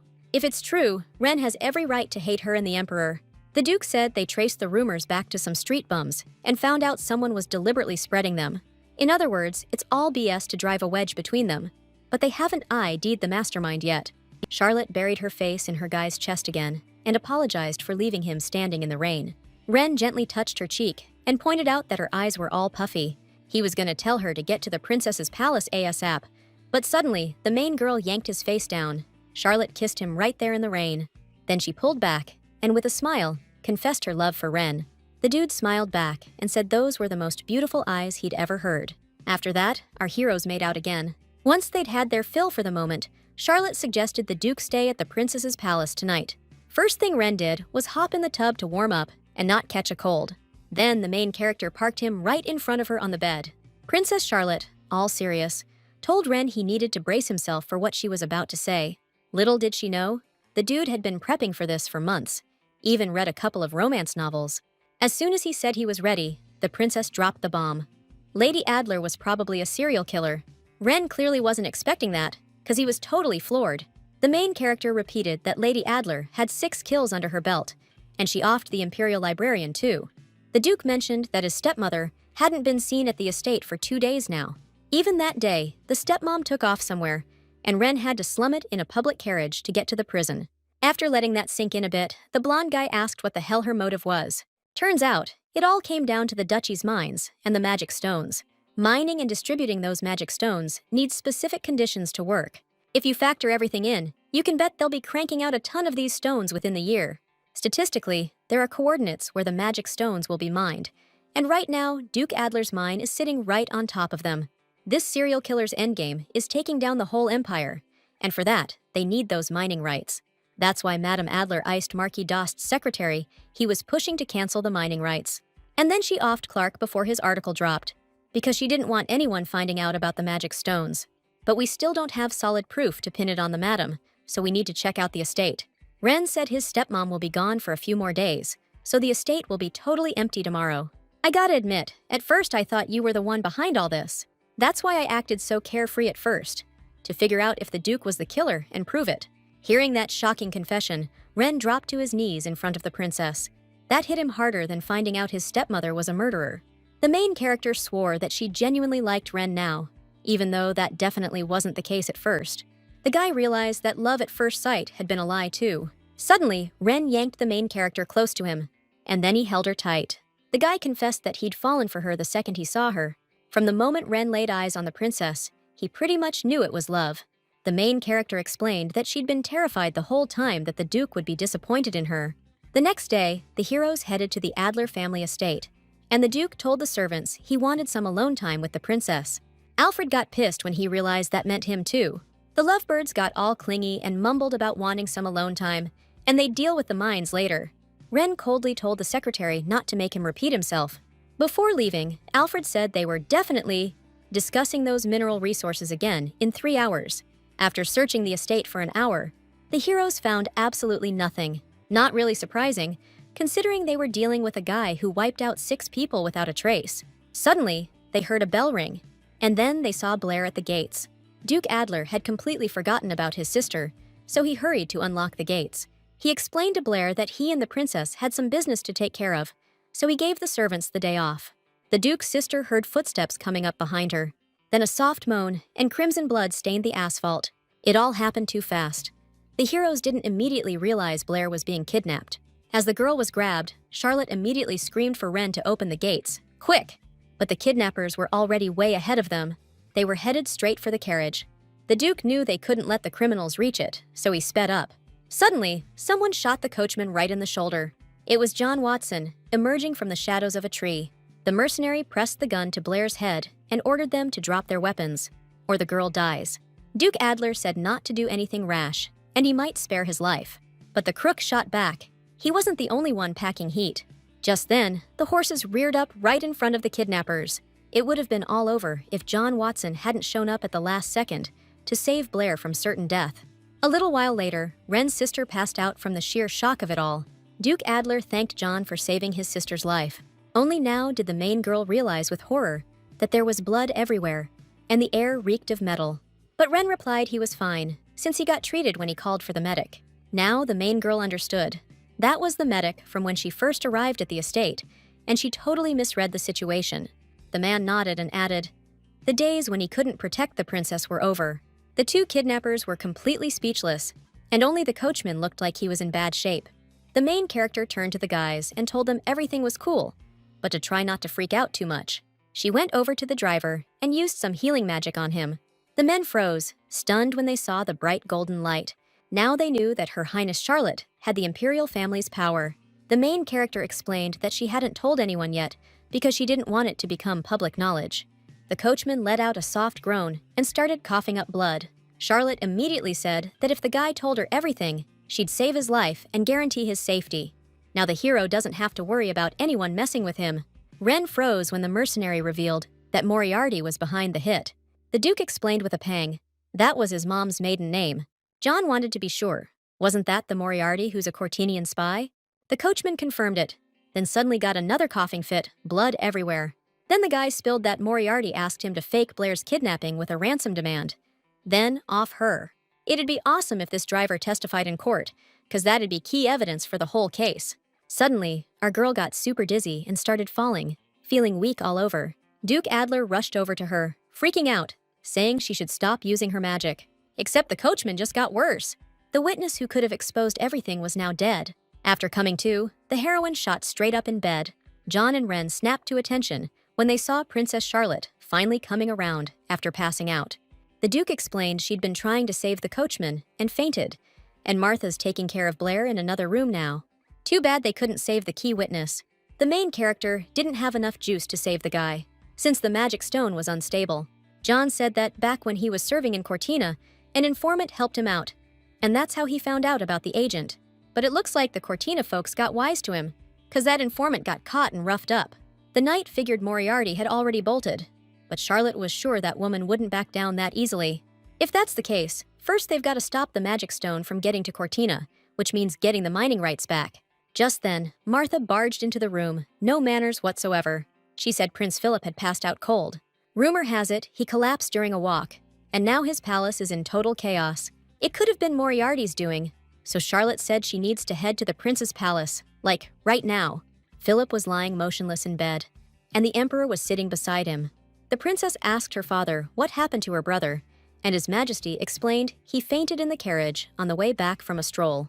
His Highness's secretary said his heart was racing and his body was going numb even before the prince got into the carriage. The symptoms described are indicative of aconitine poisoning, the same poison that killed Clark.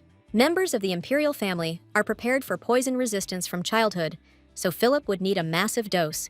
Just as Charlotte thought Moriarty might have screwed up, a realization hit her. Now she understood everything and mentally promised Philip she'd save him just a little later. The emperor and the main character left Prince Philip's palace together. Charlotte called out to the emperor. She told him it was time for her birthday present, reminding him about the one wish her father promised. The emperor agreed to keep his promise, as long as it was reasonable, and Charlotte agreed to explain everything at the imperial palace. Now, the princess wouldn't let things go the way Moriarty planned.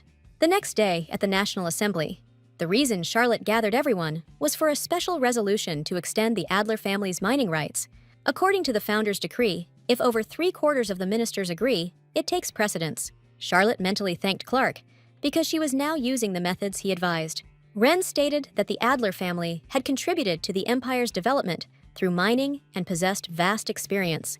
The princess added that suddenly enforcing the law could break trust and create chaos in the empire. Look, right now the ministers care more about showing support for Prince Philip and Killian than getting rights. Marquis Dost called for a vote, betting there wouldn't be enough votes to pass. But the main character asked them to hold up, because they were still one person short. That person is Prince Philip. It's gotta be done by the founder's rules. Since Prince Philip's an official member of the council, Charlotte wondered out loud how they were gonna get him there when he's out cold. So she suggested they go to him personally. The healer said Prince Philip's life isn't in danger, but he's still not out of the woods yet. The ministers were shocked when Her Highness walked up to the bed. Wren came up behind her, worried, and told his girl not to push herself too hard. The heroine held out her hand in front of the prince, and golden light just flooded the room, blinding everyone. It was obvious what that meant. Once he came to, Prince Philip asked where he was. Everyone in the room, except the emperor and Duke Adler, dropped to their knees before the heroine. Charlotte turned to her father and told him this was the proof she was talking about. Before long, the meeting started up again. Some of the ministers were crying tears of joy, seeing the imperial family's power with their own eyes. Any questions about Princess Charlotte's legitimacy? Gone. Just then, the secretary burst into the hall. He announced that urgent news had arrived from the tundra. Duke Killian's army is retreating after a crushing defeat, and we don't even know if the commander's alive. After the vote, the emperor ordered an immediate war council. The only sound was the scratching of the pen. The secretary's news didn't exactly set off any alarms. Finally, the vote's done. Every single state minister signed their names on the ballots. The result's in, and according to it, the Adler family's mining rights are officially expanded. Our heroes pulled it off! The vote was unanimous, and everyone, including Philip, signed their names, showing complete support for Charlotte. Soon after the vote, Duke Killian's supporters were too scared to even show their faces. Proof of legitimacy in the form of the imperial family's power turned out to be too much. Moriarty's still on the loose, though, so Duke Adler suggested putting a bounty on her head for his darling. Still no leads, which makes that impossible. They gotta tread carefully now, because there's a good chance Wren gets framed for this. The guy nodded and said he'd head back to the imperial palace and finish up what he was doing. The princess went to meet up with Blair. If it weren't for that whole mess, they could have become a family today. The wedding got pushed back, because the Empress got overthrown. But if everything went smooth, she'd be marrying Wren right now. And this was the day Charlotte was supposed to die, being the serial killer's last victim in the original timeline. Just then, Alfred walked into the room. He told the princess that Duke Adler had something prepared for her and asked to escort Her Highness to the tower in the square. Blair was totally hyped, thinking it was some kind of special surprise, since it was supposed to be her wedding day. Before long, they rolled up to the spot. This was the exact place where Charlotte and Ren watched the fireworks at the night market. Only, standing right at the top wasn't the dude Alfred said it would be. Moriarty grinned and said, "Finally, we meet." Alfred was the one who asked the princess to come up, so the main character was floored, asking what the hell the madame did to him. The woman laughed it up and said that Alfie was her partner, who's totally devoted to her. In other words, these two had been working together the whole damn time. Moriarty grabbed the princess roughly and ordered her not to even think about running. Then she shoved her highness against the tower railing. Charlotte was all, "Is this all about the magic stones?" And the woman confirmed it, thanking her for renewing her license. Moriarty decided to tell the princess how everything she cared about would suffer in the future. But the main character shot back, saying there were already people who knew Madame Adler's true identity.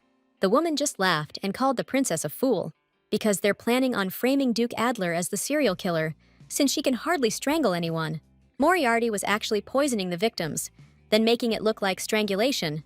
But those dumb investigators didn't catch on. Except there's someone alive who can confirm Duke Adler's the one responsible. The main character realized Moriarty was planning to frame Ren using Alfred, which is why she went to so much trouble. Duke Adler was supposed to live until the magic stones grew, and ended up in Moriarty's hands. Except James was the wrench in the works, and the fact that they managed to find the underground tunnels. So Moriarty got rid of the guy, and now she's gonna ice the princess so when Alfie brings the Duke, he finds a corpse.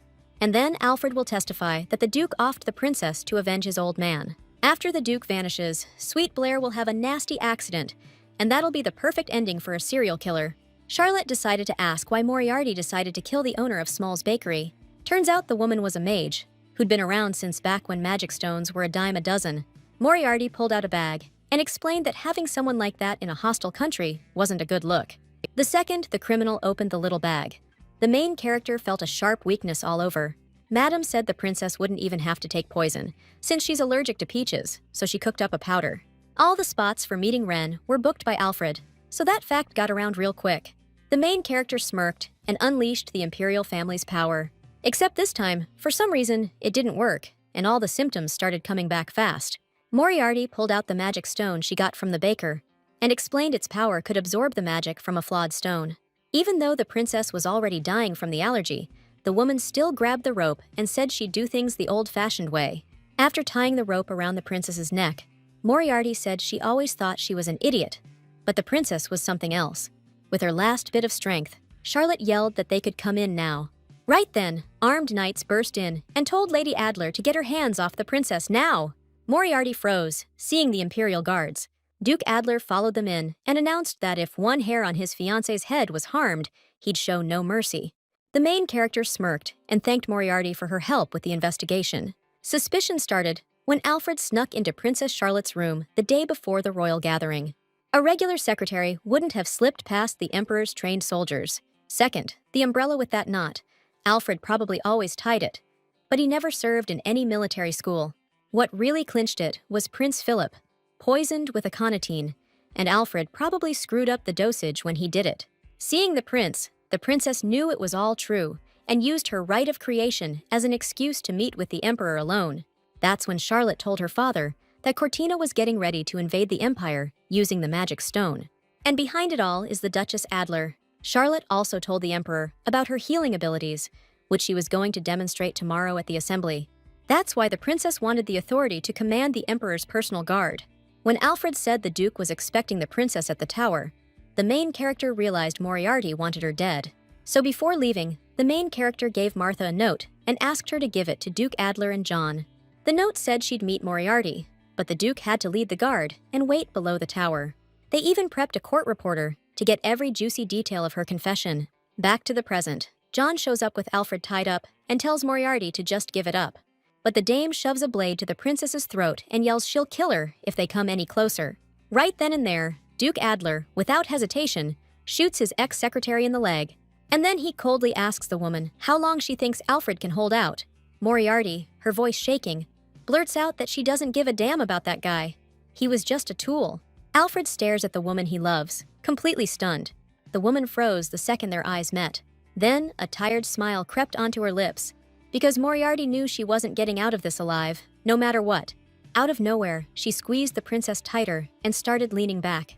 Duke Adler freaked when he realized exactly what Moriarty was about to do. If the spy ends her life like this, she'll inflict maximum pain on the Adler dukedom, putting an end to it all. After the heroines went tumbling down, the magic stone fell out after them. The main character miraculously managed to catch it. Princess Charlotte's body started glowing with a bright golden light, and the young woman herself levitated in the air. But Moriarty didn't manage to grab onto her and went plummeting down. Suddenly, the magic stone's power shut off, and the main character started falling anyway. Only this time, a hand managed to grab her. It was Duke Adler. John Watson was back there, doing everything he could to hold him back. In the end, they managed to save the princess from certain death. Duke Adler flipped, grabbed Princess Charlotte's face, and yelled about why she had to get involved in such a dangerous situation. All she did was pass him a lousy note. John agreed with the Duke and thought Her Highness deserved to be punished for this. It was way harsh of the princess to make them wait until they got a confession from the killer. Charlotte snapped, saying if she'd told them the truth, they both would have been against it and nothing would have worked. Wren held his girl tight and begged her to never put herself in danger like that again. Moriarty died almost instantly after falling from the tower, even though the main character didn't want it to end like that. When Alfred saw his love fall, he was in shock and totally blacked out. The main character healed him with the magic stone's power, and now the Duke Adler's former secretary is going to be a key witness. A few days went by, and every newspaper in the Empire, even the trashy ones, were talking about Charlotte and Wren non-stop. At the first meeting after the incident, the consensus was that Cartain needed to face the music for what happened. Now, the main character was all in, saying the Empire had to change so another Moriarty never shows up again. The Emperor surprisingly got everyone on board with the princess's plan, because he loved Asgard more than anything. Finally, John Watson was getting the recognition he deserved. Wren went hard, confirming that John was the real winner of the hunting tournament, and that he was unfairly kicked off duty because of corruption. So, the Emperor decided to reward the knight and grant him any wish as a prize for winning the competition. John took the opportunity and turned down guarding Charlotte, opting to go back to the Imperial Army instead. After the Empire's army got clobbered in that tundra expedition, they limped back looking like total garbage. Duke Killian, who barely escaped with his skin, lost his men and supplies, and got arrested the second he hit the palace. He told Princess Charlotte, "You can't just throw the commander in the slammer," because the mission went south. But that wasn't the real deal, so James figured the princess was pissed because he'd questioned if she was the rightful heir. That's when the main character chucked a letter at him and asked what the great Duke Killian had to say about that. It was a letter from the former empress exposing James, saying he knew who attacked the princess but covered it up. Duke Killian raised his voice, saying falling in love isn't a crime. The main character agreed. Except everything James did while he was head over heels totally qualifies as a crime. A few days later, Charlotte whined, because Duke Adler almost bought her 7 freaking wedding dresses. Blair chuckled quietly and said her brothers changed a whole lot since he fell in love. Since they brought it up, the main character decided to ask her friend how things were going with that dude. The day Blair almost got snatched, she straight up told John she'd been head over heels for him since day one. The brunette choked on air when he heard that. The dude went red when the Duke Adler's sister just flat out proposed to him. Blair ended up getting rejected right then and there. But forgetting a guy like John ain't gonna be easy, so Charlotte was betting she wouldn't give up. The blonde decided to drop a hunch on Her Highness. Her brother was definitely cooking something up. Most likely a proposal, because they were just betrothed by imperial decree before that. Even if it's a political marriage, you gotta propose. It's a big deal in the Empire. Wren probably thinks he's being slick, but Blair saw right through him. So, Princess Charlotte should expect something special now. Just as she figured, the main character got a letter from Duke Adler pretty quick. In it, the guy said he wanted to talk, so he'd personally swing by for Princess Charlotte at 6 o'clock. Right on time, Wren was already standing outside the princess's castle. The main character assumed they'd be heading to the Lionbach Tower, since that place held all their memories. But they ended up somewhere totally different. Charlotte was taken aback. It was just a regular forest. Remembering all the disastrous dates Wren set up in the past, she figured this was going to be something similar. All her excitement just vanished. But the princess decided not to jump to conclusions, because getting too upset would be kinda weird. They finally made it to the spot. Charlotte froze, staring at the sheer number of magic stones. Wren explained that the mine belonged to the duchy, and they managed to complete the excavation right at the point where the magic stones were growing. Grinning excitedly, the princess thanked him for bringing her to see this spectacle. But the Duke didn't just bring her here to show her this. He dropped to one knee and asked Princess Charlotte to marry him. There's no one more precious to him than Charlotte, so he's ready to give her his heart. And all the magic stones that are here. The main character happily hugged her beloved, and of course, accepted his proposal. Time passed. The flower-blooming season arrived, and under a light breeze, the Empire celebrated a national wedding for the first time in a long time. The heroine and Duke Adler were decked out in their wedding gear. After the official ceremony, it was time for the reception. During their first dance, Ren leaned in and asked the princess when she fell for him. Grinning like crazy, the heroine told him it was love at first sight. The newlyweds kissed, soaking it all in, knowing a happy and joyful future together lay ahead.